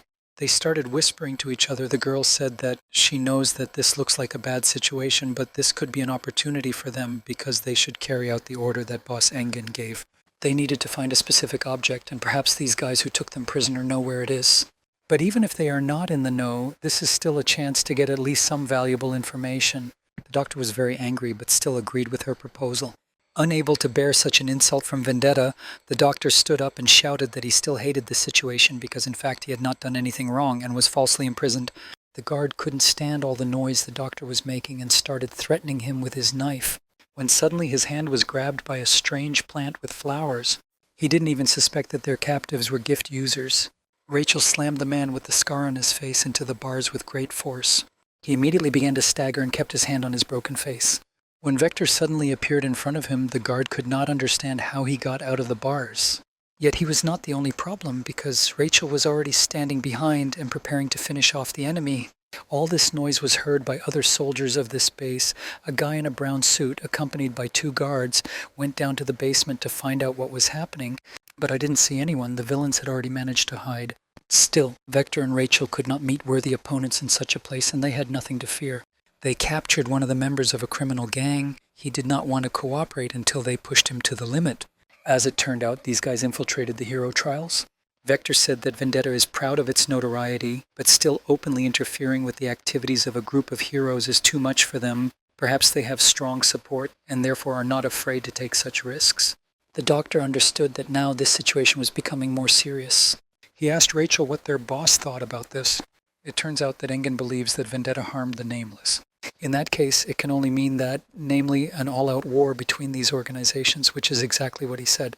Meanwhile, during the test, the tension between the participants only grew.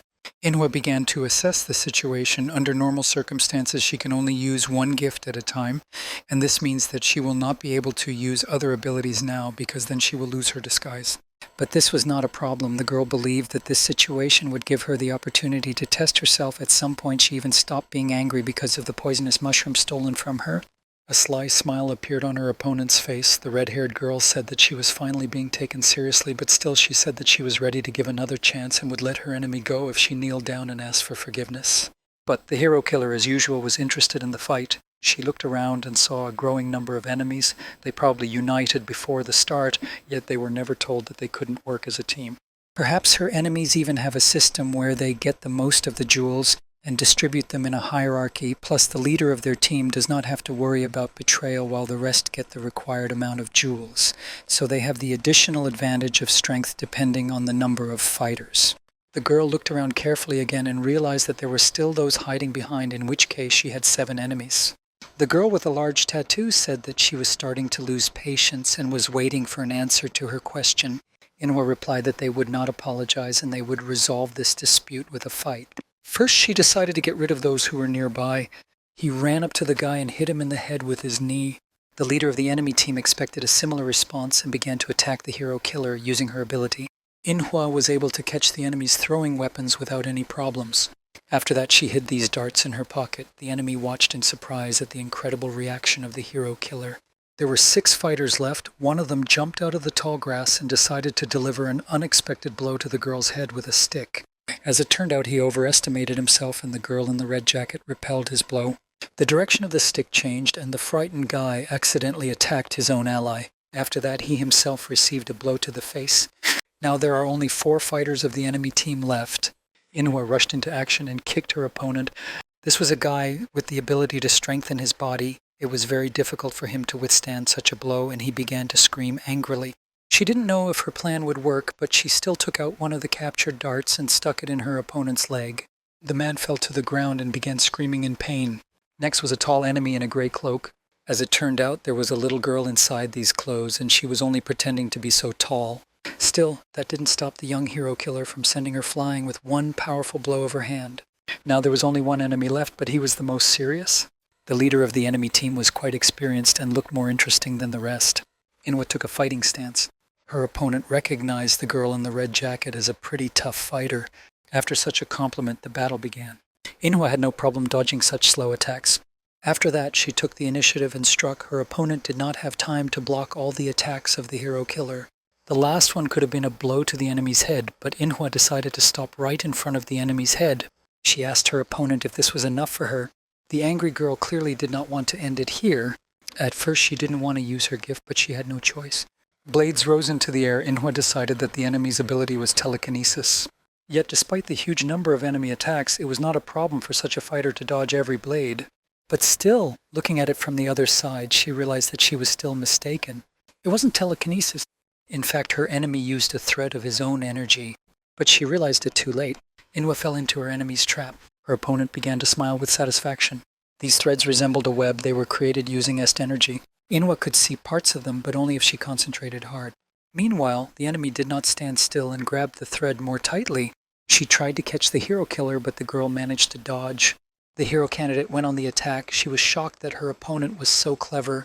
She immediately tried to throw a kick. But nevertheless, Inhwa was again able to dodge the enemy attack. When suddenly the girl in the red jacket froze, she realized that she had made a mistake. Her opponent said that she should have moved a little further away. It turns out that the girl's leg still fell into the enemy's trick. With one powerful blow, the red-haired girl sent the hero killer flying. Inhwa was suspended from a tree, her body pinned down by enemy equipment. The self-confident hero candidate said that the rector did not mention any real rules that need to be followed, and yet they should not attract too much attention. These darts have poisonous tips. The self-confident girl told the hero killer that she was lucky that they were fighting during the tests. She is sure that in a real battle she would not have a chance, yet she believes that Inhwa also has superpowers and most likely will not die in this place. The red-haired girl turned away from her enemy, believing that she had already won the battle. She told her enemy that she would wake up after the tests were over. In fact, Inhwa thought the same thing. She started using the stolen gift, and because of this her disguise disappeared. Using Jade's acceleration, she freed herself from the enemy's web without any problems. She was very infuriated by the fact that she could not kill the enemy and steal his gift forever. She found herself behind the confident girl. The blow was completed with a strong throw of the enemy onto the ground. She would have been a better opponent if she hadn't underestimated the hero killer. Inhwa thought that maintaining the disguise was like spinning plates. It definitely helps her with mental preparation, but in the end she still lost her disguise, so she should still train. Still, she decided to search her opponent's pockets. She never found anything interesting. In addition, her plans for a relaxing holiday were ruined by the fact that it started to rain. The girl picked a large leaf to use as an umbrella. She was unhappy that it was raining right now and the ground became dirty. Still, she is grateful to that strange girl because she has one less test, but this weather was definitely not part of her plan. At least they managed to weed out a few candidates, and the show went on. There were still worthy fighters on the battlefield. They were observed by one of the event's rectors. She noticed a stranger in the raincoat of their unit, but did not understand who managed to put it on because the rain started just a few seconds ago. It was very strange. It seemed like they were not warned that it would rain. A moment later, the girl with purple hair decided to contact the headquarters. She decided that the person she saw was actually an outsider. Suddenly, she began to lose touch. After that, she had no other option but to walk alone. Meanwhile, the stranger was approaching one of the test participants. He had a rather interesting and unusual sword. The stranger took a swordsman's fighting stance. He decided to go on the attack when he suddenly changed his direction. The test participant did not understand what happened. It turned out that the rector fell into a trap. She was deceived and did not have time to react in time.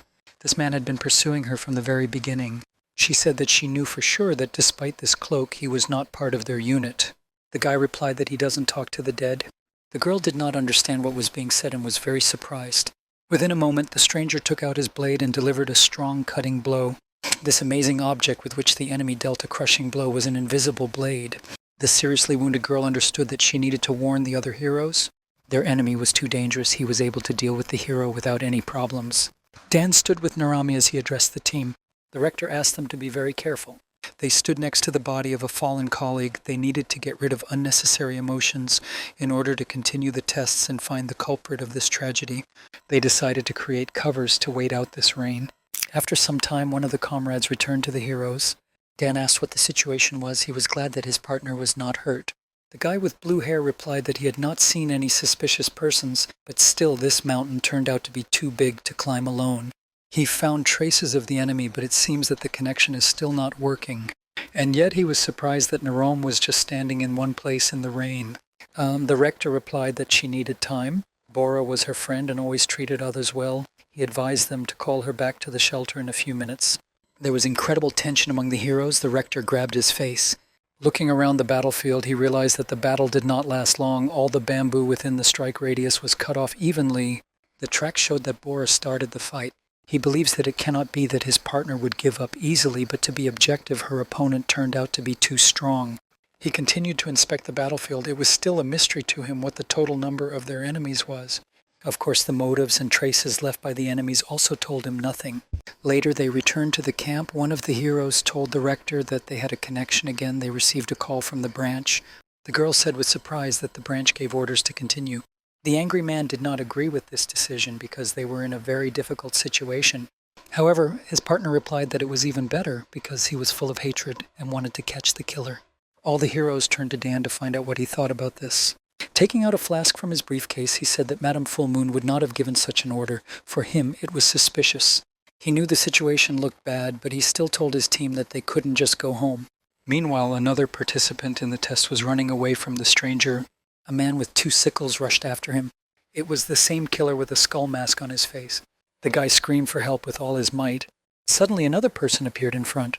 He didn't know who it was and thought that it was one of the test directors, so he turned to him and asked him to save him. He believed that this was a real hero. The guy knelt in front of him and said that if he had known that the test would be so dangerous, he would not have even started. In fact, he was very mistaken. It was one of the killers in the stolen cloak. The guy with 2 sickles turned to him and asked his name. It turned out that it was Scar. A man with a skull mask on his face said that they had been waiting for him for a long time. The villains also had their own camp. It was an inconspicuous old house in the middle of the forest. The leader of the Vendetta gang asked Scar if everything was fine with him. The guy replied that he was just looking for that girl who prevented him from carrying out the plan on the train. Their entire team was already assembled. Villains, take a closer look at the leaders of Vendetta. The girl with white hair said that they resemble 2 fragile crystal balls. She believes that they are easy to crack under pressure. The guy replied that even if they see them like this, there is still no other gang that knows this area better than them. The guy said that it was in their common interest to help each other. Suddenly, this conversation was interrupted by the blow of a sword on the ground. An incredibly powerful wave spread across the room. The swordsman asked them to be silent. He said that they should not speak until he gave them permission. He wanted these 2 to prove their worth not with words but with deeds. Previously, they destroyed all the cameras so that they would no longer be followed. The swordsman stood up and said that the weather was beautiful that day. He loved the wind. He believes that rain and wind will rid the forest of the smell of blood. After that, they went to kill their victims. So the first day passed. The hero killer understood that something had happened last evening. Despite this, she was more interested in food. Suddenly, she was distracted by the sounds of fighting. She realized that it was quite close to them. She sat down and began to look. Suddenly, she noticed a girl with a huge mechanical arm running away from someone. I turned around and she continued to shoot from her strange mechanical weapon. But all these shots did not threaten the enemy. Manhwa was surprised because she had never seen such a reactor before. This man with 2 sickles was able to destroy the little girl's weapon with ease. Inwa decided that this had nothing to do with her. It was more important for her to get fish and have a good snack. Suddenly she felt something incredible. She turned around and began to look towards the fight. She was incredibly interested in the weapon that the strong stranger was holding. Still, she had to think about what to do. Her evil side told her that this item was worth stealing.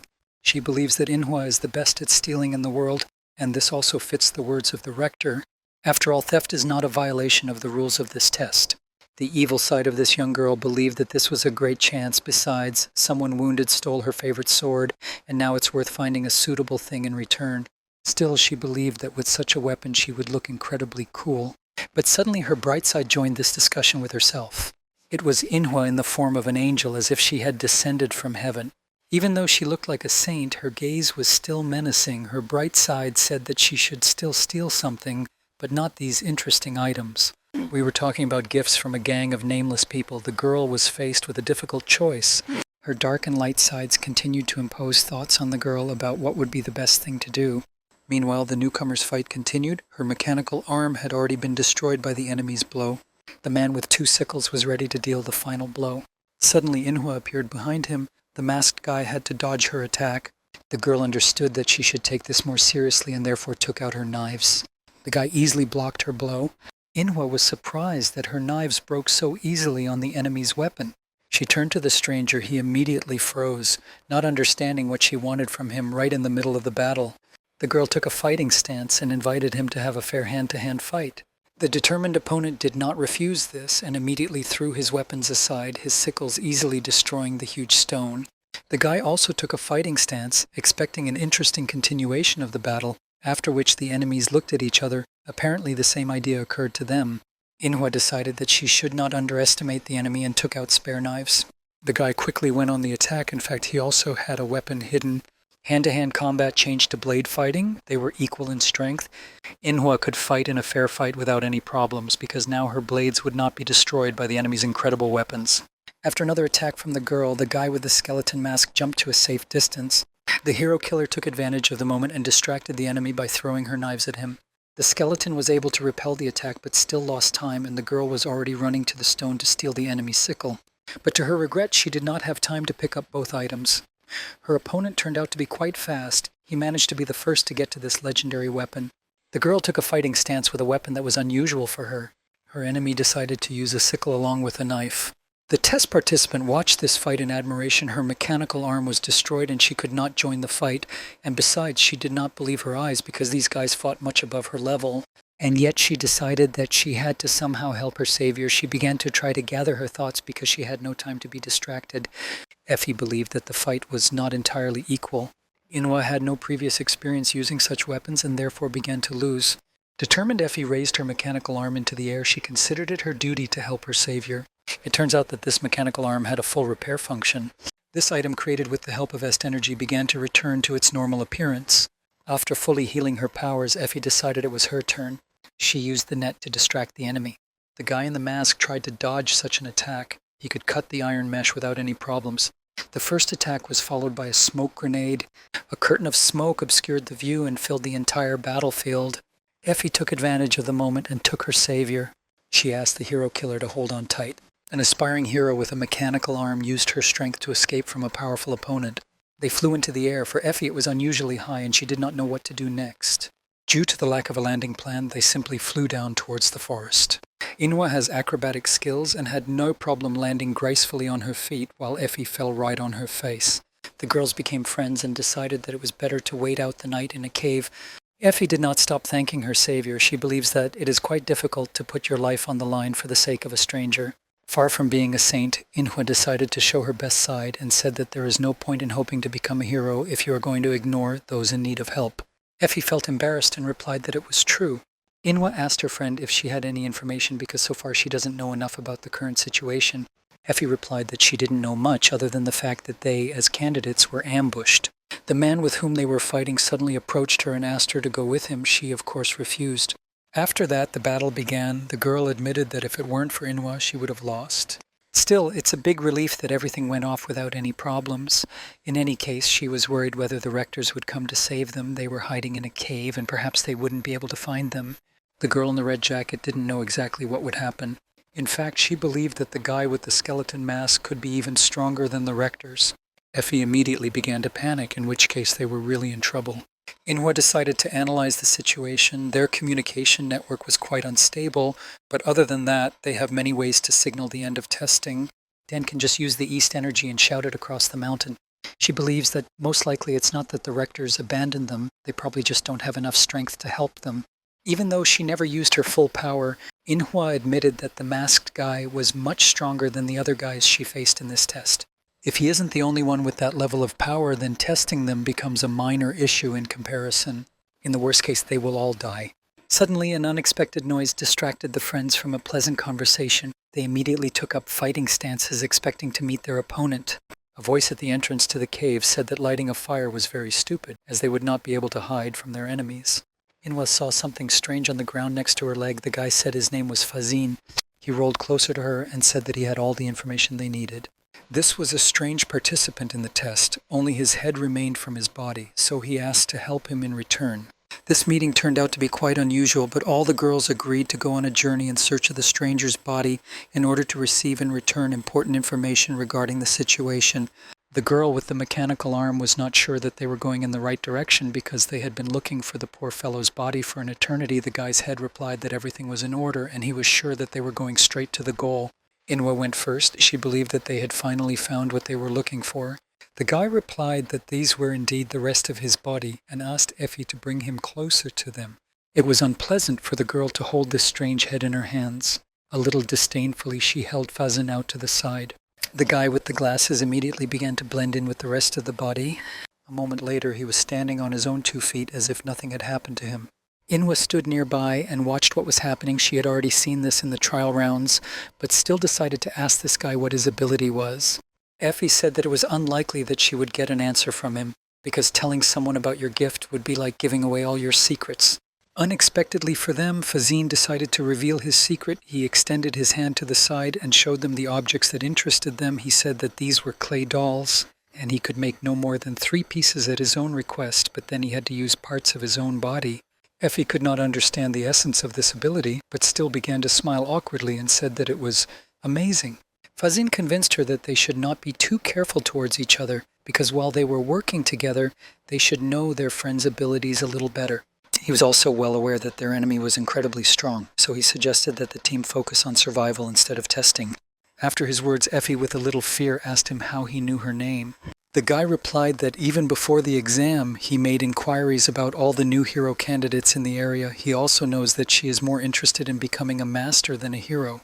But he was still more interested in the identity of the girl in the red jacket. He pointed at her with his hand and said that with her skills it was unlikely that she could go unnoticed. He directly asked her who she really was. Inhwa understood that such questions would haunt her more than once during the continuation of this mission. She could not pretend forever, and therefore she needed to come up with a worthy name. She racked her brain and remembered a familiar face from her childhood. The confident girl introduced herself. She said that her name was Katya, and that's all she could tell about herself. In fact, she didn't need to tell her anything more. She understood that she would definitely find someone who would respond to this name. The newly created team went on reconnaissance. Inhwa asked the guy if he really told the truth that he was ambushed by someone else who didn't have a skull mask. Fazin replied that not only did his enemy not have any mask, but he also did not use scythes. But in fact, this enemy had a weapon no worse. It was about a special sword. This greatly interested the hero killer. She thought deeply about how this could be an opportunity for her. Effie asked her partner to tell her more about this subject so she could find out what it was about. Fazin said that the peculiarity of this sword was its unusual blade. It turns out that it was completely invisible, literally transparent. Effie reacted instantly. She realized that we were talking about a sword called a shard. This, of course, interested the hero killer, and she asked Effie what she knew about it. The girl said that most users of superpowers endow their weapons with energy and use them as if it were part of their body. But shards are different from regular weapons. They are objects that are naturally imbued with energy. With their help, even ordinary people can become much stronger. The only limitation is the rarity of such items. The sword in question is most likely a 100-sided sword. Even among the known fragments, it is considered very powerful. This is enough to make any swordsman salivate. Remembering such features of the object, the girl was distracted from what was happening, when she suddenly stopped. Her comrades turned to her and asked what was the matter. It turned out that Effie remembered who this sword now belongs to. This guy comes from a small village of sword masters. His master believed that this guy's bloodlust knew no bounds. He was worried that the student decided to abandon his morals. He really wanted this sword so badly that he was ready to do anything. The guy decided not to answer the old man's questions and asked what he thought about himself. After all, the fact that the master cannot part with this item is a sign of his own greed. The old man watched everything that happened. He saw how his student destroyed everyone who opposed him. Taking out his sword, he calmly replied that it was not difficult for him. He said that all the students decided to determine who would own the legendary blade and decided to take it from the master by force. The only survivor was to become the new owner of the sword. The old man replied that they should go outside. He believed that if he was destined to die that day, then he wanted to do it under the moonlight. The guy calmly turned around and agreed to the master's conditions. When suddenly he heard the sound of a sword, the master took his 100-sided tool in his hands. After that, he delivered an incredibly powerful blow that cut the building in half. Now they were in the open air. The moon was shining very brightly. The old man delivered another powerful cleaving blow. He asked his disciple, young Jinti, why he could not wait another 10 years before this battle. The guy continued the battle and repelled the enemy's attacks. He was purposeful and did not want to wait any longer. His master warned the insolent man many times that his pride would bring misfortune. He asked the student if he really believed that he deserved to become the master of this shard. There is a claim that only the owner of this blade can go down the mountain. At that moment, the old master owned the 100 hedron. He held out the weapon in front of him and said that they should take the battle more seriously. He promised the enemy that he would make sure that his path to the underworld was not boring. This was his last lesson for the student. The man realized that his blade could not defeat such a talented young swordsman. The guy was holding a seriously wounded old man in his arms. He was bleeding. The old man said that it was only a matter of time before the young master surpassed him. Now the new owner of a special item demonstrates to the world the power of their sword technique. The owner of the fragment was sitting calmly on a stone in the forest. Suddenly one of the heroes approached him. He was incredibly angry. He believed that it was this man who killed his comrade. The hero did not come alone. Not far from him, another fighter hid behind a tree. The calm man replied that this was the truth and Boar's death was his doing. He kept his hand on his sword and was ready for a fight. The angry hero took out his weapon and took a stance. He was ready to tear his sworn enemy to shreds. The battle began. The enemies crossed their swords. The killer's sword looked especially dangerous because its blade was invisible. In fact, the hero was worried about one question: why his enemy showed his face, because before he wore a hood on his head, shamelessly showing his face, he demonstrates arrogance, or he is confident in his victory. The rest of the heroes who organized the test also entered the battle. Dan turned to his comrades and said that they should be careful because there may be more than one enemy, and besides, he owns a fragment. Naram also prepared for battle. She used the activation of her technique and selected the battle mode. It turns out that she has a whole assortment of weapons. She chose the first option on the interface of her ability. Slot number 1 was occupied by an assault rifle. The girl was ready to take revenge for her friend. Filled with hatred, Naram aimed at her enemy. Young Jinthe was busy fighting and did not even look in her direction. The girl opened fire, but the guy had incredible reflexes and easily fought off all the bullets that flew in his direction. After that, Naram decided to use a sniper rifle. She crouched down to reduce the spread and began to aim at the enemy. A very powerful shot flew straight at the guy with the sword. It was quite difficult for him to keep his defense against such force. He was still able to repel the attack. His hand began to tremble. His cold gaze was aimed at the enemy. But Ian had no time to be distracted because the melee hero had entered the battle again. After the attack was repulsed, the guy crouched down to make a quick attack. After the rain, the ground was sticky and his foot sank a little. This was exactly what the swordsman thought, but in fact it was the ability of one of his opponents. It was far from an equal fight, but still Yang managed to dodge every attack in his direction. He decided to take a more advantageous position and jumped onto a tree. One of the heroes was already standing under him. He was trying to destroy the tree on which his enemy was located. But Yang was faster and jumped off the plant, after which he cut it in half with one powerful blow of his sword. The ground was still soft from using the hero's gift. Ian decided that it was better for him to be on the cut tree, because this way he could use his quick attacks without worrying about the ground under his feet collapsing from the enemy's ability. Meanwhile, the rector decided to join the battle. Dan put some kind of special mask on his face. He was ready to attack. The blue-haired guy understood what was about to happen and asked his comrades to immediately close their ears. The hero's scream created such a powerful shockwave that part of the forest began to fly apart in different directions. Despite such a powerful blow that it destroyed everything in its path, the swordsman still stood on his feet. After his attack, Dan held his throat. It is not easy for him to use this technique. He noticed that he remembers the enemy's sword and seems to know who their opponent is. He said that the guy in the stolen cloak was most likely young Jinthi. He didn't understand what such a mass murderer was doing in the testing area. With a cold look, the guy replied that he was looking for a torch that would light the old world and open the doors to a new era. Meanwhile, the shockwave from the cry of one of the heroes spread throughout the forest. Even some animals could not withstand such force. Inhwa crouched down to examine the innocent bird that had suffered from a careless attack. Effie immediately covered her ears. She didn't understand what it was. Fazine said that he also didn't have any ideas. He didn't bother covering his ears because the clay dolls did it for him. The guy noticed that most likely the epicenter of the attack was quite far from them. They had no time for the battle between the swordsmen and the heroes because they also found something terrible. Around were the bodies of recently killed hero candidates. In addition, traces of the battle could be found everywhere. Inhwa assumed that this was the work of the skeleton-masked villain she had encountered before. Fazine said that they should split up and search the area in search of survivors. The girl looked to the side and said that she did not think that this was necessary. Her vision became so sharp that this time she managed to find the thread of the enemy's energy without any problems. The girl decided to call her opponent and carefully hooked the spider's net. As expected, a swordsman jumped out of the grass a moment later. Nevertheless, Inhwa decided not to play with his attack for a long time and chose a much easier option. She pulled Effie's mechanical arm and deflected the swordsman's attack. The girl immediately recognized this guy. He was among those who tried to show their best side, believing that Inhwa was the real test leader. The guy immediately began to behave awkwardly, proving that it was not him. Meanwhile, the girl with the dolls also fell into the trap. The attentive Fazine discovered her and sent his clay dolls into battle. Effie did not understand what was happening and decided to find out from her comrades. The frightened girl assumed that these three were friends of the guy with the skull mask. Effie replied that they were not their enemies. The girl with red hair that Inhwa fought with earlier warned her comrades that they should not believe everything that strangers say. Suddenly she noticed a girl who had previously posed as the rector and forced all the candidates to fight among themselves. She said that she recognized her. Incredible hatred for her was heard in his voice. Inhwa hid her hands in her pockets and calmly asked her rival if she wanted to be spanked again. The angry girl replied that this time she would refuse. In fact, this is how they settled this quick conflict. They decided to resolve all the misunderstandings and began to discuss the information they have. The girl with green hair is called Suki. She said that they also do not know what happened. They also came to this place after the end of the battle.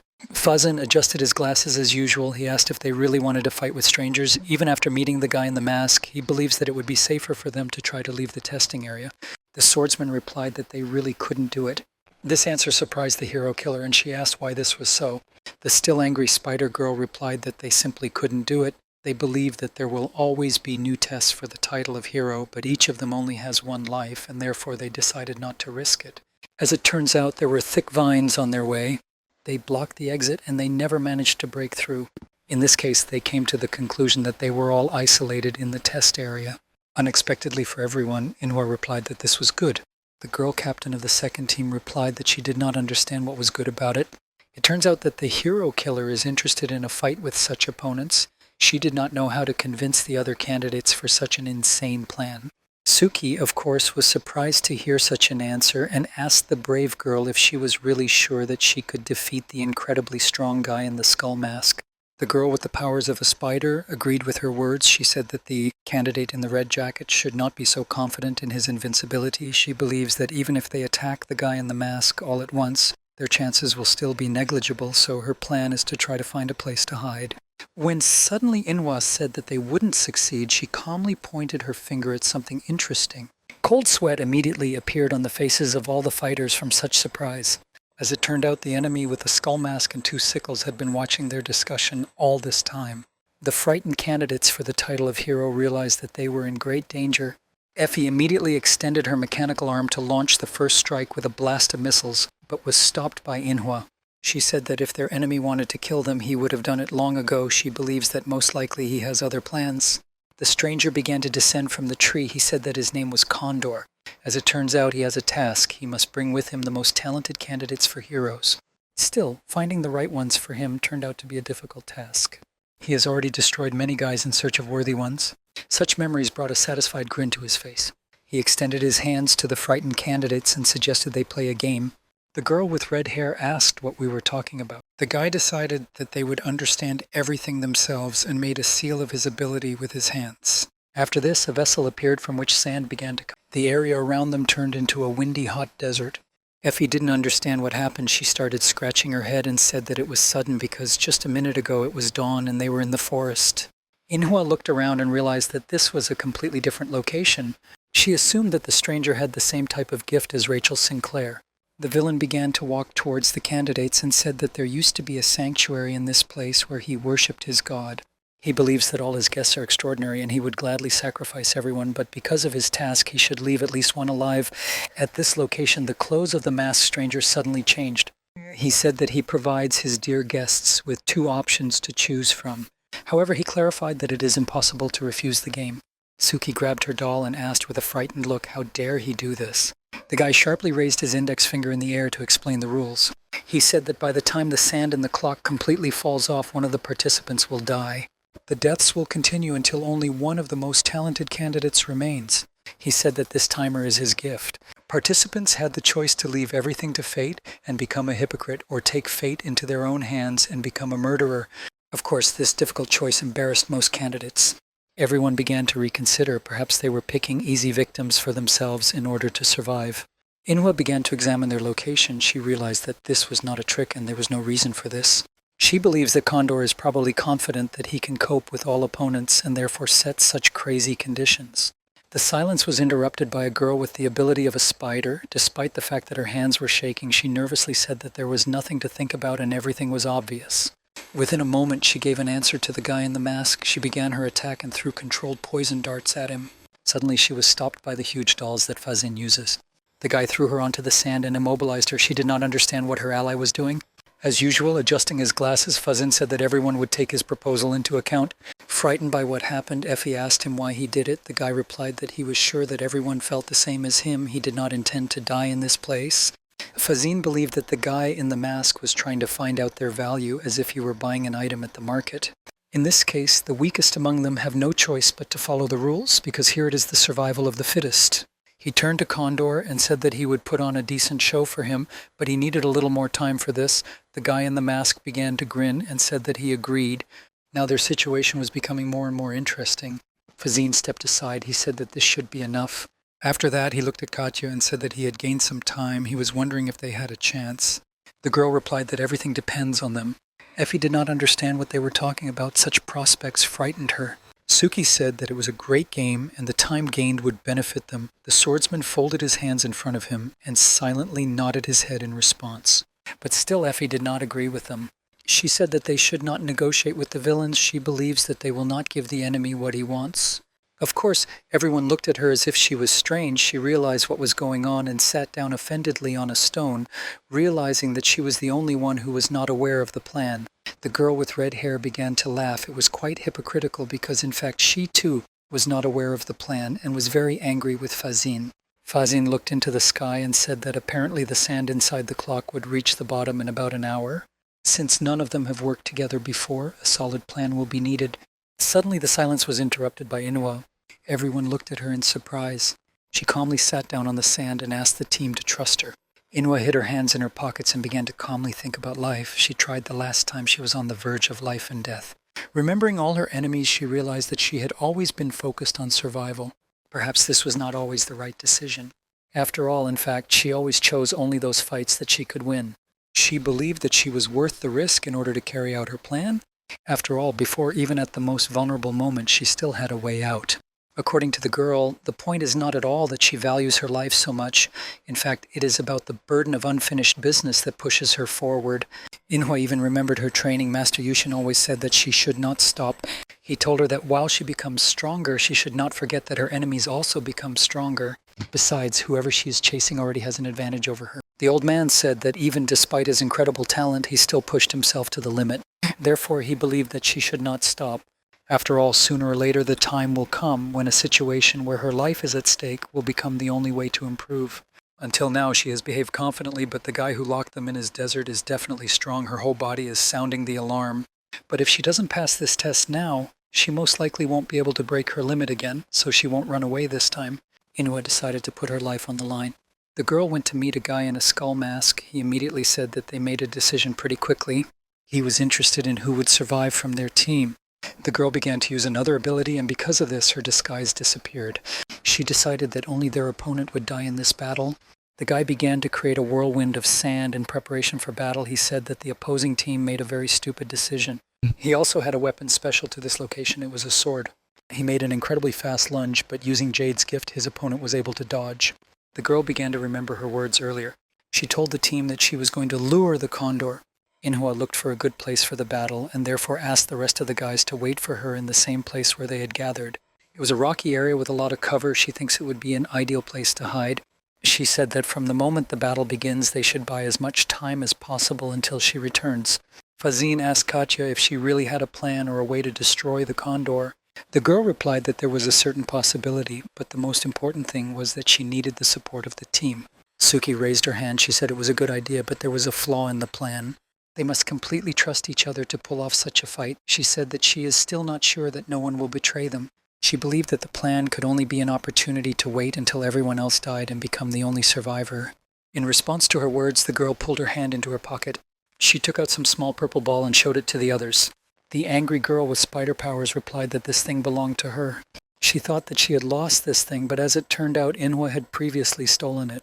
Effie asked what this interesting item was. The red-haired girl replied that it was a special explosive that she received with the help of a chain of logisticians. It was called a grape bomb. If you press on it, it will explode into small pieces and incinerate everything in the area. Suddenly, unexpectedly for everyone, the ever-hungry Inhwa swallowed this item. Everyone around looked at her with horror in their eyes. After that, she threw the detonator to her former enemy and asked if what she had done was enough to earn their trust. It turns out that she was ready to put her life on the line to carry out this plan because without trust, they will all die. Thus, she left her fate in their hands and therefore wants them to trust her completely. The guys went to the previously mentioned location. Fazin noticed the movement and warned the others.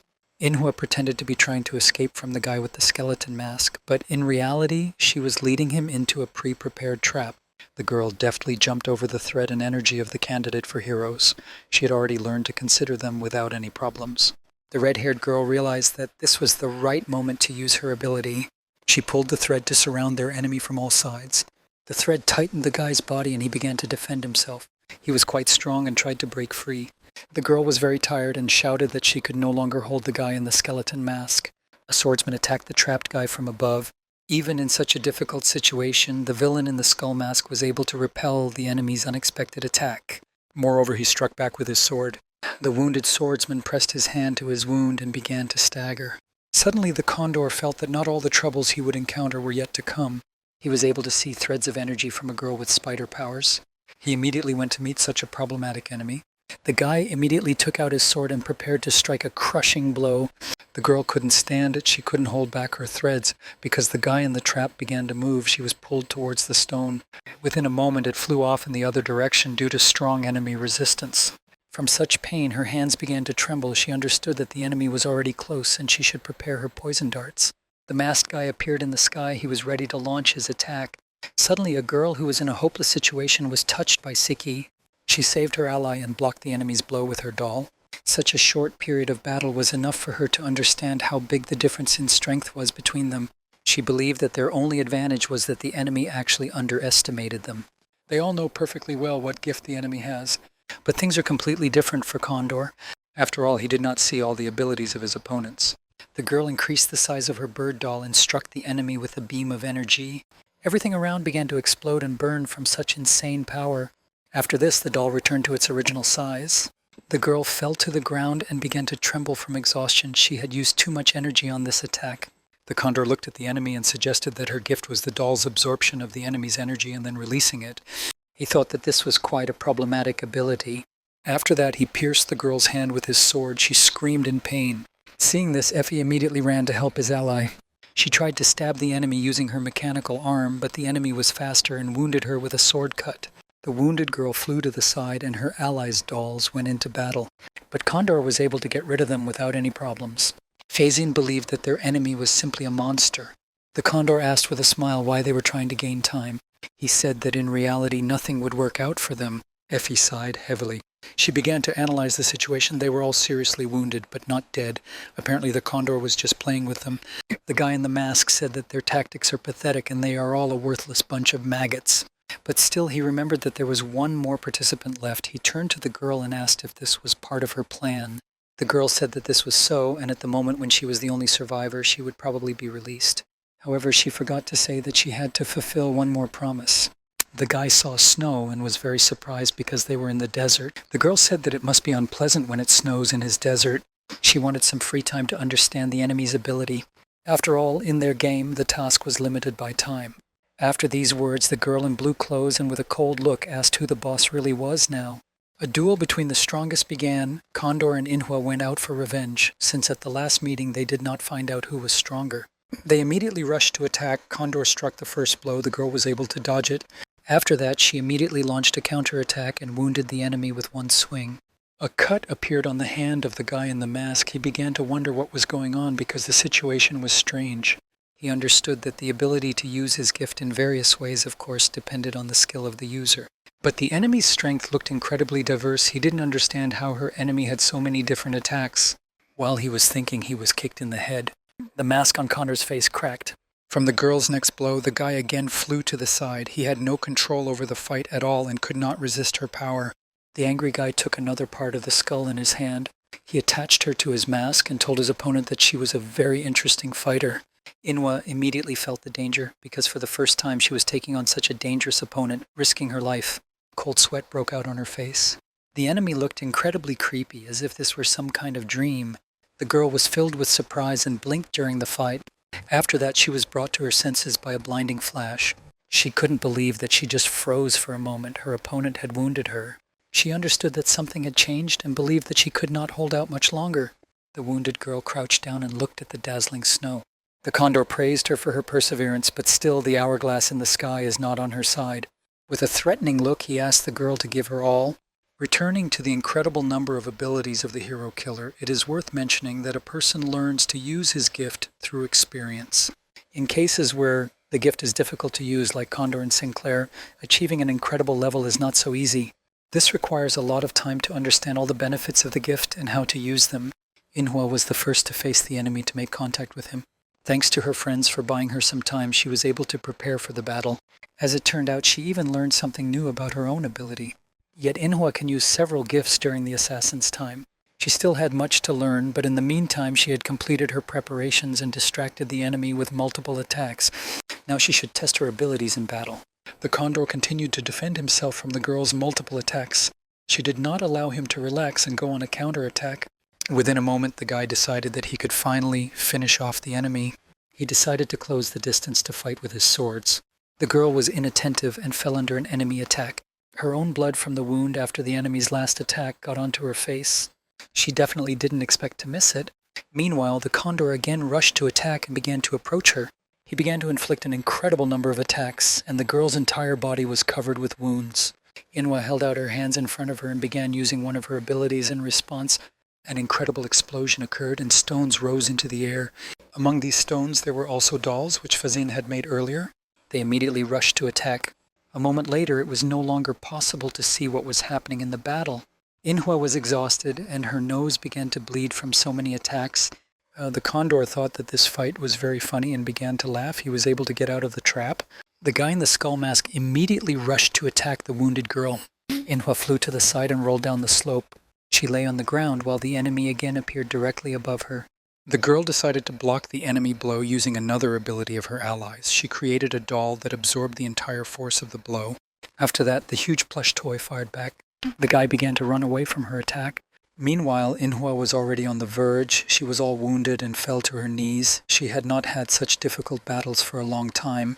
The guy replied that he was wrong all the time. Now he understands that it was not her abilities that were more important, but her enemy himself. After all, no matter how good a blade may be, in the wrong hands it is nothing more than scrap metal. The guy, using his sand, addressed the girl, calling her a young villain.